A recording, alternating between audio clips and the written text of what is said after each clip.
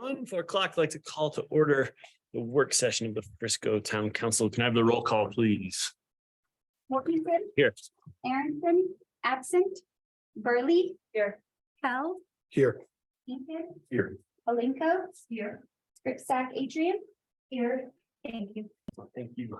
First up on the work session agenda this afternoon is our 2023 grants discussion. Open up, turn over to Leslie and. And we have Dylan here as well. So good afternoon, Mayor and Council. It is that time of year where we have the chance to review the applications of the nonprofit grants that have applied to the town of Frisco. And it has been our practice to award grants to those organizations that have missions that align with the town of Frisco's strategic vision and goals, and also that benefit the residents of the town of Frisco. So Dylan is prepared to take any notes. We have provided you with information about the requests and the recommendations of each organization, and we can run through those. And Dylan will note any changes that you have to the recommendations. See if Rick wanted to also jump in as and Elizabeth for being a part of the committee to help. What do you got? You go first. Okay. So we're obviously not going to go one by one, right? Because there's a lot, and I presume everyone's looked at them all, and I hope that helps Dylan. With that, this year, a number of questions came up through this process, and one of them starts with the experience that we had last year. We went through it, the recommendations came forward, and we essentially defaulted to fund most everything, no matter what the recommendation was. So it made this year a little hazy from my perspective. I'll speak to that. Whereas in the past, we would have used the strategic plan as our number one, and number two, a known or perceived benefit directly to the citizens of Frisco. The waters got muddied with that based on our experience, my experience, I'll say that last year. So with that, this year's process really included some organizations that weren't in the past because they didn't meet the criteria we had been using. So I pulled a handful of them out that I'd like to just go over. And they're all good organizations, but they might not be hitting those bars. And I just wanted to circle back with this group and make sure that that was indeed the benchmarks we wanted to use for funding as my number one. My number two, the very first thing Tom said when he sat down is, what's the budget? And my response was, we don't have one. So I'd like to put a number on it. We have one for next year's budget based on this year's budget, but we can use it as a working number, whether it be higher or lower for next year, just to, if you will, put some guardrails on this. So I guess those are my two big, and then my third would be is just to hit these individual ones, but I can do that at the end if you guys will, however we want to proceed going forward. Does that segue well into you? Okay. Yep. Can I ask a quick question before we move from that? So when you say muddied the waters from last year, like what happened last year that can you? To be straightforward, Jesse, we spent hours, I'll say this, I spent hours going over this document. It showed up to this group and the response was fund everything. Got it. Thank you. Period. So, and I was remote, so I wasn't, you guys know how I'm kind of quiet when I'm remote. So it was just where it went. So I wanted to circle back to the criteria for this year. Yeah. So. I kind of have the same thoughts there. As I was going through this, I was kind of wondering, based on the criteria of some groups that maybe didn't fall into that criteria very well. And then there's other groups where I thought maybe we could do more. Cool. Yeah. Leslie, are you guys good with this format, or how do you feel? I don't want to throw, I know Dylan's got his What did you guys have planned? Calculator this year. Yeah. Most definitely, however, you guys see fit to run this. I just did want to add one thing as far as the budget number that we do, because we're presenting it at this point in time, we do have the ability to adjust that budget number that appears in the 2023 budget. It currently does align with the recommendation that's presented here, but we still have the ability to adjust that before second reading. So to give us just points of reference, last year, what were you? Last year, we budgeted about 65,000. We actually spent over 80,000. And this year it has been adjusted to 115,000. Hence the budget question. To you. Mhm. Okay, cool. So I'm just. Again, as we know, this is what the second year of the common application. So you fill out one and it goes to all the organizations. So they're not very specific to the municipality they're going to. Whereas in the past, if folks had the opportunity or ability to say, we have X amount of Frisco kids as an example in this program, right? And we're like, box checked, here we go. They're more generalized this year.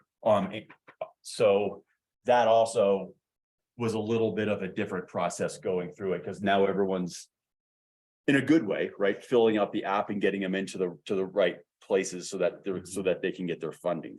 So I'll say I went through, and if you guys have the spreadsheet, I had the initials perfect. So those initials on there are for right inclusive community, thriving economy, outdoor recreation, and so on and so forth. Presumably, right? We marked them the same. So I'm just going to go to the ones that I have questions on, if everyone's okay with that. And I'll save this one for a little bit later because it keeps coming up. So this was a question in where this was a first year application, is the Summit Chamber of Commerce. And it's for small business education, like how to start a small business and those sort of programs. The question that I had with this one was, what the chamber does, and isn't it paid for by the members of the chamber? So I didn't quite follow the application. Okay. And their request was for 1,000. 5,000 is the Yeah. request, Okay. Yeah. right? Am I reading that? The request is all the way on the right. Yes, Yeah. the cash request was 5,000. They had no in-kind request, and it was to request money to help support a business education program featuring robust and dynamic speakers. So it seemed like it was double funding for the same thing from my perspective. Again, a great organization. We interact with them all the time, but I don't know that this is where this funding is intended to go. Okay. So where do you guys want to go on that one? I guess I'll put it to the group. If I read on here correctly, you are recommending $1,000.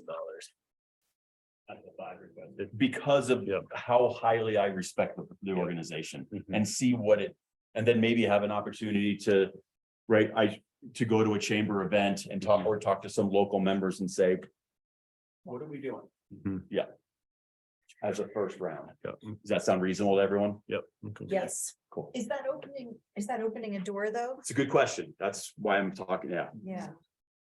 I mean, I'm trying to think in my head of what other organization would then say, yo. There's a whole stack of them. Right, no, yeah, but I mean, like similar to the chamber then that they might say, well, if they're getting money, then we should be able to get it too. I'm completely open to saying thank you, but no thank you. And then with a follow-up, talk to some chamber folks of like, what's going on?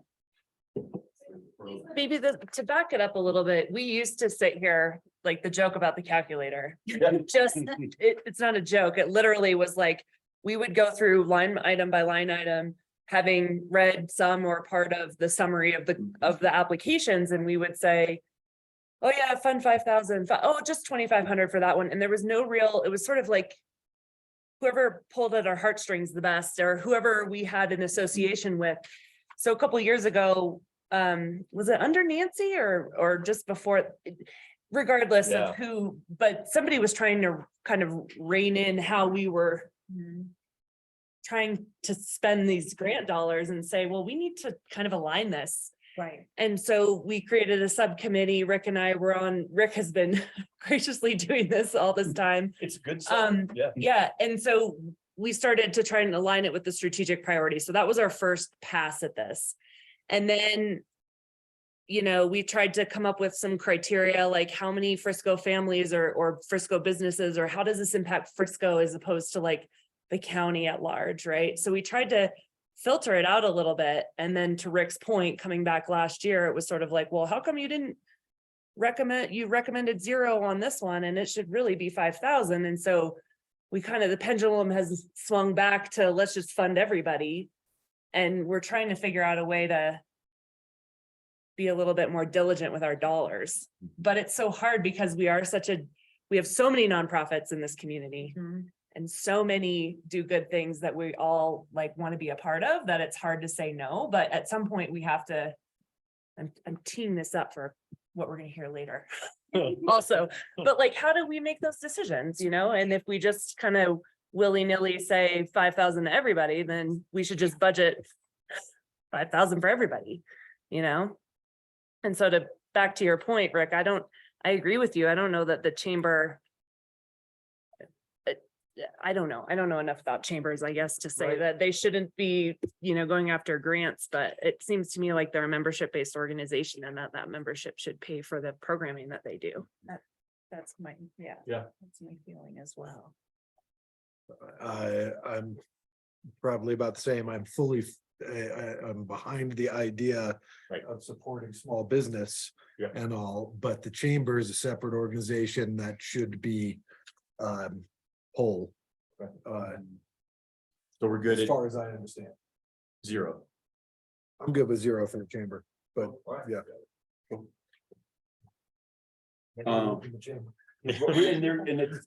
Yeah. Well, I'll circle back with them for sure. And Dylan, thank you. I'm gonna jump. Gotcha, bud. All right, buddy. Summit Lost Pet Rescue, I think, is this the first time? I don't have that designation in front of me, but I think it is. I had never heard of them. I subsequently had a great friend of mine use their services. After I'd seen this document. It's obviously a countywide program.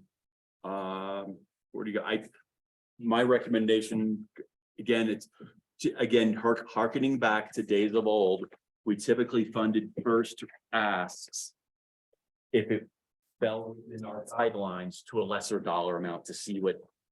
In the past, they would come back and say, this is what we did with your dollars. So that's what I did with this one. So it appears that they did apply last year. We did not grant them a request, but it appears that somebody else in the county did. I think it would fall under Funded, inclusive not community. requested. Yeah, I kind of include services as well, yeah, so they're checking the strategic plan boxes. I'm at 2,500. As opposed, they asked us for 5. It might. You know, it's one of those things. This is like now a smaller organization that's not funded, that doesn't have the backing that somebody like a chamber has. Right. It's supporting our citizens who have pets. It's my understanding this is one person with a couple of volunteers and they go do this, like, that is work I will never partake in, because it's just not in my wheelhouse, so it's worthy, it's interesting, yeah. So we're good with 2,500? If 5,000 was the ask. They have a and then great success rate Yeah. too. Yeah. I Like think they that's are right. super successful. Your lost pet. And I, Yep. And also, I think we could tell them that in not doing fireworks, we're helping them not have to go find lost pets. So we're Wow. preemptively supporting their entire cause. So, sorry, 2 questions on this one. The first is, are they actually an organization? Like with a 501c3? I would imagine to I have believe applied, they they have are. to check the box, right? Yes. They are. Okay, thank you. Yeah. And then, I know Brandon, yeah. and then this applies for all of them, you know, now that we have a common application, I think some of our comments in the past have been, come back and tell us what you've done with these dollars. And we do get wonderful thank you cards, and on occasion people do a great job of summarizing for us what it is that they do, but not everybody. And so, you know, perhaps moving forward, there's some criteria around reporting that we need to see to help us be informed Yeah. moving forward. I think that'd be a good addition to next year. Cool. There's a question on the application. Not everybody answers it.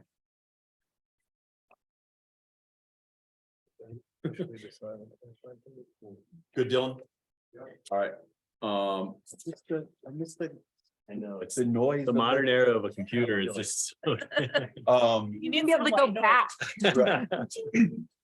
We heard this, we saw this one last year, and I think last year was its first ask, and this was the Summit Music Relief Fund. Oh, that's on my list. And Yeah. I don't think we funded it last year, Nope, doesn't look like it. and that's where I landed this year. Cool, Yeah, all right. Do we know if they've ever applied to be the beneficiaries of a Thursday night concert? Yes, they have, and they have gotten that twice. Thank you, Vanessa. Cool, thanks, Vanessa. And then Summit Youth Sports, Inc. Honestly, don't know what this organization does. I didn't want to spend dollars on something I didn't understand. Yep. If anyone wants the actual app, I can give it to you right now. But if everyone's, What's the description of the? Can't remember. it said, so this, yeah. Summit Youth Sports is a local nonprofit organized to serve and expand club opportunities and youth activities for our community.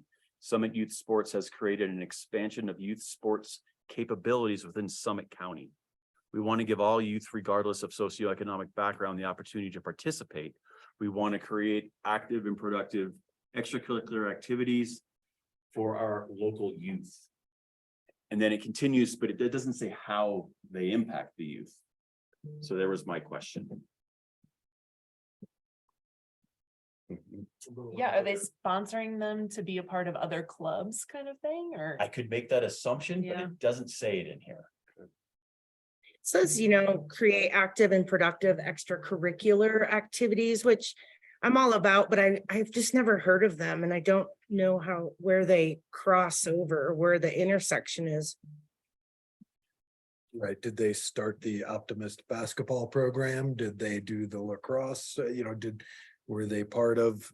I think without knowing any of that, we can't Okay. necessarily support them, and we need more. More info. Or do So, something less. It's at 3,000 now. so I guess I'm reading this a little bit, I'm seeing it as like kids who want to play sports but can't afford to do it. They're funding it. Isn't that what this is saying? Right, that's what I just asked. I'm not clear on it. That's not what Yeah. I'm reading. I'll say It's that. not- It's what I'm inferring. Yeah. That's not what I read. Right.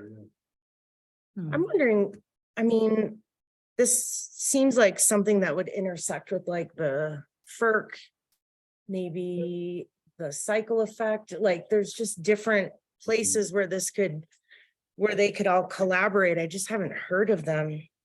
It seems like it said something like kids can apply for us to cover their cost of their sports programs, but it doesn't say It that. doesn't say that.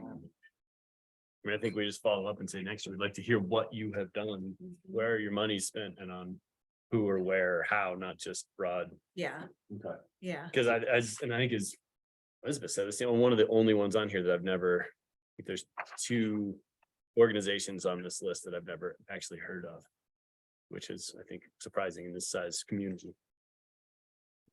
So we're gonna go to 0 on this one. Keep going. Fine with that at this point, if, Because we can't get any more because we information can't now, get any right? more information.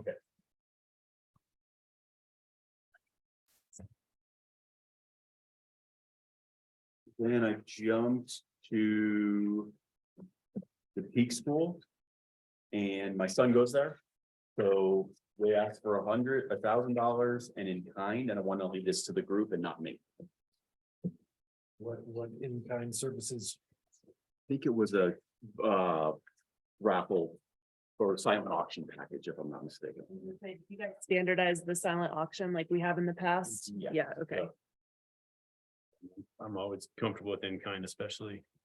for that, Yeah. because they can leverage that a lot better than just getting straight cash.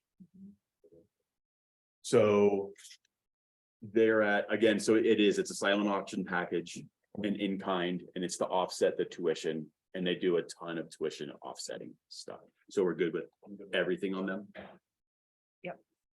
So if they had, their request was $1,000 in cash.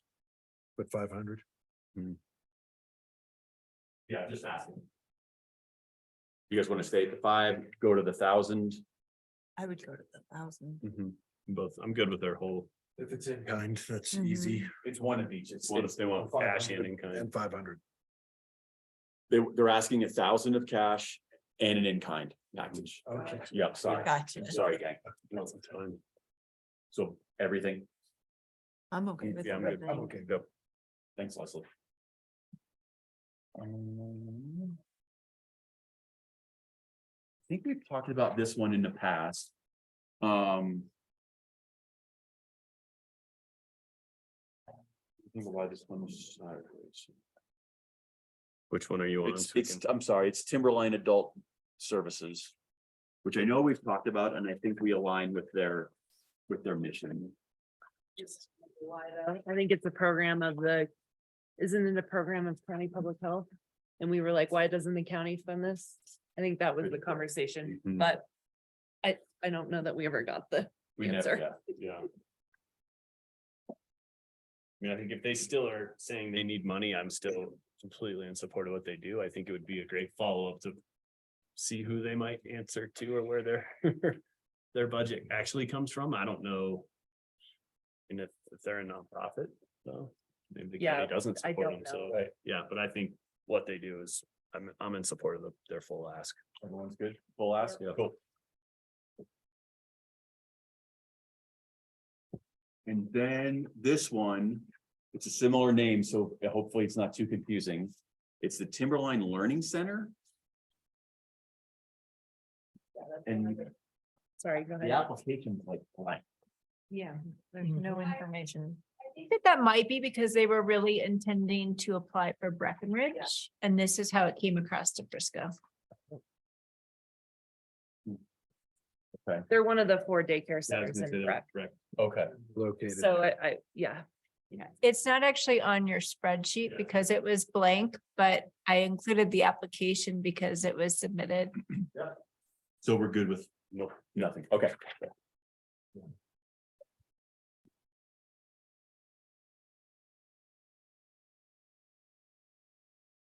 Leslie, do you check the box on the common application for what town you're applying for? Is there like a, I think you must, but it doesn't prevent it from coming through. But Ugh. it changes, it must change how it comes through. And I think this was, The women's It- resource. it's the Women's Resource Center. And I think my question was, this is one of those where we'd like to know how much it's impacting Frisco. I think, right? Obviously, we're gonna align with their mission. I wanted to bring it up just as a, again, just to reinforce a little bit more of what the money's going towards. In that, for us, it's like impact or assisted 12 Frisco residents in last year. It would be nice. Would to be the know. ask, yeah. Yeah. But I think I have it as a full Mhm. fund to the tune of $2,000. Yep. And then with that, my papers may have gotten shuffled. There was another childcare center. And Leslie, maybe you'll remember, and it's at Farmer's Corner. Yep. Where did we talked about that one? And since they qualify for the county tuition program, is that what we just? Frisco and the Breckenridge tuition assistance programs. So because they qualified for those programs, we weren't going to fund this request. And that aligns with us funding the parents as opposed to the centers. Yes. Yep. Can we just make sure we communicate that to them so they know? We still have a commitment to their their mission, but we're just going a different route. Do you know if they received any families that qualified for tuition assistance there? You know the number? I think it might have been 3 at the maximum, and I think we're down to 1 or 2 now. Do you know how many they serve? Because they're a smaller center. It says 20. Oh, thank you. Oh, you're reading the application. Good job. It's buried in the spreadsheet here. That goes back to how are we not getting the word out enough for people to take advantage of this? Mhm. And we're just, we're just missing out on. Have done a couple things on that. We've communicated directly with the directors, the executive directors of each center, and expected them to pass that along to their family. And Soleil has also gone in person to each of the centers to hand out flyers, answer any parent questions, and also anyone who didn't apply because they didn't know. Great. And then I've got one more specifically, and then I've got a general question for the group on kind of a category of ask that there were actually a noticeable number from this category.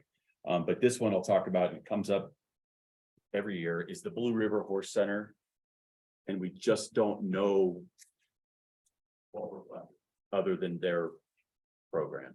Is everyone good at no this year? Which aligns with how we've done in the past. Okay. So it does beg the question, because this seems like deja vu. Absolutely. Are they getting the word? Like, after we have this conversation, like, we need more information from these groups, like specifically Blue River Horse Center, or do we just give them the nice, like, no thank you letter and let them apply again next year?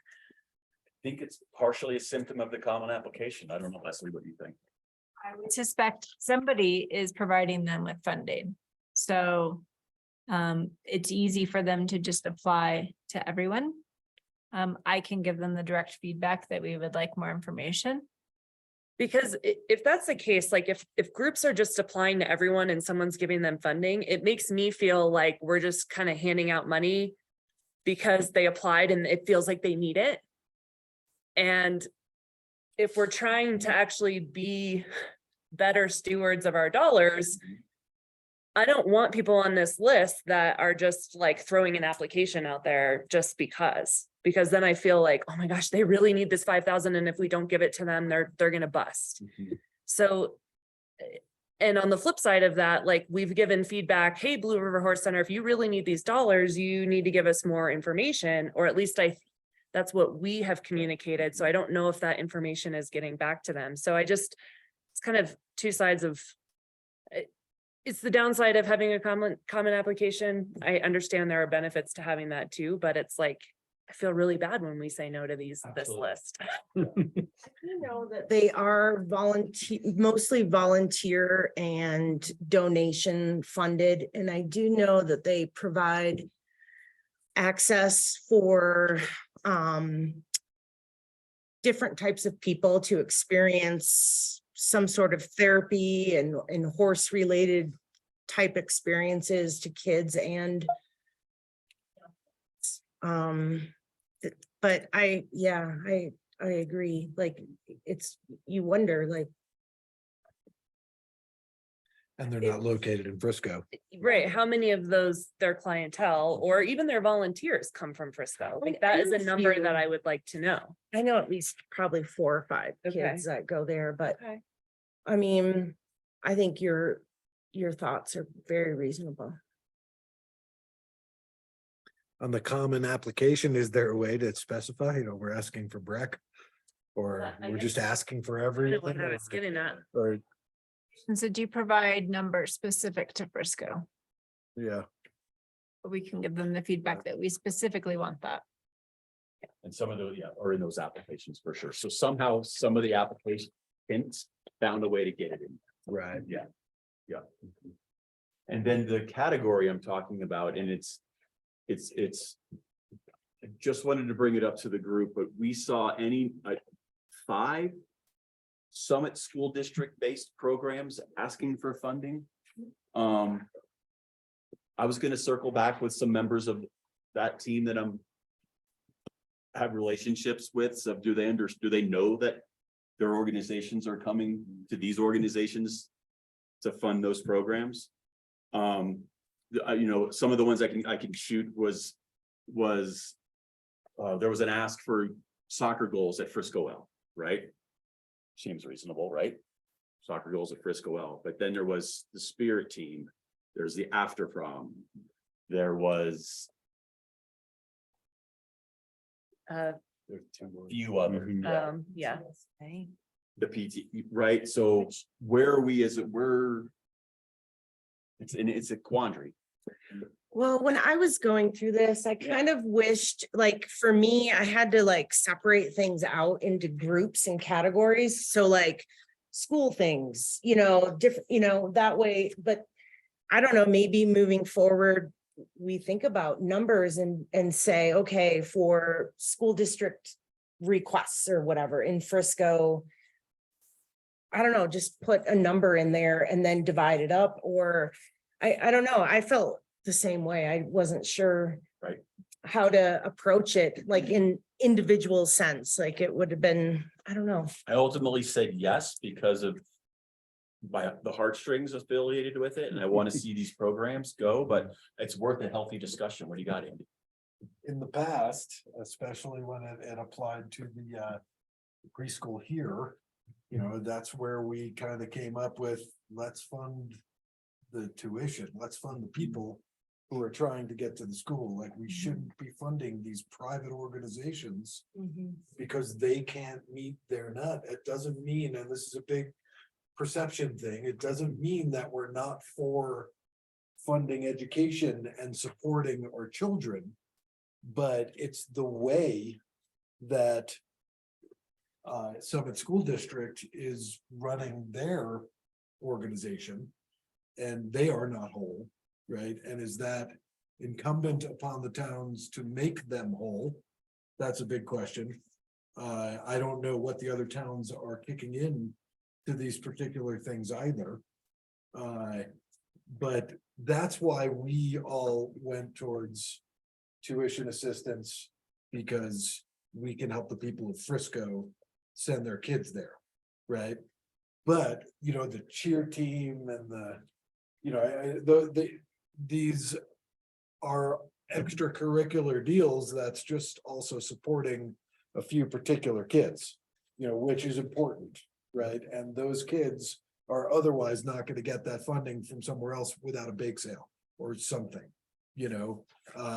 so that to say, like it's heartstrings, and I want to support the school district and the individual programs, but I feel like we have to be very careful of not giving these organizations money for these things. It's different when it's like cheer squad, or it's after prom party or whatever, because the school district is not going to fund those things. Right.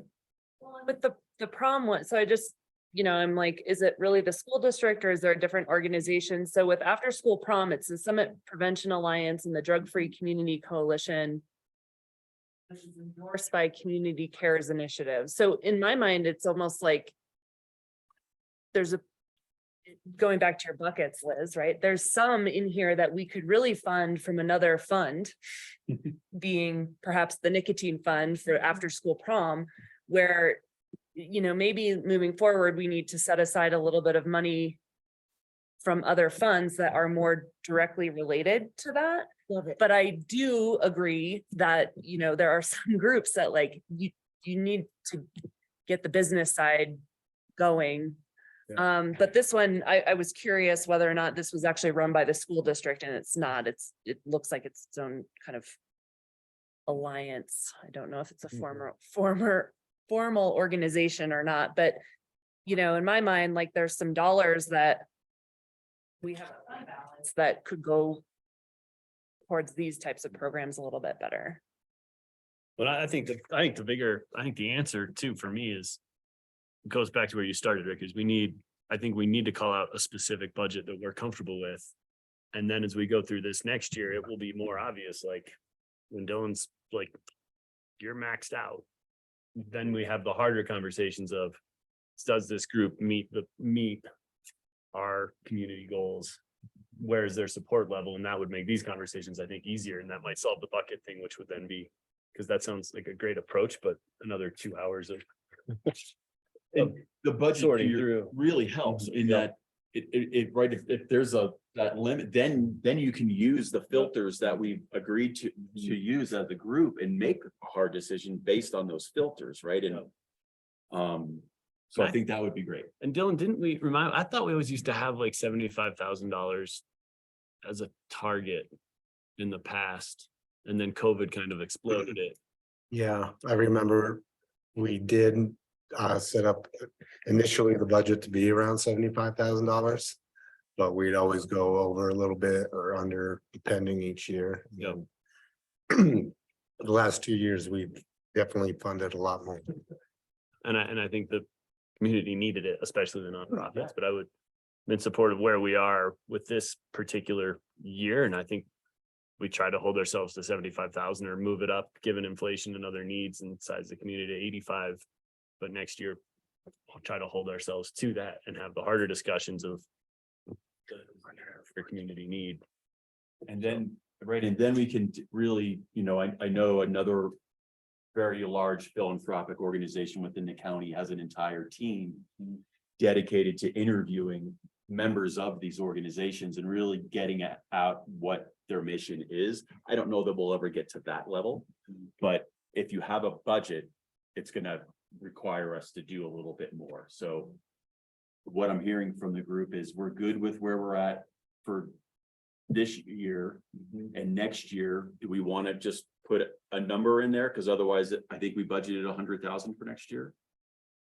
For 2023, we currently have the $115,050. We just reduced it by 1,000.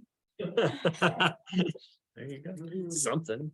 Next year, That's going not into this 1%. process, we could have a limit that you guys Yeah. want to set Okay. Yeah. for the 2024 year. Throughout the number Approving- before of 75,000. I don't know if you, I think that's the conversation we need. Where would people be comfortable setting that budget? And I think the 75 from the historic level makes more sense for the times, and I think we should, but I don't think, I think as Rick said, we got very, very purposefully generous during COVID, and I think we've gotten a pretty good handle on where things are and who survived that and whose needs are still great based on what they provide. So I'd be finding that like $85,000 to $90,000 range to throw those as an option out. Then we have to look at if we're not gonna just work off of 115 at this point, then like, who next year are we cutting out? Yeah. And that's a lot at this point. We just have to look at that and harden question, or we move forward with 115 at this point. Do you have a preference? So we can give some direction to. I think around, at this point, we're at 100, we're 115, I think we bump it to 100 and then Makes sense. we Splitting it. go with that and but that's pretty arbitrary, it's Everything not 75 was too, I think. So really- Sure. I'd be comfortable with 100. Is everybody good with that? we'll make note of that for 2024. Yes. And Leslie, just to be clear, those numbers does not include the value tied to in kind, just so everyone understands. that, Yes. Right? Yep, cool. So I'm on this committee with Please. Rick as well, but because of my stuff, I haven't been able to meet with Leslie in a one-on-one way, but I do have a couple of questions about to one group, Mountain Dreamers. Cash request for 5,000. I think we awarded them to their offices located in Frisco, and they do support a lot of our workforce. But besides the cash, I'm wondering, can we offer them some in-kind things? Like they're starting this program called OSO Outdoors, which is an initiative to get basically outdoor equity and inclusion type programs rolling. And I'm wondering if we could offer them, even, some paddle boards or some sort of maybe marina activities that could they could use in their outdoor initiative program, just to get more people out experiencing outdoor activities. I don't know. Have they identified a need? Like, have they come to you with an ask? Yeah, I've been meeting with them quite a bit lately, and it's in their proposal. And we sat and talked about it. I was trying to get hopefully in the future, they're gonna show up and introduce themselves and share more about what they do. But they basically support the immigrant community members in various ways. And they are creating this, it's called OSO Outdoors, and it's an outdoor initiative that gets more people experiencing the outdoors, whether it's fishing licenses, hiking, gear, just basically outdoor experiences. And so while I was looking through their request, I was like, man, if we could even get them out on the lake, doing something at the adventure park, just opening up maybe some, Nordic Center experiences, just whatever activities we would find that would, or maybe we could ask them what they would need or want for that. I'm not sure that when they filled this out, they were that far along in the process of knowing exactly what they wanted to ask for as far as the outdoor program goes. But I'm just throwing it out there, just to kind of reduce some of those barriers that some people experience as immigrants to our community. So I don't know, just throwing that out there for you guys. But I think, and I know we're working on getting them on the agenda in the coming month and a half or so, and I think that'd be great, because I think especially if it's in kind, it's easier for us to honor those and have that conversation and see what more we can do, because I agree Yeah, with what you're saying, and I think let's bring them in and see what that program is and where. It's like there's a lot of opportunity in Nordic Center and other, not just the marina, so I'd be in support of that. So if that's the case, why did we only fund them 2,000 instead of 5? Like, should we be fully funding their request? I mean, I would say yes. I think what they do is, oh man, I get like emotional thinking about how hard they work for the immigrant community, and they work along with the FERC. They have a lot of crossover, and it's, there's like 3 guys that are tirelessly working away, to like just bridge a lot of gaps and close in a lot of holes, and just create the opportunities, whether it's legal status, outdoors. They're working really hard. And their offices in Frisco, they choose this location specifically because it's centrally located for a lot of the people that they help. It's easy to get to. So that makes me feel really proud that we have Mountain Dreamers in our town, because they are a necessary entity for our community. Yeah, I mean, I totally agree with you. I guess my only hesitation is, picking one group out and saying, what can we offer you? And then making all these other groups apply, and then we say yes or no. So they applied for an amount and we were going to give them less. So I'd be comfortable funding them at the full amount instead of just kind of throwing it open like, hey, what else might you? Of course, we should work in partnership, but how do we keep it fair? We can say yes to one group and no to another. I think it's specific in the sense that they are developing this outdoor program. And I mean, I guess we don't have to offer them, but maybe next year we'll just be like, hey, don't forget to ask, for these things, If I can, it's a great organization. It's admirable what they're trying to do. They are definitely underfunded. But if we're now gonna say right here that, well, we're already spending 114,000. And that's already over budget, we could make up the extra 2,500 within kind. yeah, that's what You I know, was thinking. and then they can parlay that into something else. So in which case we can just answer in that we'll give you half cash, we'll give you half in kind, you do with it what you want. They can have a silent auction or something, try to raise money around those things, maybe not get their people out on the lake, maybe just use it that way. So I think that's a good way that we could maybe Yeah. fund their whole thing without saying. I mean, we deliberately tried to standardize the in-kind request because people were like, we need 26 tubing passes and we only need 4, but then we want a facility. And we were really trying to put a monetary value on what that was so that we weren't just like. And so to say, here, take a silent auction package when you don't have a silent auction fundraiser, like. I could see them needing the paddle boards more to, in the sense that they actually have a program going, but that wasn't what they asked for. So I guess like. Are we giving them something they're not prepared to like leverage? If they ask for the cash, that's all I'm saying. I'm not trying to say no to this request. I'm just trying to. The way I see it is Think they through. don't have to, they don't have to auction the package, right? They could just use it for their intended purpose. Well, there you go. Cause it's just it's a pack of. Tubing or vouchers, Nordic, in my yeah, I mean, opinion. that's activities right there. That's So I true. think we're ticking both. That's true. Yeah. Okay. And maybe we're gonna see them anyway, we could wait on that, we could offer that to them when they're here, and if they say. That doesn't help us, you know, we need the cash. We can choose to do what we wanna do at that point. Is that all I right? mean, we've talked about it and I definitely think they would use, They would take the in-kind. certainly, they would use it to create experiences for people. It's easy and cheap for us to go that way. You know, if we were gonna fund the whole thing. If that was where the discussion's gonna go, like, are we gonna give them $5,000 or half and half right now, or are we just going with the half and wait to see what they ask? Or what else? 3 options, I mean, sure. or do we just give them? 2,000 in the side? silent auction package. I mean, it's basically the middle ground, right?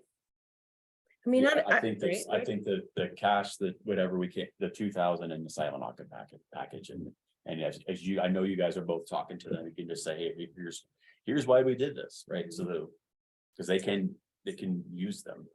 That seems reasonable to everybody. Maybe their ask can get just more pointed, mhm, for the future. For the future, But we yeah. should support them however. yeah. Sorry, Lisa. No, is there a concern of other groups then saying, well, why couldn't you make up the difference for us with in-kind? Sure. And you know, I'm totally in support of them.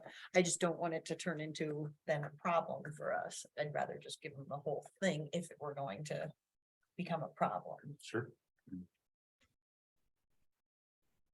Could make people ask, but you know, we also know. Why we always go over budget.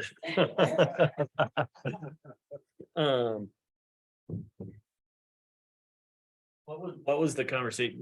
I mean, did you have more of a conversation around why we landed at 2,000 or what was that What did we do the year before? was that what we 1,000? based it off of? Yeah. Do I we know? think it based it on what we did the year before. Okay.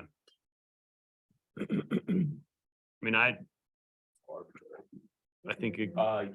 at the risk of completely contradicting myself in a span of 15 minutes, but I think, you know, if you look at other groups that we've fully funded at the 5,000, it's that aren't food, like the food rescue or Smart Bellies. I mean, it's in the spirit of equity, we funded $5,000 to Avalanche, the Avalanche Center, and to mountain biking. Right. And to me, that's a fairly inequitable look at how that's putting a value in our community. That's not who we represent. So I was gonna say that, but I didn't know how far to go. I'll go there for you. I had it pulled out and I was like, don't go there, Elizabeth. I mean, I think if we're trying to take the lead on that and be open about that, I think that shows if those are our values, I think we shouldn't squabble over $3,000 for a group that is desperately fighting to keep their people here, even in our community, and they're a huge part of our workforce. There, So I would be. that's fun, the whole thing. Yeah. Yep. There you go. Sit down. Well put. Is that no in kind? No in kind, but they're full ask for, Now we're 180. and now we're over budget. 119.50. Just wanted to ask the question about building hope in the FERC. What? I'm, I'm just curious of, I wasn't, I don't know, what have we been able to do for them? Have we added anything for their new building? I was gonna ask you the other day, but I was. Capital campaign. Yes. So we should 'Cause- note there is not currently anything in the budget for the Soul building. Of course, you can always add that. I don't know whether the intention was to fund that in 22 or 23. It seems that they didn't make a specific dollar ask, but Yeah. There was a wasn't an joke, act, it was just yeah. Like a presentation Yeah. with no final, But $1 million. yeah. Yeah. we're raising the money through the restaurants right now in Breckenridge. I think 22 is likely when they actually need the funding. they requested just this is $5,000 and then they had some in-kind requests. If I'm seeing this, And then we also give them 100,000 through the nicotine tax. okay. But all of that is programming. Yep. It's none of that is for their capital No. campaign. I was just kind of looking at both of those entities and just kind of trying to follow up and make myself clear about what we were. What we used to, and that's why historically it got very confusing. That's why we've carved out kind of that bigger general fund and now the nicotine tax fund grants for those that we know are a huge player within the community, like FERC and Building Hope. Okay, So that's why they're carved out also specifically for more, because we grappled with that, 4 years ago, maybe 3 years ago, where we wanted to do more for them that didn't fit in the $5,000 community grant program. Mhm. So that's why they've kind of fallen two buckets of. Gotcha. Cool. So in the future, you could certainly provide a supplemental appropriation to the budget for what you decide. I think it'd be great if they would come ask. Yeah. Specifically. And with a time frame. Yep. Anything else on grants?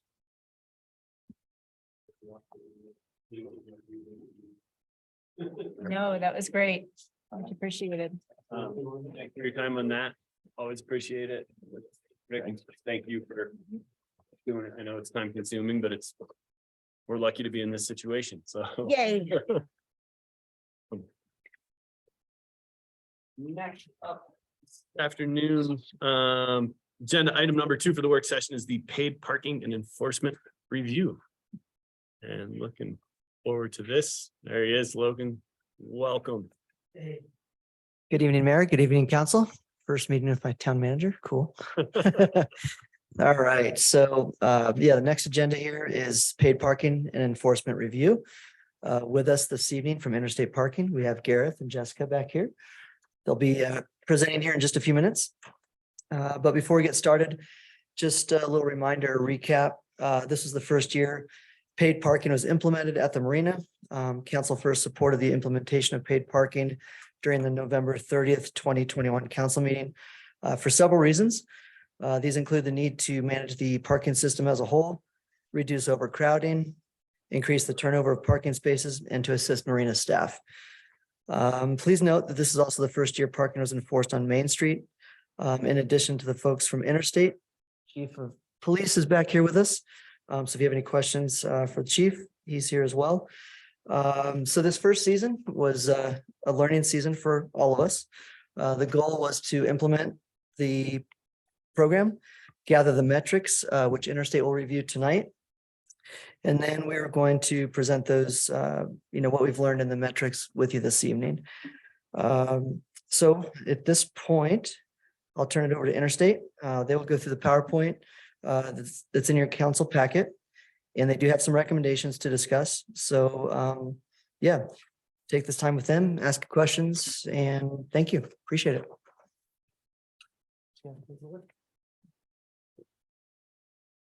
Welcome back. Good to see you again. Likewise.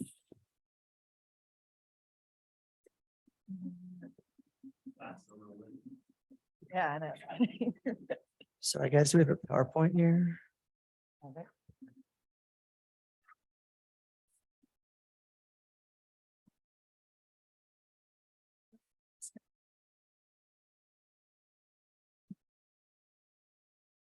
right, so I think should be top recorder. Okay, cool. Thanks, guys.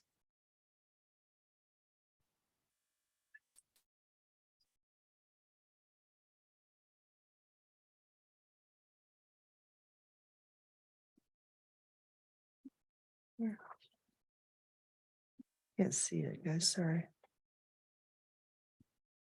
Stuff over it. Oh, he's some stuff. Yeah, what's going on?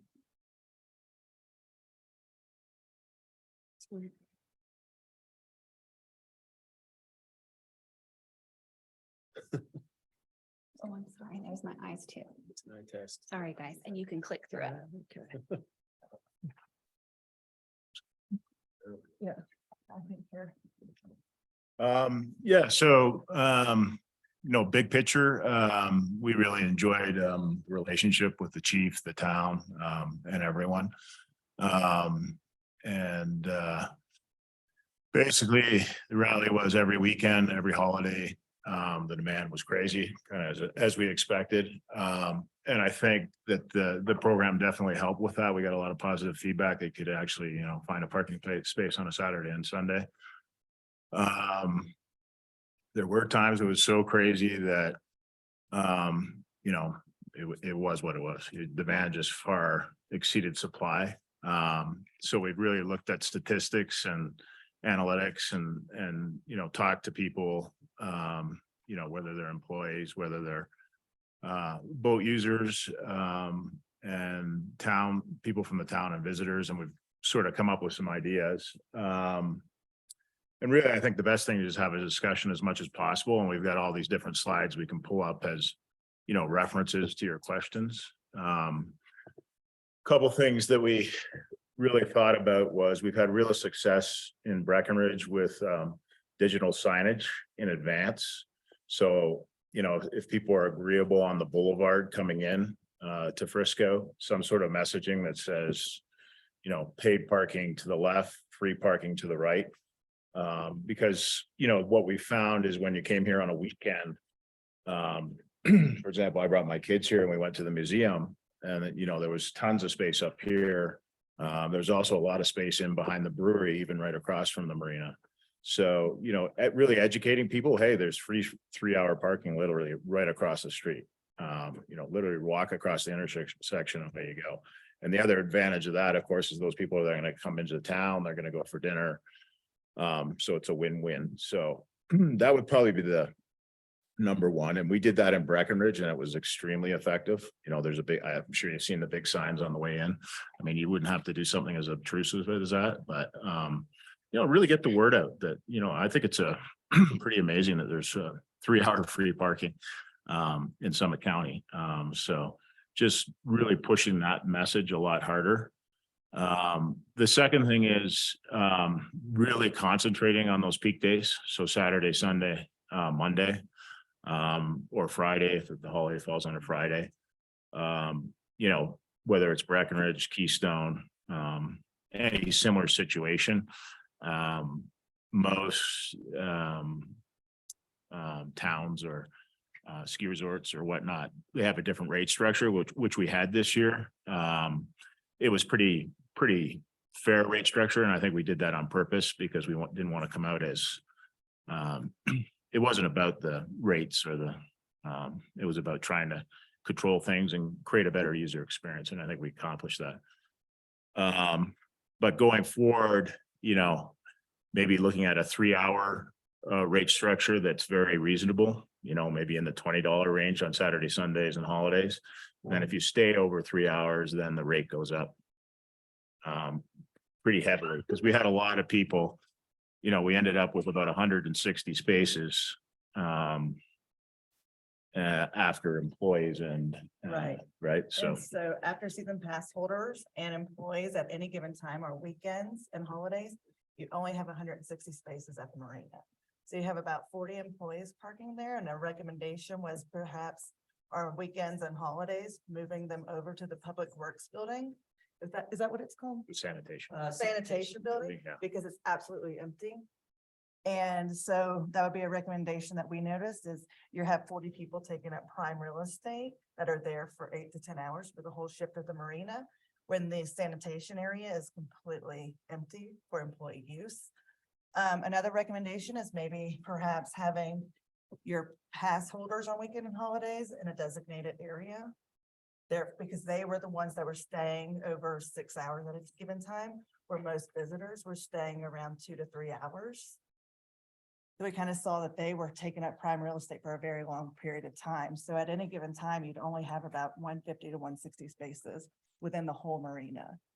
So that was a couple of recommendations we noticed. And in most places. Just talking about the employees a little bit more too. You know, we can basically control wherever they park, wherever you so choose. So if you said this, you wanted them to park at the sanitation, they could park there. Or if you want them to park at the back of the fruit lot. Just to get those prime spots turning as much as possible. And then of course, on the rate structure, out of those 160 spaces, a lot of people for $15, they stayed all day because that was the maximum. And that max was about 50 to 60, I think, a day. So you're literally getting down to, 100 spaces that you can actually turn and accomplish what you want to accomplish with. So, it all comes down to feedback. We had some great feedback from the chief about businesses on downtown that they were turning a lot more, that they didn't have, people going backpacking or mountain biking, leaving their car there all day and all those things. So I think a lot of those things worked really well. And it's like any program that's pretty cool when you can start to say, hey, well, this is cool. Maybe we take it here. But it really comes down to, getting feedback from every user group and continually trying to find the solution that works for everybody. So those are probably the biggest. Did that touch on everything? I mean, all the statistics are here that support it. It's pages long. It's not necessarily, we did comply, basically provide a complete turnkey solution. So we've covered all the costs, the signage, the technology, the employees, the customer response, which is huge. I think we were well under 24 hours on any response to any inquiries. And we're really big on that. So we're pretty proud of that. And we employed a lot of local people. Most our main employees all live in Frisco. So kind of a win-win from that side too. And they really enjoyed working there. Obviously, it's a beautiful spot. So it's not a hard sell. So I don't know, any questions or feedback or thoughts? So great to hear about the business turnover. I saw that in your presentation too on Main Street. Can you remind me how far down the 3-hour enforcement went? Was it? Right here. Yeah, only like right to here. Madison? Yeah. Okay. Because you do see a lot of vacancy even further on West Main. And so how can we connect that and communicate that to people, especially, those people that do want to stay longer than 3 hours using the trailhead? Did we see, and I don't know whether or not those complaints might have come into staff or not, but did we see complaints from neighborhoods outside of Main Street who might have gotten more parking in the right of way because they wanted to stay longer than 3 hours? We didn't. We kind of anticipated an uptick of that, but did. We didn't either.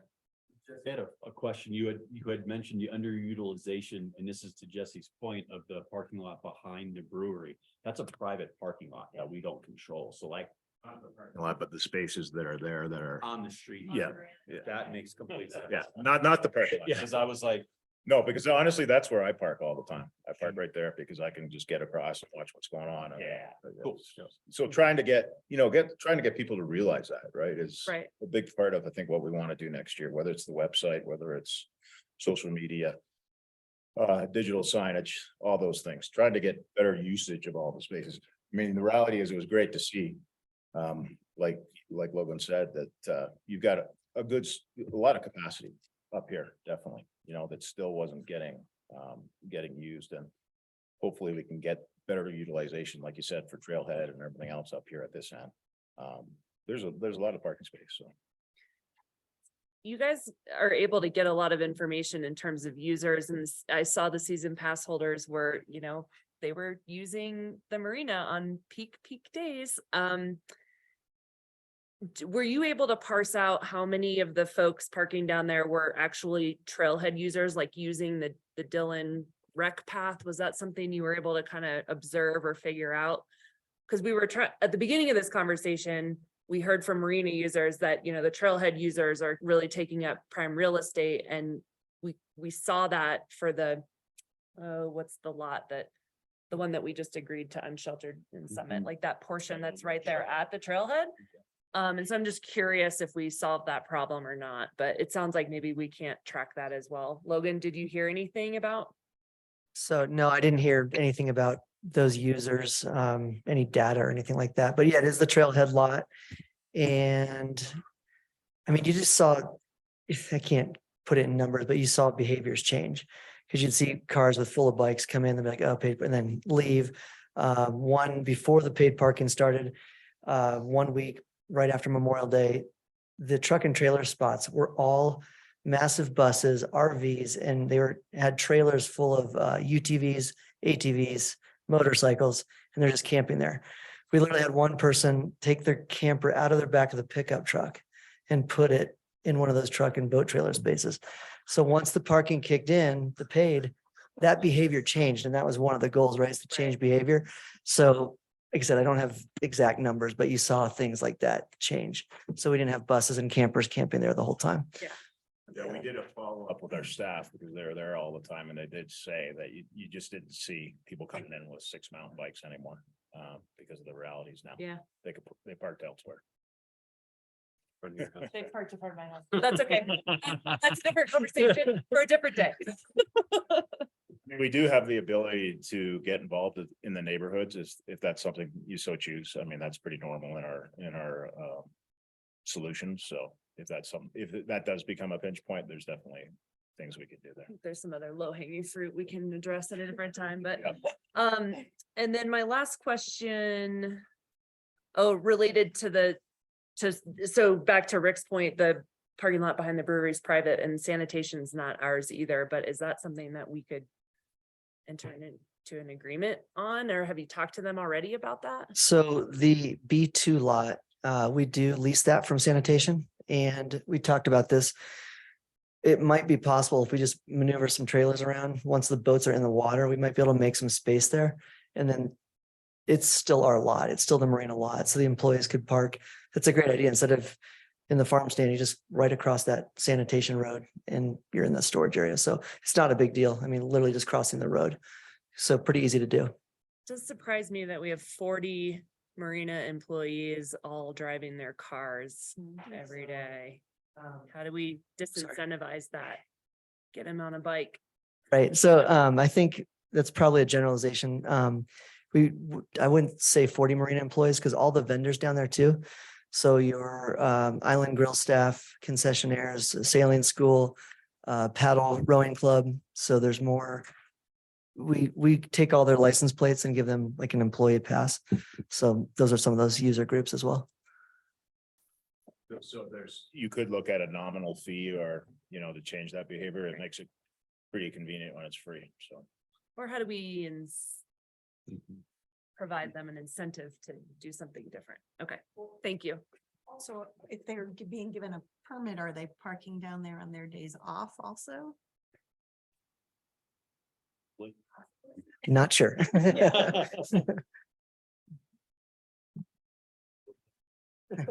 That's something to look at is if you wanted to provide us with the employees that were working that day, if we could get that from the various groups, we could totally check that if they're actually working. So hard with people Yeah. like calling it sick.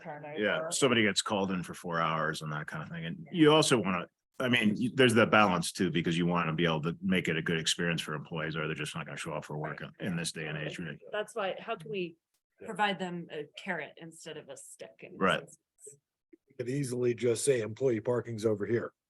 Period. You want to pay, then you can park and, with everyone else, like easy. Right? Amount of staff that's coming over from Fair Play, Blue River. So they're going to have to drive. Is that part that's important? What? We do have several employees that are coming over from Blue River, Fair you. Play, Alma. Yes, So Of course. it's hard. thank you. Mhm. Other questions, and then we'll start probably addressing the specific feedback we're looking to give. One of the things that I noticed over the summer on Main Street, I think is specifically like 3rd and 2nd Avenues, like, it was a danger zone. Cause that's where the mountain bikers and the families are parking and they are getting their bikes out right there. It's like you turn the corner and they're like both sides. There's just like families with bikes unloading their car. Pull in and their bike racks are in the street. Yes, and there's people in the street, there's kids like, "Rah," you know, Second Street's, just that street in general is like a narrow, it's so complicated, like either make that a one-way street or I don't know, or but push the bikes even, it was chaos, like in front of the public restroom and the museum, like that whole, though, both of those side streets were epic. And like some of the big trucks or campers that stick way out. I mean, every day I was like, there's something bad's gonna happen. And I don't know how to change that, but it just looks like a safety hazard. The guy with the snowmobile in the summer, that was parking all over. So I don't know. I don't know if some of the bike trailhead users are moving to other parts of Main Street, but I don't know how to incentivize a specific area for that kind of parking use. I don't know, but it was chaos. Just throwing that in there. We have a really nice path until we don't, and then all those people end up behind vehicles that are Mhm. head-in parking. And there's nowhere for the pedestrian, or there's a sidewalk for pedestrians, but the amount of bike traffic that.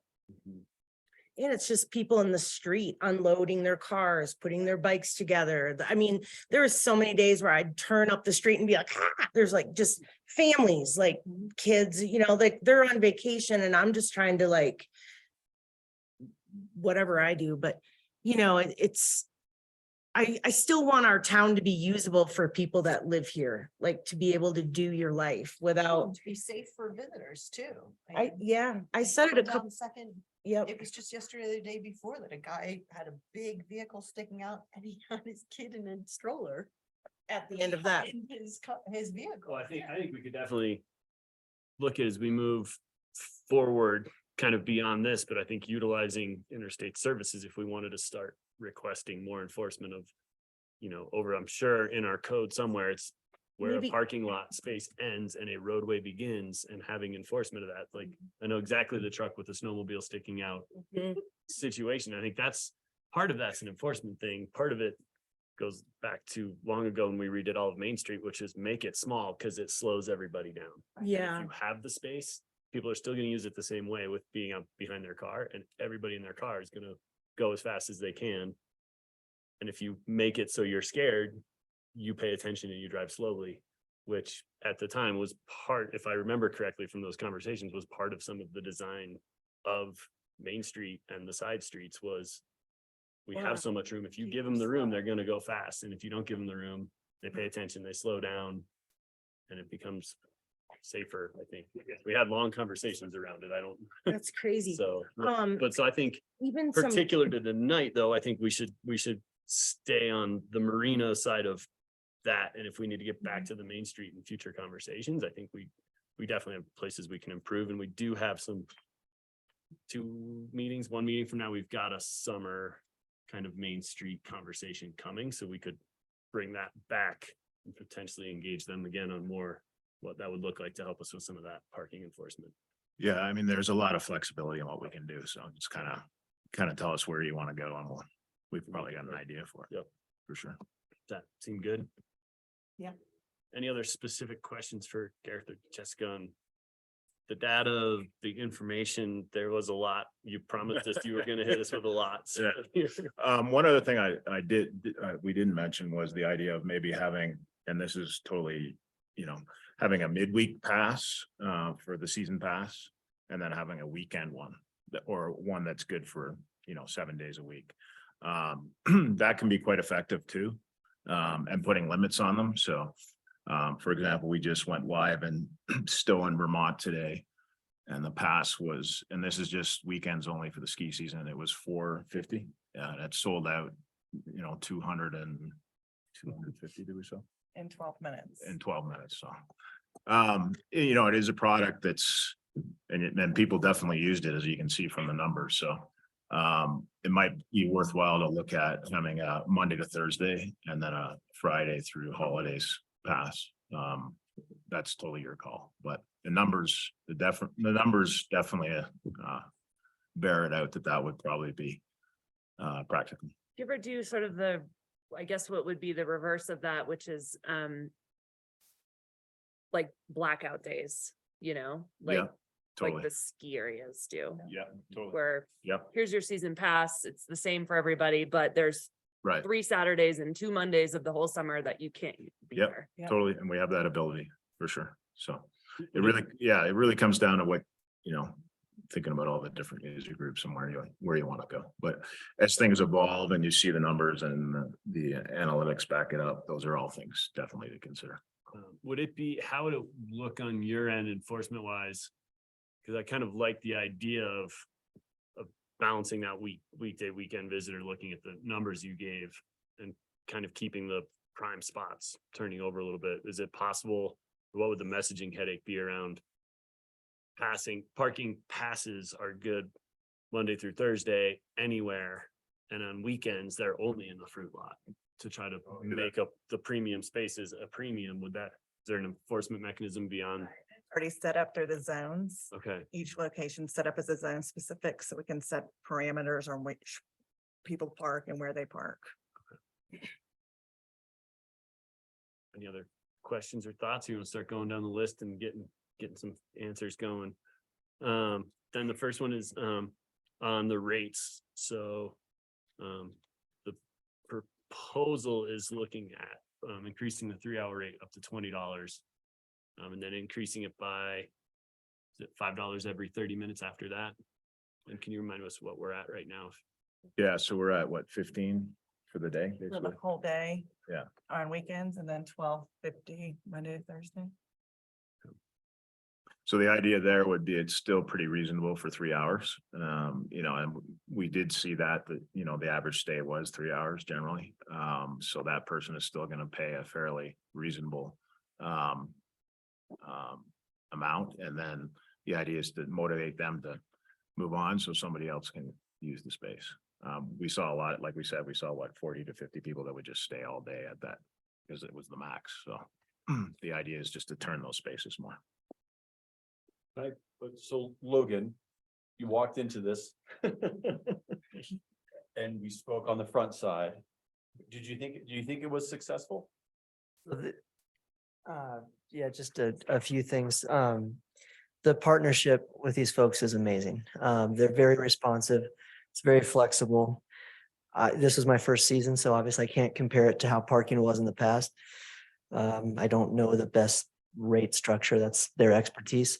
What I've heard from pretty seasoned staff, that it was a lot less chaotic down there than it has been in the past. It didn't seem as crazy. It didn't seem as packed. So from what I've heard from other folks, it did help. So again, just a couple things that I kind of jotted down before coming up here. The staff that was on the ground helping us, they literally were like out collecting trash. They were helping customers direct them to like boat ramp. If you need to go do paddle, go this way. So there's a customer service piece to it that was really cool. Again, really emptying trash and helping out down there.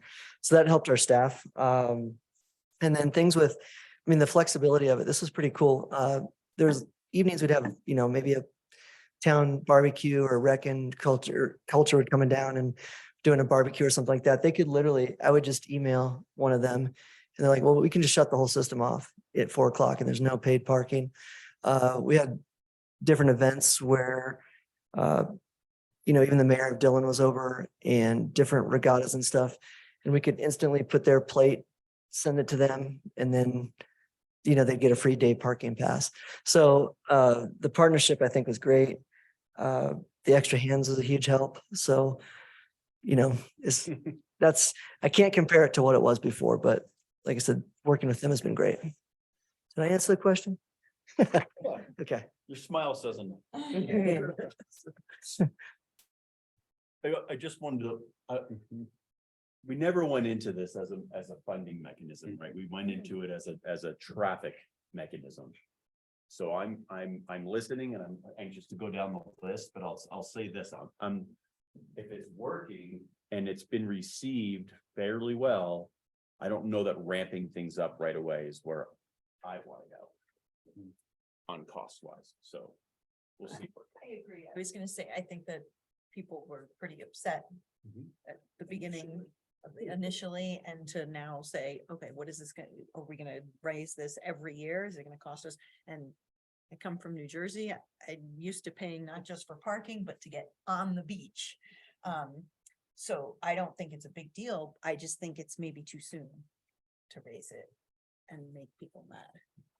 Propose beach tags for our beach. Beach tags, rent umbrellas, rent chairs. You can do that. I totally agree. And I think, I think looking at in this packet in the staff memo is trying to increase the turnover by increasing the rates. And I think we can increase the turnover by those other things of peak days, pushing the parking passes out of those prime spots. And I think we'll see from those numbers, you still have some churn in there. And see if we can get it that way. I think, yeah, as of right now, I'd be more inclined to not change it this year. There's been so many changes at the marina over the past 7 years. It's like, this would be one thing we could slow down a little bit. And we're still probably going to implement changes with parking passes, where, how much, or when, depending on where we land. So I think it'd be good keeping it as it is, and maybe just because we did the holidays we bumped up, right? Or It did was we just- 15. Yeah, we Yeah. stayed. Yeah, stay 15 for the past season. Yep. That's what we agreed upon, but looking at it moving forward. I mean, I'd be fine if we wanted to implement like the 4th of July holiday premium go up for that weekend, but I think over the course of the whole summer, I'm comfortable with where the rates were.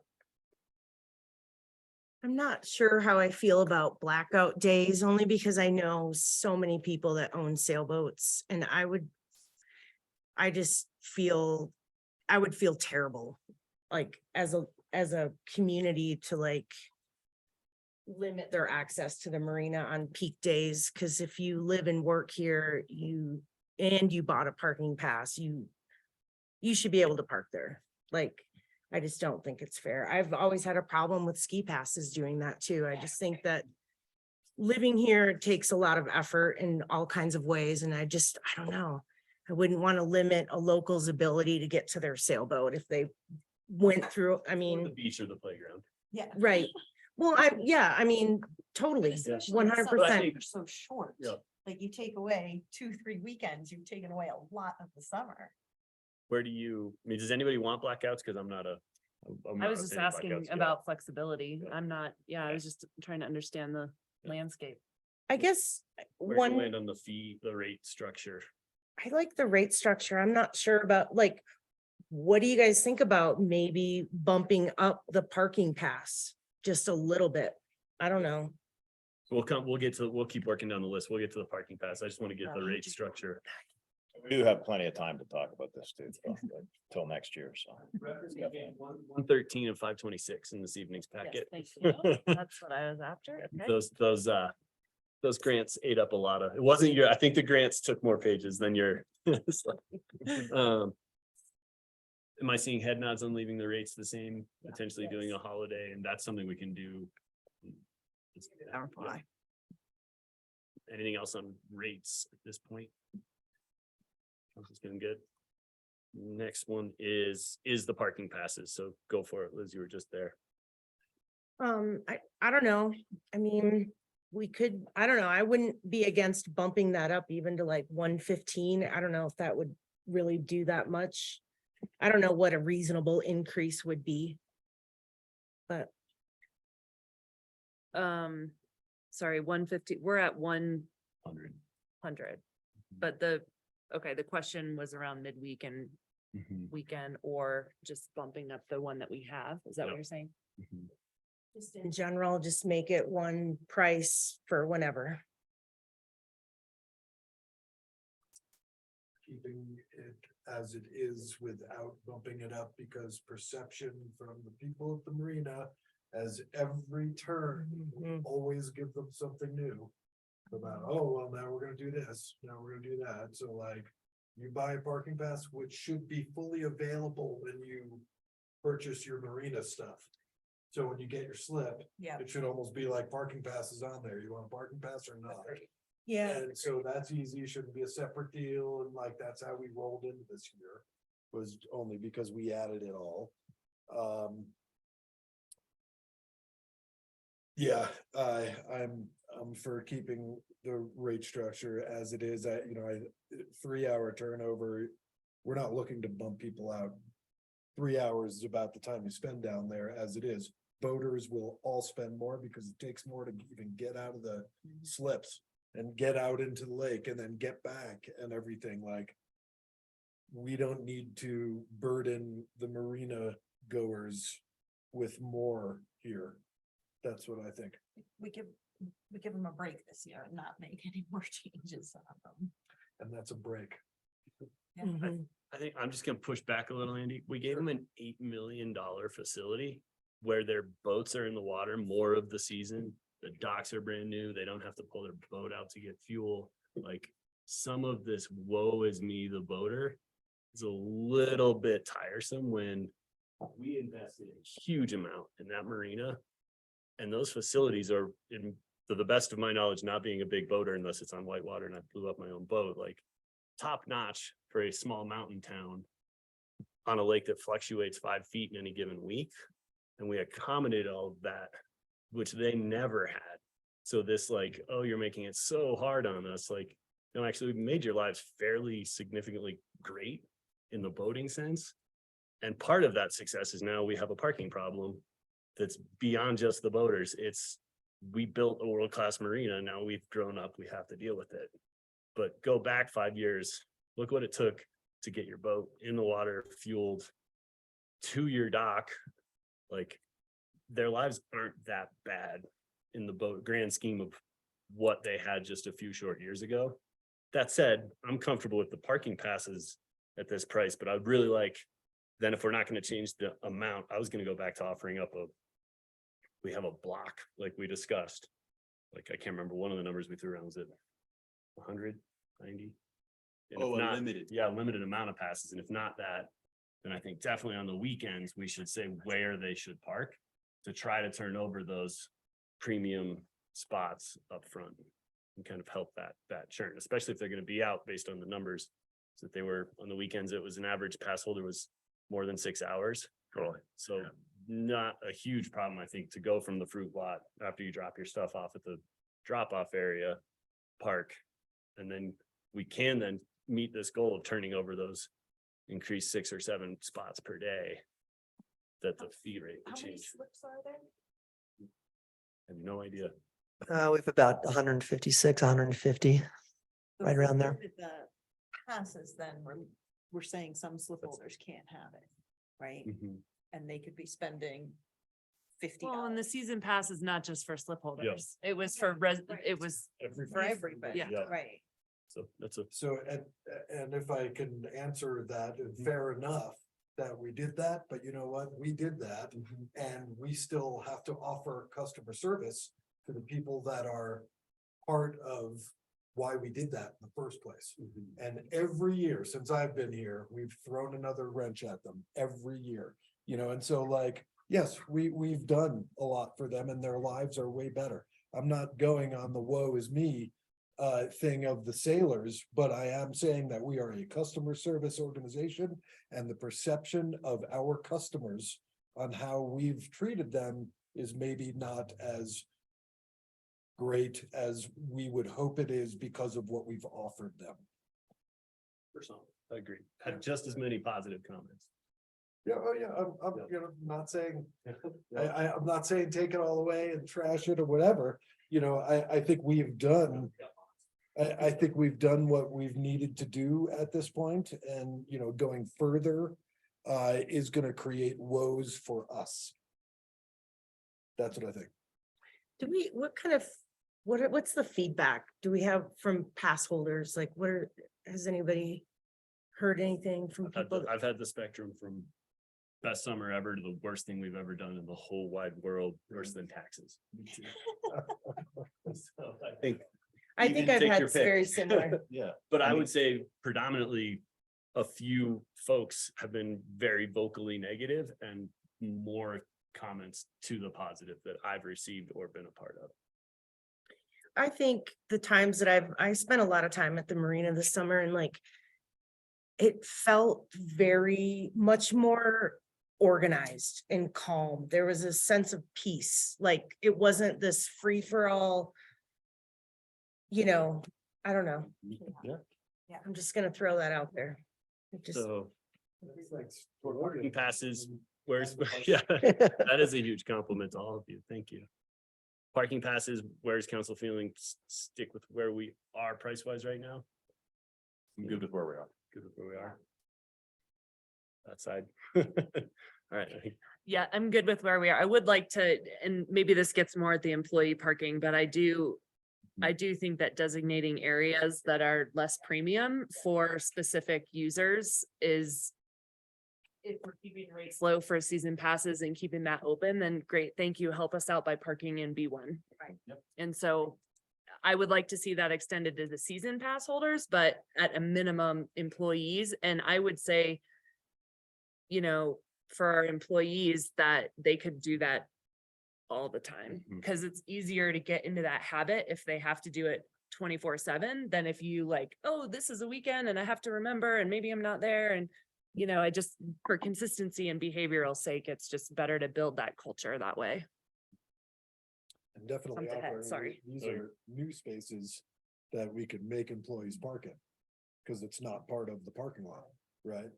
You know, so that gives us straight away 40 extra spots, you know, like. Yeah. so I think I saw head nods across. Good. Restricting where the parking passes are. Are you saying for the whole week or just weekends? I see, what were you offering? Well, again, for behavior purposes, I would say all the time, but I mean, weekends agree with certainly. the Behavior purposes all the time. Yeah. Just give them a zone. For parking Employee passes. and for parking passes. We'll get to the employees in a second. Let's do parking passes. Parking passes, are we only parking them out there and nowhere else? Like, cause this is separate from potentially doing employees Yeah. We'll get to- in the boat we'll storage get to lot employees later. right, We're just talking about as a different thing. just the parking pass, the paid parking pass, right? Alliteration was killing me. You know, maybe for big weekends, they could park in the fruit lot and they can deal with that. I don't have a problem with that, but. Weekends. I like weekends, yeah. I don't wanna restrict the parking pass people. I'm good. I'm good with. We got to give a little direction. I know, so. There are no restrictions on parking passes. We're just on I holiday think weekends. Then yes, I'm gonna be no restriction on parking passes for They where said we all lie right now. Where are you living in? So, holding you. I mean, I think giving them a designated spot is a good idea. They're getting a great deal. And you said no restrictions. No restrictions, simply because I know a lot of people that have boats that have kids and they like. Sometimes they park closer to the launch site or the docks. And one parent goes out on the boat and the other, I don't know. I just think it's. I'm just speaking from my own group of friends, but it's way more convenient if parents can come and go and. I mean, we would go to the Island Grill, like, That's the problem with parking in general is people think it's an expectation to be convenient, not. Right? mhm. Like, it was convenient to park in front of town hall and go skiing every day. Yeah, for a long time. Like, that's, I think, the gist of the parking conversation is. What's the right thing to do versus what's the convenient thing to do for a select group? And that's why I'm good with weekends and otherwise fair game for park pass holders.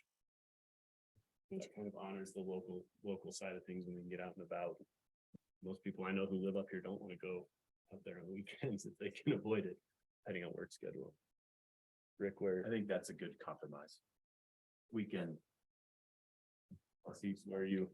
I would like to see it all the time, but that's fine. I mean, yeah, we got to start somewhere and Just start. I do honor what you guys are Yeah. saying about all the changes and I mean, it's been a lot for sure, so. So we'll start with Stick with what's working at the moment. passes on the weekends in fruit lot side of things, not changing the fee, no caps. Anything else on parking passes other than our employees next up? Just an interesting note. So last year you sold 190 passes and what did you say, about 150 slips? So, yep, just that also gives you a bit of a, and then on a prime day, about 40 would show up at prime time. So So employees, where do we want to? The sand, that kind of back corner, Logan, you said you can even start looking at. So that storage lot, it's just up to marina staff, really. We just need to organize it so that we can get employees in there. So we won't need to work with the sanitation district. We just have to clean it up. So we'll try to do that.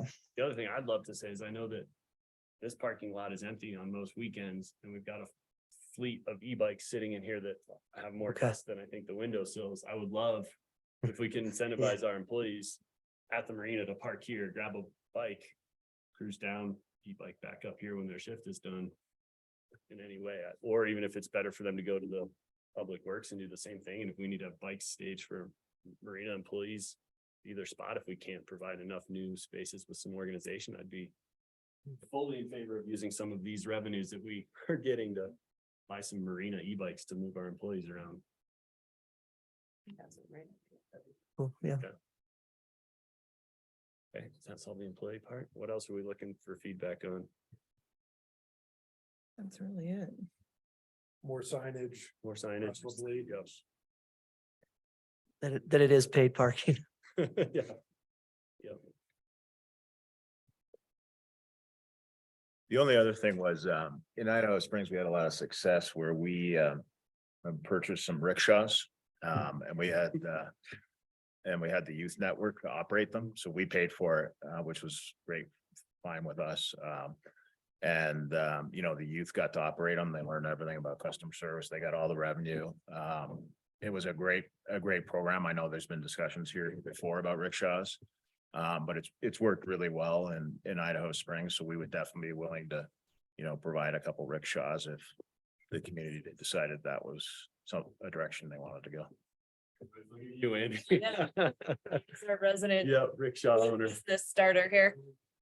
as I would hope if we were going down this road, we would go through a proper RFP process. And then everybody could put in, you know, I'm actually out of the business myself now because I couldn't prove the concept here. That was without town backing. You know, that's part of a much larger transportation plan. I feel this is my own thing. You know, I think if we were gonna go down that road, I think we really have to look at filling in the transportation plan above that. That is the lowest rung above people using their own bikes, right? Or walking. And in which case, you know, we need fill in on micro transit throughout. We need multiple things, I think, to even discuss that. So that's just where I'm at. And, Right, 2023 mobility plan. and microtransit's in a few weeks as well. The agenda's really lining up well here. Yeah. So yeah, so I think But we would be fine funding the actual rickshaws themselves, so not a problem. Just say that. We'll buy them from you if you want. We don't really care where we buy them from. We're willing to sell them to you. We could talk about that. Yeah, I mean. But it's- I'm it'd interested, work well. we had major insurance issues with letting anybody under 21 ride. Yeah, them. We we went deep in insurance. yeah, they got a grant for that. The youth network did in Idaho Springs and we're able to get their insurance through that. So we actually indemnified ourselves from it. That's how we did it. Love to hear more about that, but yeah, thanks. anything else you all need from us? Where did we land on the signage thing? We want more. Maybe, I don't know if we're ready to go down the digital signage path yet. Well, Budget's in the middle. It gets CDON involved, Yeah, because of the right of ways. which is a huge. And I just saw big Jeff's deal. eyes get bigger back there, so. I do know, I mean, I think we can do more stuff with our own signage that we can make, and we did well during other things, so yeah, we can work on that. We can do to try and get the word out, you know, 3 hours free turn right. Yep. However you want to do it. I think it would have a huge value. make people aware. We can do that for sure. Two more questions, please. As far as season passes, what's the number or the time frame? Like, we did about 30 days for all of We did- June. Yeah, we did June, so we start June tenth and to the rest of the June 30th. Do we limit the number of passes or is it unlimited? Unlimited passes, and I'd say whenever you start taking boat, Okay, like moorings or slip rentals and then close it at the 30th again, like we did last year. Did Yeah, we're that seem gonna to? do that anytime. okay. And then the, Sorry, on that though, so once the slip applications go out and parking passes are available, it needs to be available to everyone, Yep. not Yep. just the slip holders. So whatever that date is, make sure we're communicating that across the Parking community. passes are open. so that'll be on the town website, Marina website, parking like we did last year. Okay. And then as far as the weekend, does that include Friday, Saturday, Sunday, just Saturday, Sunday for pass holders to be in the farm stand? What was, I I'd would go off of, recommend Friday, Saturday and Sunday, just from the usage. that's what the data shows. That's Yeah. what I'd support.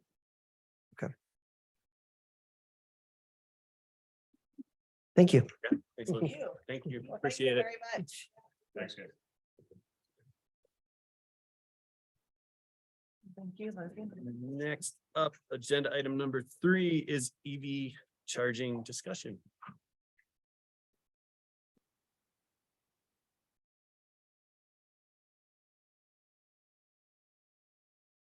Hillary, good to see you. All yours. In person and everything. Yeah. Kelly, how do I do this? Your presentation should be in there.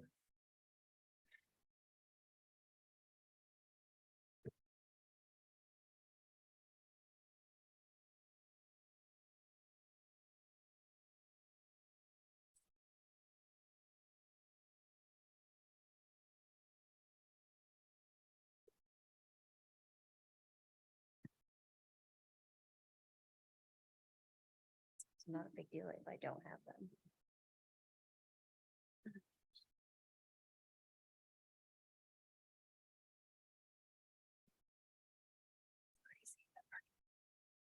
When you Mhm. start looking at it. I know, 2 So people from much. Spain. That was so cool. I know. Over here. Yeah.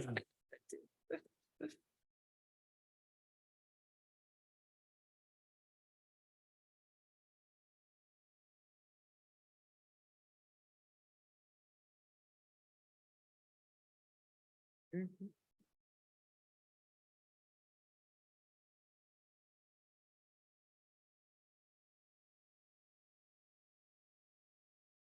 Mhm.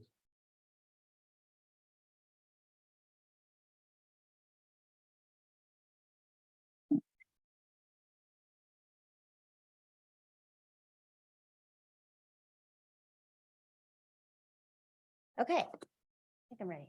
More fees. Morpheus. All right, I just wanted to chat with you all a little bit about our EV charging stations in town. As you probably all know, we have 3 stations.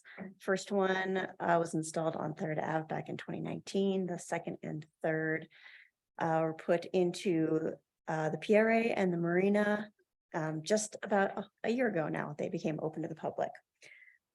They're all working really well. We had a couple of issues with the one on Third Avenue, but those have been fixed now. And then, of course, our charging station at the Marina does get plowed in the winter. It's in our snow storage area. But overall, everything's going well. The stations are all getting really good use.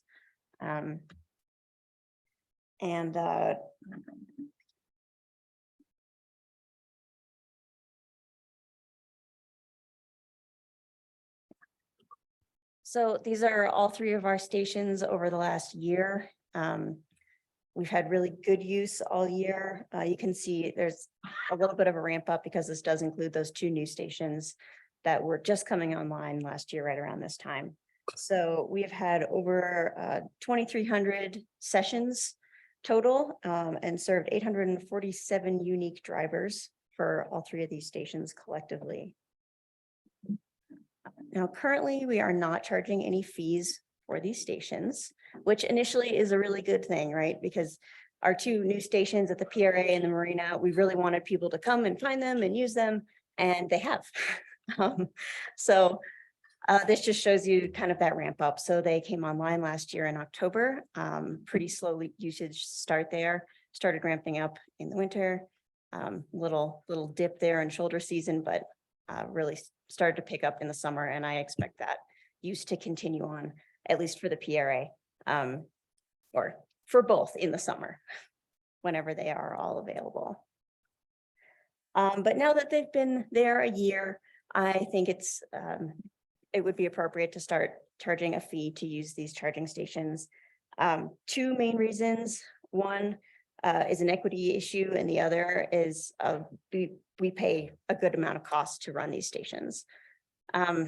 I'm not going to dive too deep into the equity issue, just to say, you know, we're essentially giving folks with EVs free fuel for their cars, and we're not doing that for anyone else. And anyone who can afford an EV can probably afford this as well. I shouldn't say that across the board, but I don't think it's incredibly equitable that we're paying just for the folks that are able to have an EV and not for anyone else. But I want to get into the costs a little bit. So we do have our standard utility rate that we're paying for all three of these EV charging stations, and soon to be two more. We did receive the charge ahead grant for two new stations that will be going in on 3rd Avenue, adjacent to the one that's already there. And I do have to make a correction to the staff report. It does say the rate in there is the EV charging rate. I was under the impression that that was the rate we were under with Excel, just based on past conversations with Excel, but that is incorrect. We are actually still on the commercial rate. So it's about 8 cents per kilowatt hour. That's what we're paying. I will continue to have conversations with them and try to get that fixed. But that is what we are currently paying.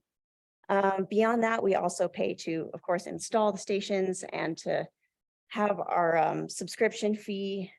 So we pay for the software, the dashboard system that I use online, and for that program, so that folks could be paying for this should we want them to. So what I am recommending is a 25 cent per kilowatt hour fee. This rate was, well, actually a higher rate was recommended by a rep from National Car Charging. He noted that he thought the market could withstand a 30 cent per kilowatt hour rate. That seems like a pretty big jump from free charging stations. So I'm recommending 25 cents. The other thing I also wanted to ask about is an overstay fee. So basically we could implement an overstay fee if we wanted to, based either by time or by when a vehicle is finished charging. So if it were by time, I know in brackets, generally 4 hours, depending where the parking is. And at that time, we could either implement a grace period and say, okay, you have 15 minutes or half an hour to come get your vehicle, or to unplug your vehicle, move it. And at that point, if they do not, then they would get a set fee on top of their standard kilowatt hour fee. Otherwise, we could have it when their vehicle is completed charging, they would get a flat fee at that time if they don't move their vehicle before that. This image here is just to show, this is just from the last month, and this is from all three of our charging stations. Even though our average charge time is about 2.5 hours, you can see here that we have folks that leave their vehicle charged in much longer than that. Obviously, it's not the vast majority of people do not. They're very good about getting their car in a reasonable amount of time. But yeah, there are certainly a number of circumstances each month where people are leaving their vehicle for many hours and taking up that parking spot that's in a pretty prime location as well. So I was just hoping to get your thoughts on whether you think a 25 cent fee is appropriate or if it should be something else, and whether or not you would support that overstay fee as well. Would the 25 cent fee cover all of our costs? Plus 10%? Depending on what we can get our utility fee changed to. But it's going to take a while, even if we do get that change to the lower rate. Just because of the amount that we pay for that subscription fee and for those installation costs, we won't be making that up immediately. It's going to take a little while.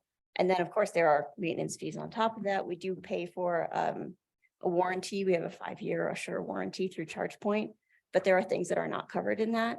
Like if someone drops one of those receivers on the ground and it cracks, we pay for that.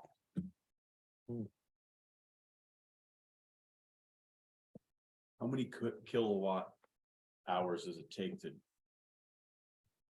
So it's a moving target, right? But generally speaking, how much energy does it take to charge a car? Like, so if it's a 25-cent fee, based on the information you have, can you come up with an average that would have cost folks?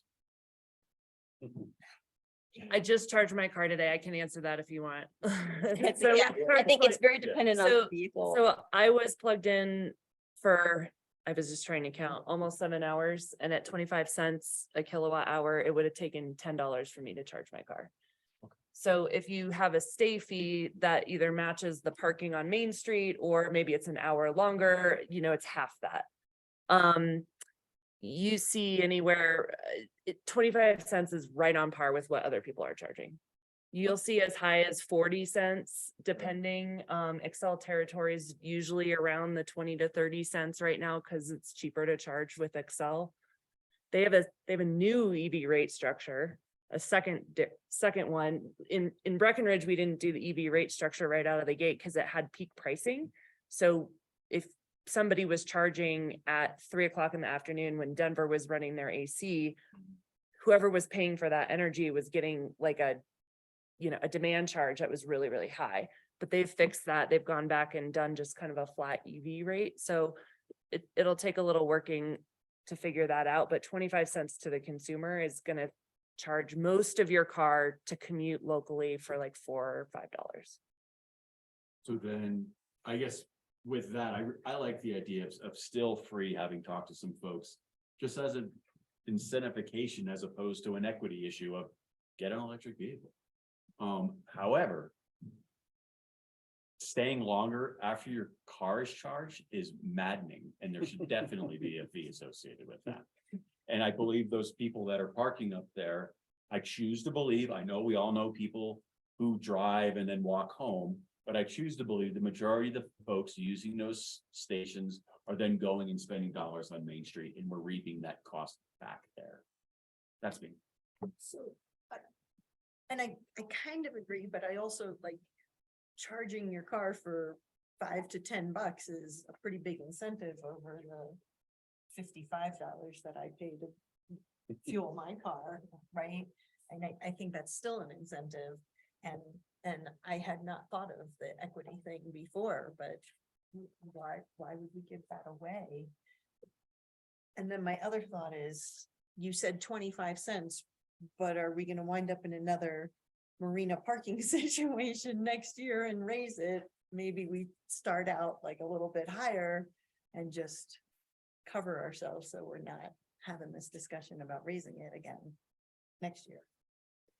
It's hard to say that we're covering it in its entirety until we're on the right rate. Mhm.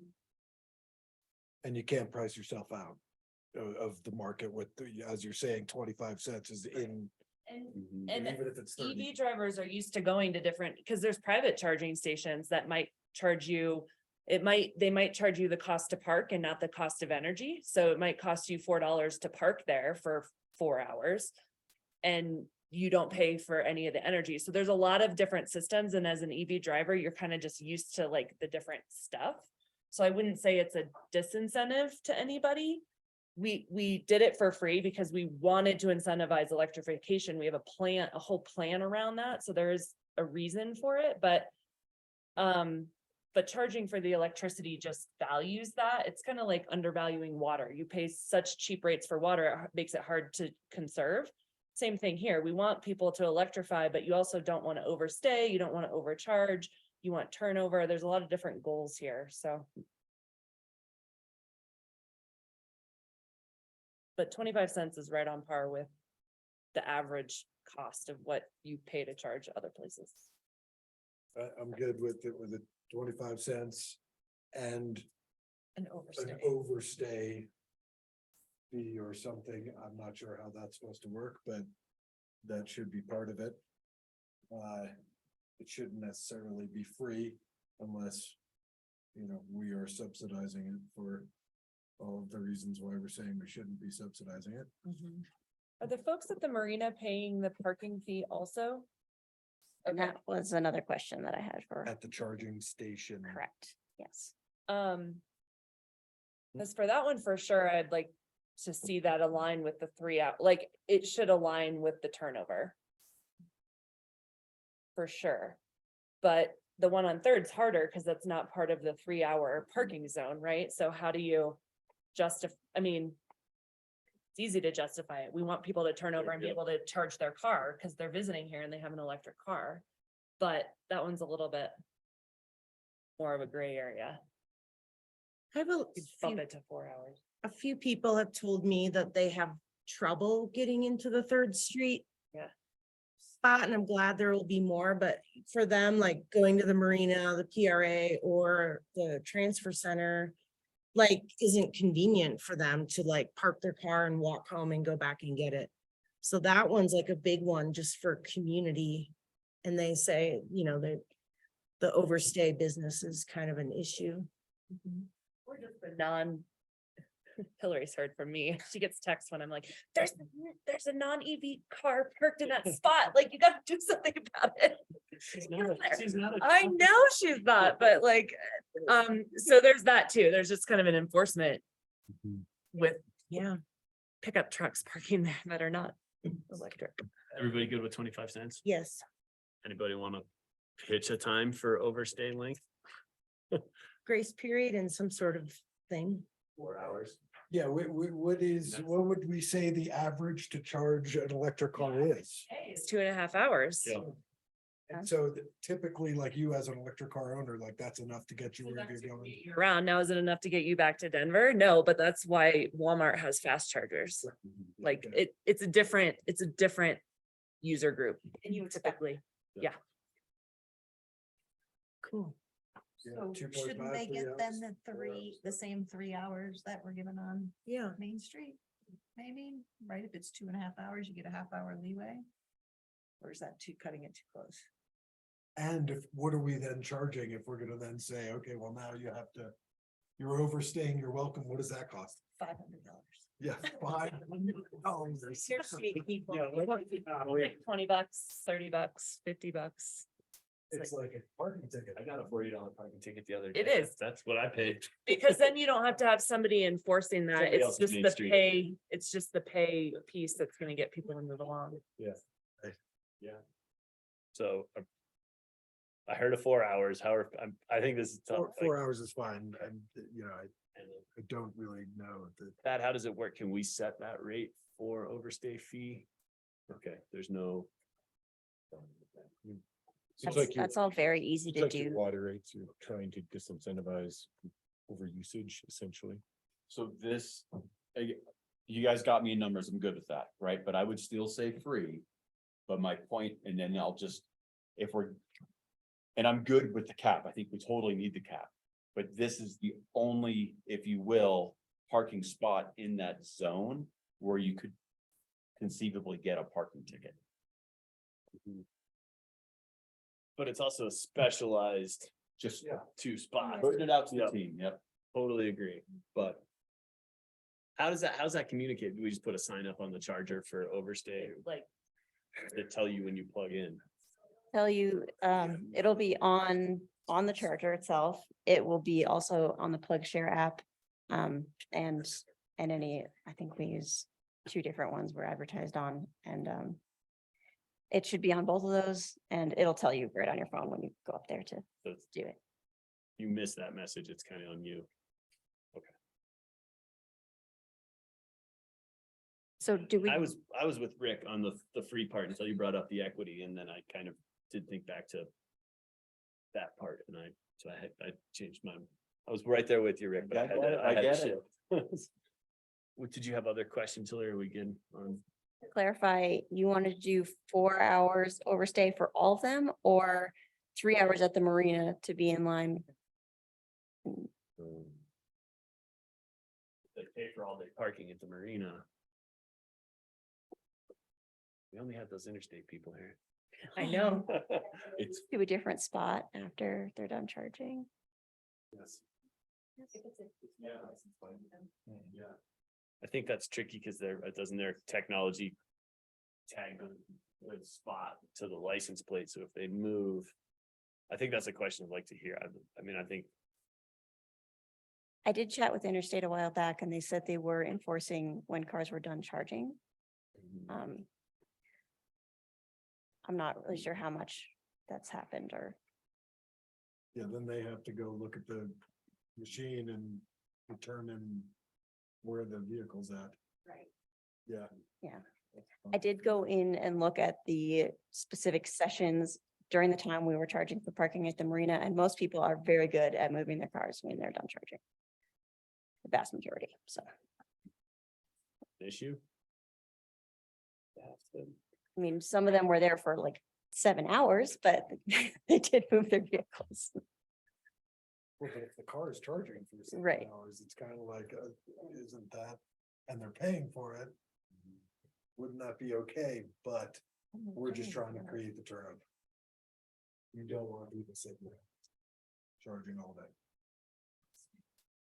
See if there's any complaints about that. Striking the balance between convenience and incentivizing people to go EV, but also if you go EV and you can't find a charging spot, there's no point in having that car. So you you don't want to make it so hard that they can't charge, and with only 4, soon to be 6, or did I get that wrong? 6, There will soon to be 8. 6 over here on Third, Yeah. but yeah, at the marina, we'll still just have 2. Right now, it's not a problem, but one day it will be. And we don't want to put chargers in for every single spot. Like, that's not reasonable. That's not a good use of our, so we do it through pricing. I mean, I'd almost wonder if we could reach back out to Interstate and see if it is possible, if say they did intend to be there all day, but they were charging, that they can move their vehicle to a different spot. It flags the 2 EV charging spots. Because I do think the turnover is key. Sure, yeah, happy to reach out to them and ask. How do you know your car is full? There's gotta be an app or Oh, something. yeah. Just saying, but I don't. It's basically a giant smartphone. Really. The users are Pretty savvy. Yeah. You can look on your phone and it will track and show you how close you are to being done charging, and it will send you a notification when it is complete. You're welcome for me asking. Is there anything else that you needed from us or that I missed in your requests? That should do it. Anything else, council, for Hillary, or That's great. Thanks. All right, thank you. bike charging ports down it?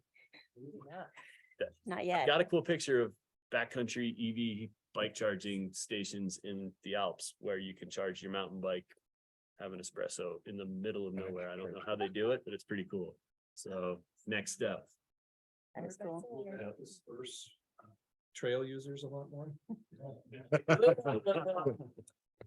Great. Thank you. I appreciate it. And I think, Are you out there on the trail with an EV or yeah. Yeah. You really dispersed. I think our next item is when the Summit Fire and EMS chief joins us for dinner. So I think we've got do a working dinner once he does arrive, but a little downtime until then. There. Cool. Wait, did I hear pizza? Somebody said pizza. Let's use it now. Yeah. Oh, yeah. Right, do you want it right? No, Okay, like I just want to be able to answer and somebody forward this to.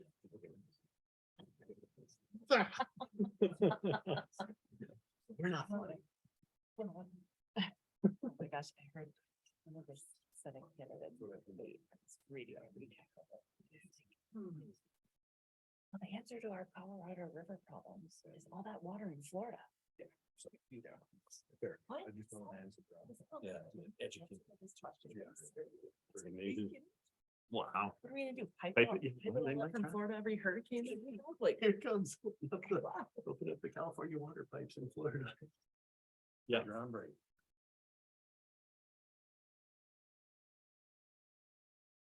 Excellent. Thank you, Callie. For those who are online, we are back continuing our work session where I think it's agenda item number 4. Thank you. And it's just a working dinner and welcoming the chief of Summit Fire and EMS to join us and just kind of a catch up here, how they're doing, what they're on their plate, and have kind of an open conversation of how we all interact and get along and what you have going on and anything we can do to support you and vice versa. And I know you did a quick round of introductions, but is anybody else not met? Well, thanks again for the invite. I appreciate that. Good evening to everybody. Just real quick, I don't want to take a whole lot of your time, but there are a few things worthy of note as it relates to the state of the district. For those who've been around for any amount of time, they know that starting back in the mid-90s with the former Lake Dillon Fire Authority and then Fire Protection District and then Authority and then, well, you get the point. There's been a lot of evolution over the years. The last endeavor that we have embarked on was following a 20-some year study with multiple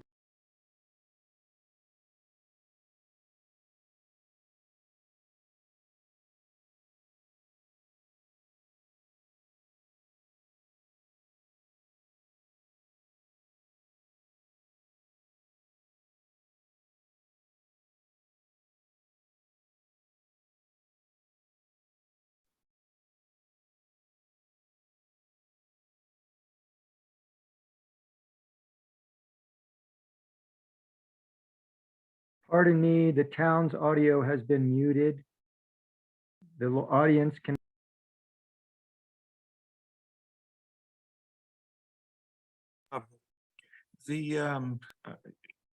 Certainly there's a big difference, you know, bringing 6 fire departments into under one umbrella was a lot easier than bringing in a standalone for-profit ambulance agency, but we did it.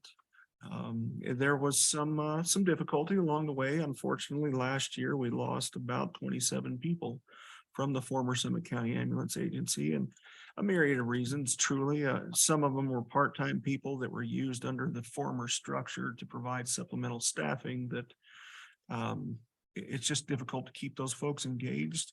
And being a full-time paid organization, we chose to go in a different direction. We have 1 retirement on the all hazard side of the house and 3 departures. So of all the 27, only we account for 23 of them and, or excuse me, 4 of them. And then the other 23 were with the former ambulance company.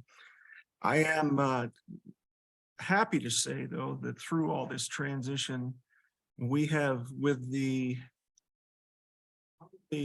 14, 15 that we have left, we've converted about 8 of them to all hazard firefighter paramedic level responders. And we have 6 or 7 of them that still remain as what we consider a sworn shift civilian because they don't have any fire suppression responsibilities. They're not classified as commissioned. So we classify them as sworn shift civilians. So things are moving along in that front. We had the good fortune last year on the heels of the consolidation, when we inherited the former Summit County Ambulance, it was about a $6 million a year operation with capital. And we were able to, through some obviously economy of scale, we were able to cut that cost down to a little over $4 million a year.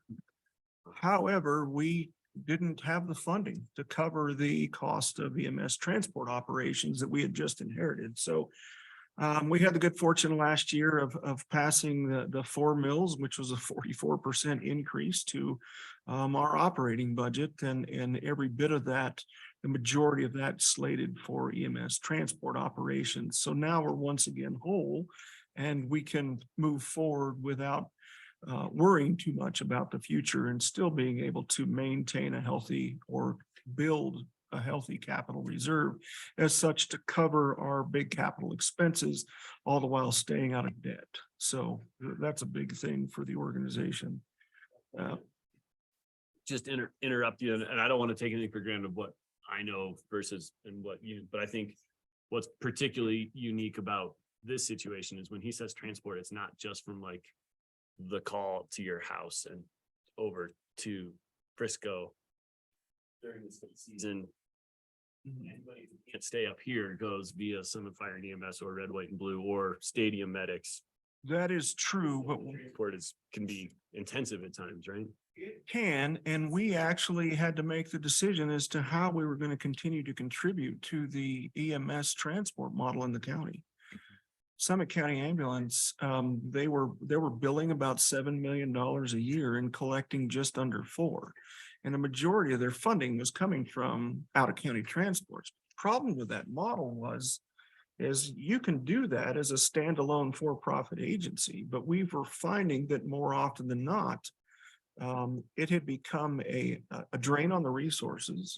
We didn't have 100% certainty that they were going to be here when we needed them, and they tried. Nothing against anybody at that organization, but you know they got their funding from making trips to Denver, and on the 4896 schedule, it wasn't uncommon for folks to make sometimes 3, if not 4 trips down to Denver. Well, then you throw weekend traffic and blizzard conditions into that. What's usually at the time a 3 or 4 hour trip can easily turn into an 8 or 10 hour trip. And they're doing that 3 or 4 times in a 48-hour period. So it really became a liability more than anything as the call volume went up in the county. So that's the one thing, Mr. Mayor, that changed for us. We had to make a decision as an organization. Are we an out-of-county transport agency, or are we here to provide all hazard response to the citizens and guests of Summit County? And, you know, people have asked, why did you walk away from that money? It was a liability, and we had to decide what our priorities were. You know, we are still, now to that end, we are still like third layer down. If Light for Life doesn't have the ability, if Stadium Medical doesn't have the ability, if it's a level 1 transport, because it could be somebody in our community, don't let them sit at the hospital, call us. We've built a system, and we have an agreement that we will absolutely participate in the needs of the community, because it could be any one of us or any one of our people, but we're not the first person that you call anymore, because that's not our business. Our business is to provide all hazard response here locally and take patients to and from from the clinics to the hospital, that kind of thing. So it's been an interesting evolution, but you know, I think we've done okay. Last year, we updated our strategic plan, which was an interesting process because we were still in the midst of trying to figure out who exactly we were on the heels of 2 additional consolidations. And so as an accredited agency, it was something that we had to do. But as I look at that document today, a lot of things have evolved, and I'm not real sure how much of it truly fits. However, we have an updated strategic plan, and we will continue to keep an eye on that and move those initiatives forward wherever we can. On the topic of initiatives, I think everybody's aware of what's going on down in Silverthorne, so we'll just leave that right there. There'll be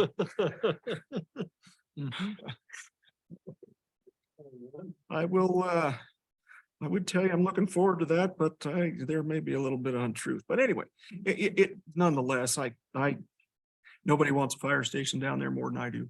And I mean that. It's been a long time coming. 16 years is a long time.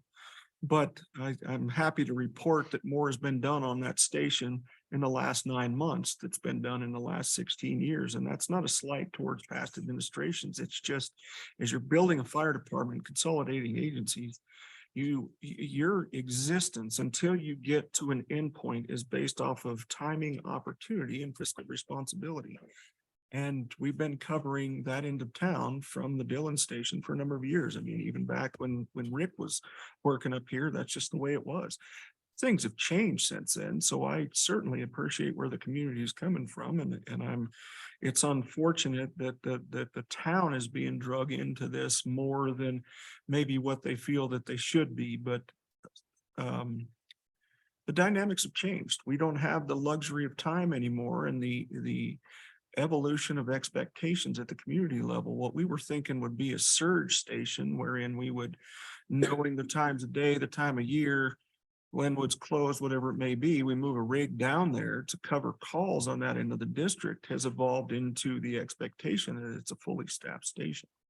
Now that's for us to decide as a fire department, because we're only running about 300 calls a year from Annie Road to the Summit County line. But, you know, when you look at the numbers, doesn't warrant a, $9 million fire station and $1 million a year to staff it. However, there's more involved at this point than just the numbers. And so moving forward on that,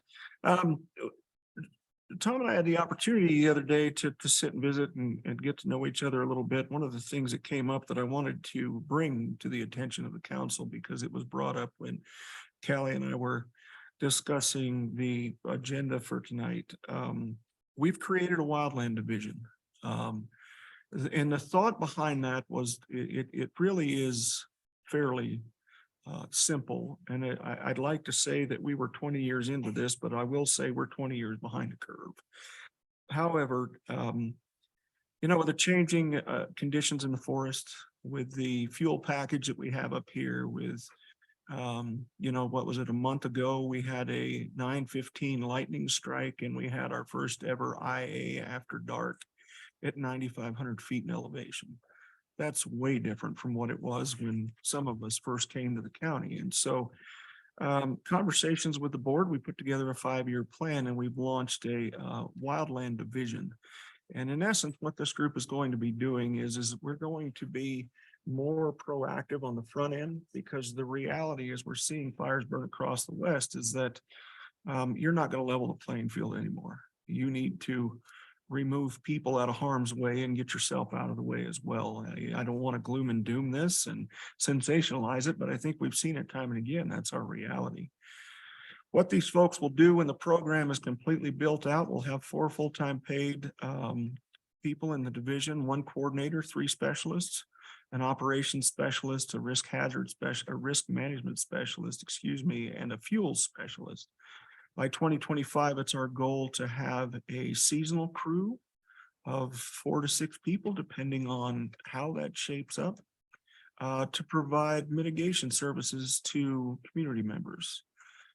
There is a significant amount of funding that's out there that we can't acquire, but citizens can acquire for mitigation projects. And so the plan is it'll never be a moneymaker for the fire department. We'll never even break even on it.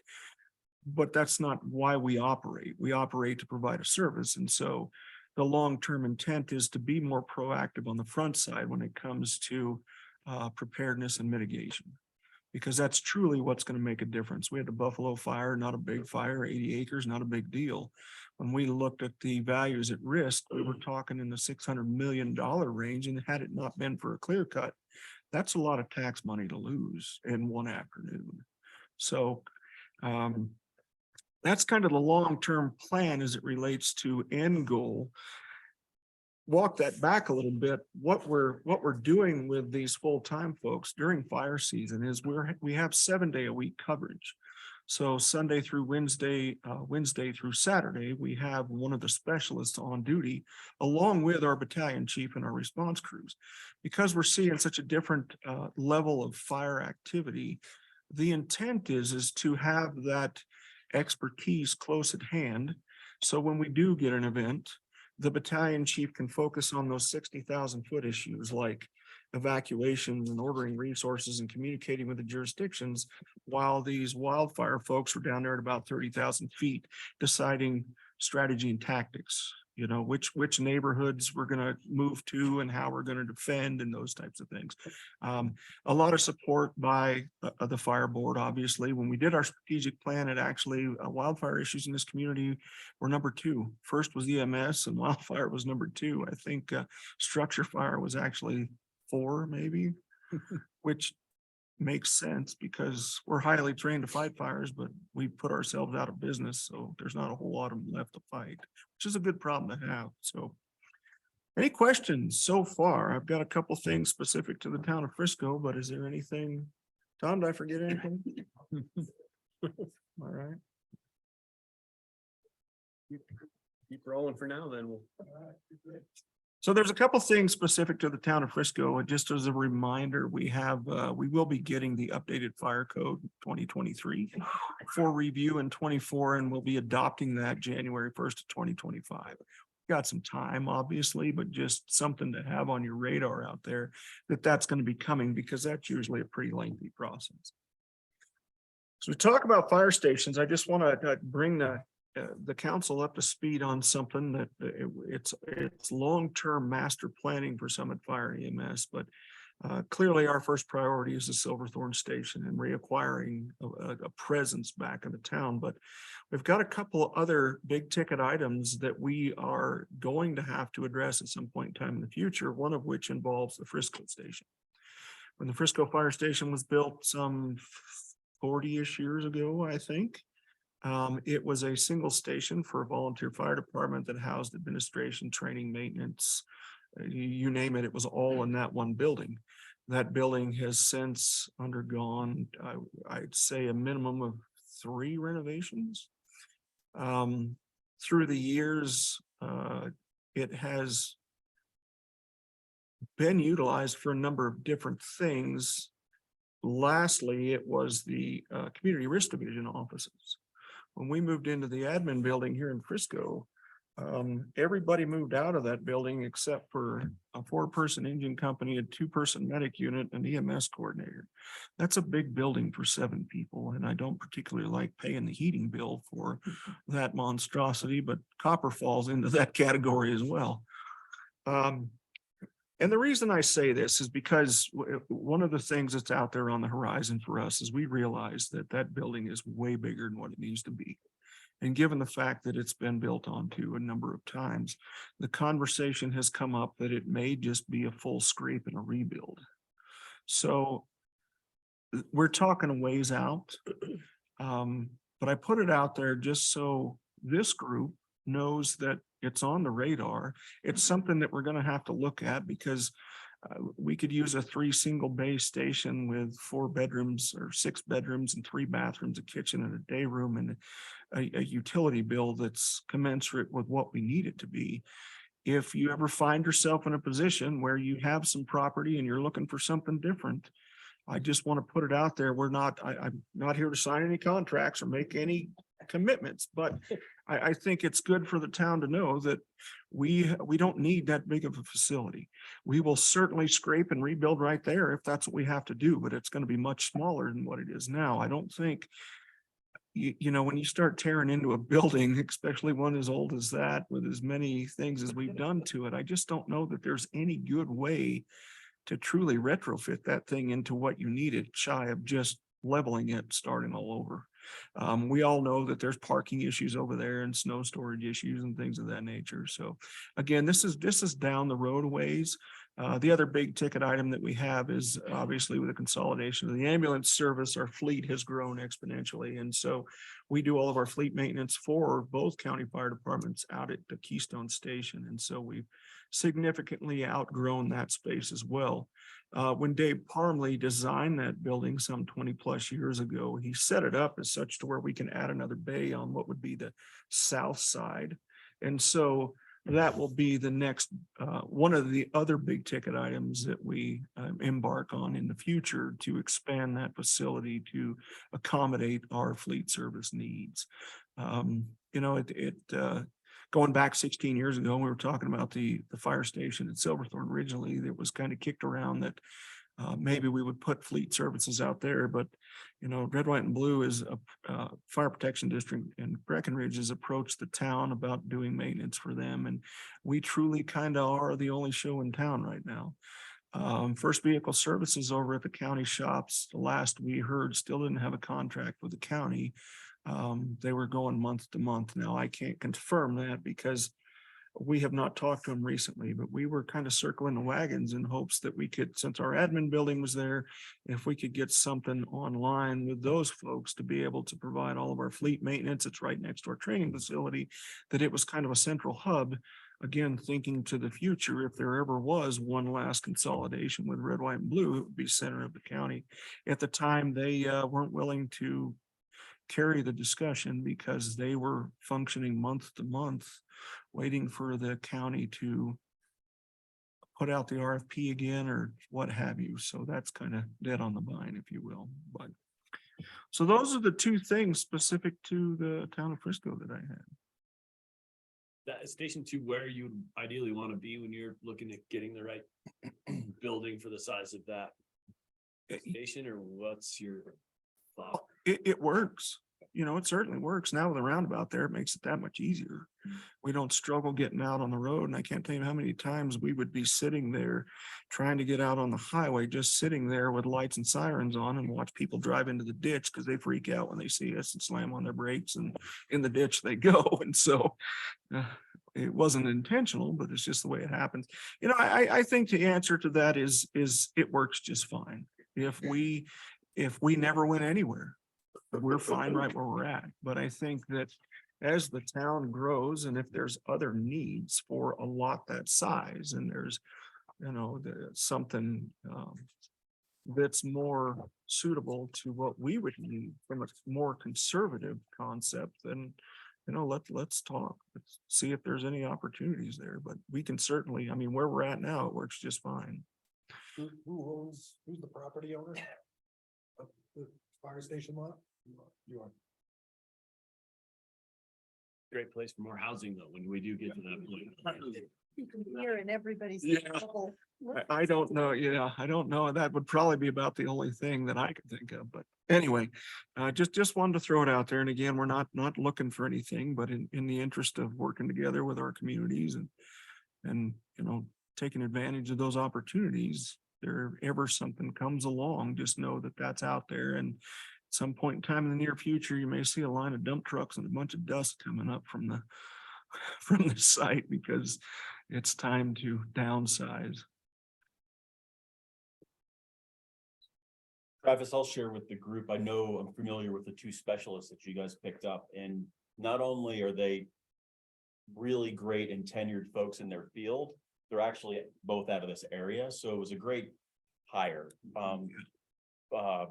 They're both gonna be and have been long-term community members, and they're both top in their previous Forest Service jobs. So that was great.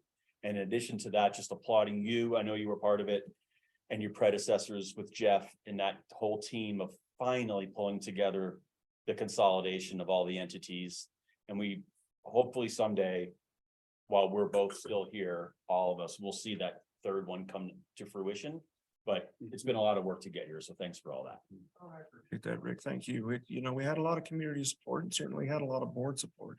You know, our board's tenured. We've got Linda St. John, you know, I mean, the name is familiar in this community because it's Linda St. John. And, you know, Lori Miller from Boulder and Joe Ben Slipka is now on our board, along with Dan Johnson, who's a firefighter paramedic at South Metro, 20 some years, I think. The people realize the need, and we're here to provide a service, and we can't. Well, if it catches on fire, call us and we'll come do the best we can. Those days are over with.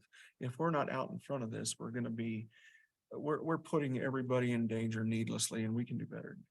But I appreciate the acknowledgement of what the organization has been through, because right now that's under a lot of scrutiny. You know, I've heard, you know, you vacated us and ran to Frisco. Well, hold on a minute, let's look at that. When the county came to us and said, how about some free land and $1.5 million to build this joint facility for Summit County Ambulance?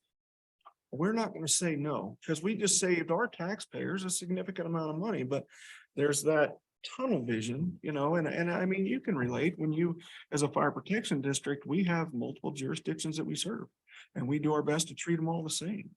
But it takes a while to get there and to build these things out. And I think, you know, when you have combined forces that function under the same policies and procedures with like equipment, similar running orders, and an understanding of what your true intention is, it just makes for a better end product for the people that are calling 911.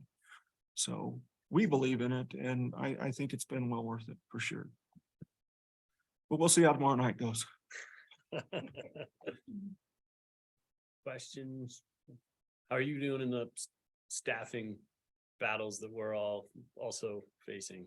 You know, we were just having this conversation today after the mass exodus last year. We've done well. We are back to full staffing, less one firefighter paramedic. From a significant exodus, of, you know, like I said, what would have been 23 people. So we were able to pull it off. You know, it's the organization transitions. In the early days, we were where everybody started. So they would come to work for us, get a little experience, and then go down to the big city departments because they wanted to run a boatload of calls. Exactly. But that's okay, right? So now that we're a mid-sized organization, we're actually plucking people from those organizations that are the size that we used to be. Well, just, that's why I'm asking. I'm tired of losing people to you. Oh, but you know, it's just an evolution in fire service. And what we're seeing now is people that left or started here and left, or people that started in those busy systems and have been there 25, 30 years that still want to work, but they don't want that big call volume and they want a little bit slower pace. And we're starting to see, we actually just inherited 2 Arvada people, and that's a first. So things are changing, and I think the organization's, you know, it's doing well.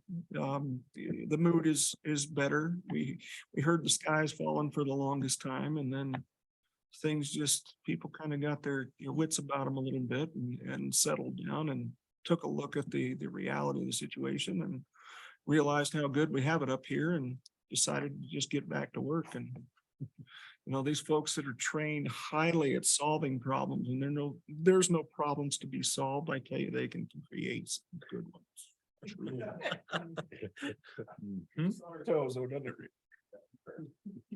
All right. Thank you. Appreciate it. Well, for your time, please give me a shout whenever. More than happy to come over and sit with the group and update you on anything that you may need, and we'll keep you posted on any big movement. Good. Good luck. Good luck tomorrow. Thank you. Thank you, Tom. Last year. Really? Yeah. Because he had so many openings. Yeah. Thanks for saving my house. Yeah.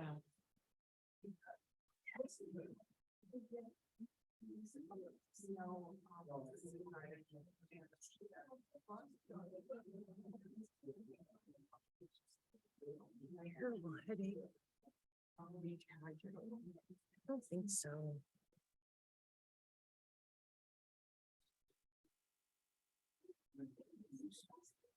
Stress.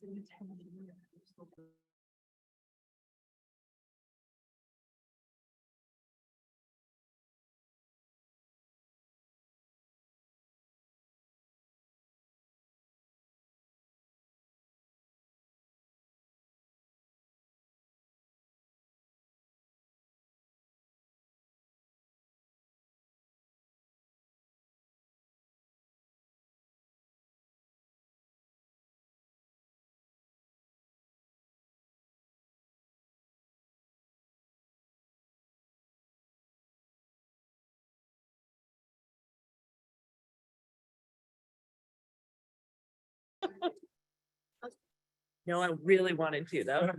I never here because We're back. On. And recordings in process, I think. Great. Good evening, everyone. Welcome. It is 7 o'clock. I'd like to call to order the regular meeting of the Frisco Town Council. This time. At this time, I would like to open it up for public comment. Anyone wishing to make public comment may do so now. Please be topic specific to anything that is not on this evening's agenda and limit your comments to no longer than 3 minutes. If you're online, you can raise your hand. I'll call on you. And if you're in chambers, welcome to come on up. But I see someone online, so I'll go to Tom. Castrango, you have the floor. Good evening. Thanks for giving me this chance to speak. And let me just get my notes in front of me. I was listening to the discussion about marina parking at the work session. And one of the things I heard was commenting about Second Street and the activity there of unloading bikes, and it gets to be chaotic. In initial conversations about marina parking, there was the idea of an unloading zone right there at the bike path. You know, I know there's drop-off zones at the end of the circle, down by the old marina office and over by the Island Grill, but perhaps sacrifice a couple of parking spaces and promote an unloading space for bike riders and people using the bike path. Then they can go move the car somewhere else outside of marina parking, maybe Second Street or wherever, but at least they're not performing that activity and trying to ride through the streets with their kids in tow. Next, let's see. On the subject of passes, if I heard correctly, you're not considering cap pass sales to cap sales of passes. But if you do, I'd like to suggest that slip holders be excluded from pass sale caps. Similar to what the conversation was around excluding short-term rentals that are owner occupied from license caps. But there's that. And then finally on rates, if I heard correctly, you guys are just going to leave rates as they are and not offer a midweek only pass. But just, I think that's great. Keep it simple. And where are we? As far as location goes for pass holders, it does make sense for employees to be, directed to a specific zone. I did hear some consideration or discussion about slip holders that hold passes also be, or any pass holders for that matter, be directed to specific zones. And I'm speaking on behalf of pass slip holders because I'm in that category myself. And we often come off the boat back to the car to use the picnic tables. So being able to park in that zone near the boat ramp, near the picnic tables is really great. And whether it's families or, I take a break from sailing and I'm going to go get my lunch and just be on solid ground for a minute, sit out the weather that's blowing through and then go back on the water. There you go. Location is important. And what else do I have on parking? Oh, on employees, I heard you guys mention e-bikes from town hall. I thought that was really a great idea.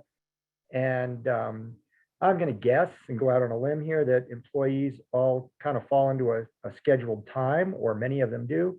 So maybe even you run a van once or twice a day, a couple of times during shift start times, and then again at shift end times to help them park off-site. And then leave the bikes there for the ones who didn't make the bus. Then finally, in the initial discussions about pay parking, there was the idea of off-site parking with some sort of shuttle system. So I know you may not answer this question right now, but I'd like to ask if and how revenue from parking fees is being used to facilitate off-site parking, specifically with some sort of shuttle. Okay, and that's marina parking. Finally. And you're running up on your 3 minutes, Tom, so if you Okay, wrap up. so I'm gonna jump over to EV parking, EV charging, and just had a few comments there. Sounded like 3 hours was plenty of time to charge a vehicle, and maybe the charger can be programmed to turn off after a certain amount of time. And then any rates that's being charged switches from the charging rate to now a premium parking rate for people who leave their vehicles after they've been charged. And even after 4 hours, a citation for failure to vacate the space. And after too many violations, they just lose access to public charging stations.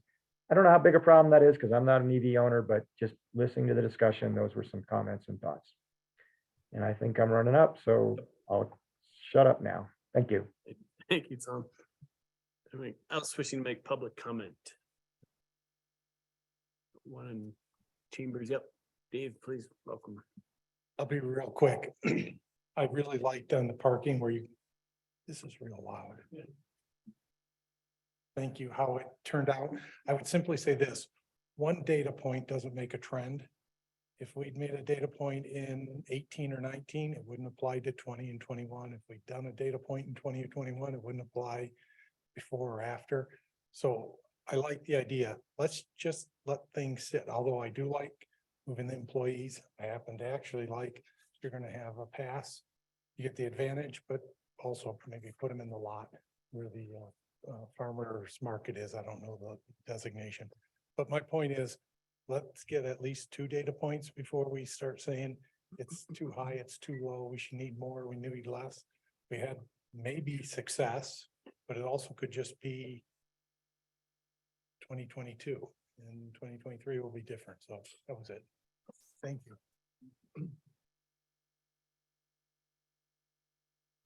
Else wishing to make public comments? Are you seeing anybody else online? I don't think I can see everyone. At this time, I will close public comment and go to mayor and council comments. I would like to, microphones are working well. I'd like to start off and take a moment to recognize someone who prefers to be behind the scenes. And while this person has actually been kind of at the forefront of everything, has done a great job of succeeding in their goal to be behind the scenes. But tonight I'm proud and sad and happy to say that our town clerk, Deborah Wilmuth, will be moving on, and this will be her last town council meeting. If the math is done correctly, I believe this will be number 415 of council meetings. So won't ask you to go through the highlights of all of them over the years, but I'm sure at some point if you see Deborah in town, buy her a drink and ask for some good stories because she probably has plenty to share. But I just want to take a moment to really express my gratitude and the gratitude of all councils who have worked with you, and you have helped through the election process, which is our first introduction as electeds to truly any town staff is sitting in Deborah's office, going through the process and procedure of what it means. And now in my role as mayor and certifying the elections, once they're done, to see the emphasis, the pride, and the sincerity to what a public election is.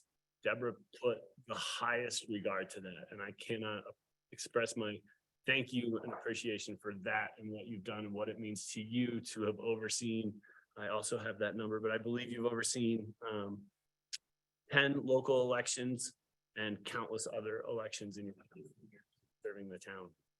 And on top of the elections, you have probably been in touch with every single business owner who's had a business license in the town and been a part of overseeing every liquor license application. For those who don't pay attention, the town clerk's job is vast and they have a huge and important role to play to make our community successful and function well.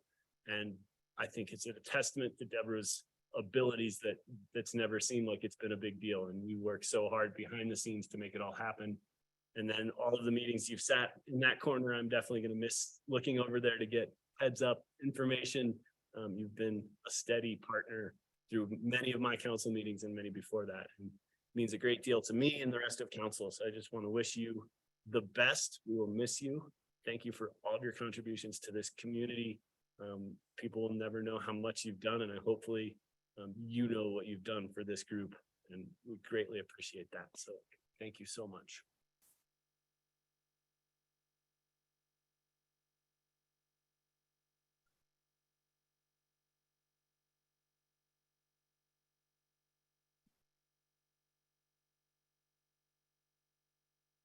And the concert schedules just got much easier to meet, so. Any other comments this evening? Seeing none, I'll go back and next item is the consent agenda. Mr. Mayor, I move that we approve the consent agenda. Moved to approve the consent agenda. Is there a second?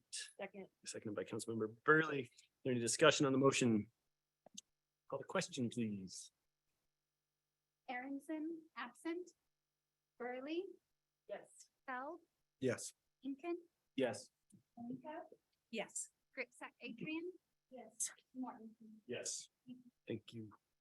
Next up this evening is agenda item number 1. This is a new beer and wine liquor license for Thrash and Axes LLC, DBA Thrash and Axes LLC. Open up the public hearing, and I quickly looked, I don't have the official wording for opening up the. Gosh. How I'm feeling on the beginning of my end of my career. So you. Matt, if you can remind me of what, I know we need to go in order of applicant and those in favor and those opposing the application. Can you just catch me if I miss anything? Sure, typically we'll take that staff memo and then we'll hear from the applicant. Great. So Deborah, welcome to your last liquor license. Thank you. You can call me back for the next one if you need me to next month. But you're gonna say no. If I'm here. So as prescribed by state statute, all new liquor licenses must be submitted to the local licensing authority for approval. Supporting documentation for this application has been provided to council. And along with the accompanying application, fingerprints have happened. Preliminary findings have been provided to you. The application is for a new beer and wine liquor license located for Thrash and Axes, doing business as Thrash and Axes, located at 211 Main Street. If you don't know where that is to the right of the Loaf and Jug, where the old sign building was, sign company was. The applicants are Jesse and Debbie Thrash, and I believe they're online right now. They filed the necessary paperwork, and we posted the premises in accordance with the Colorado Liquor Code. Additionally, the application was published in the newspaper of general circulation on September 16th. Identico has performed the fingerprints.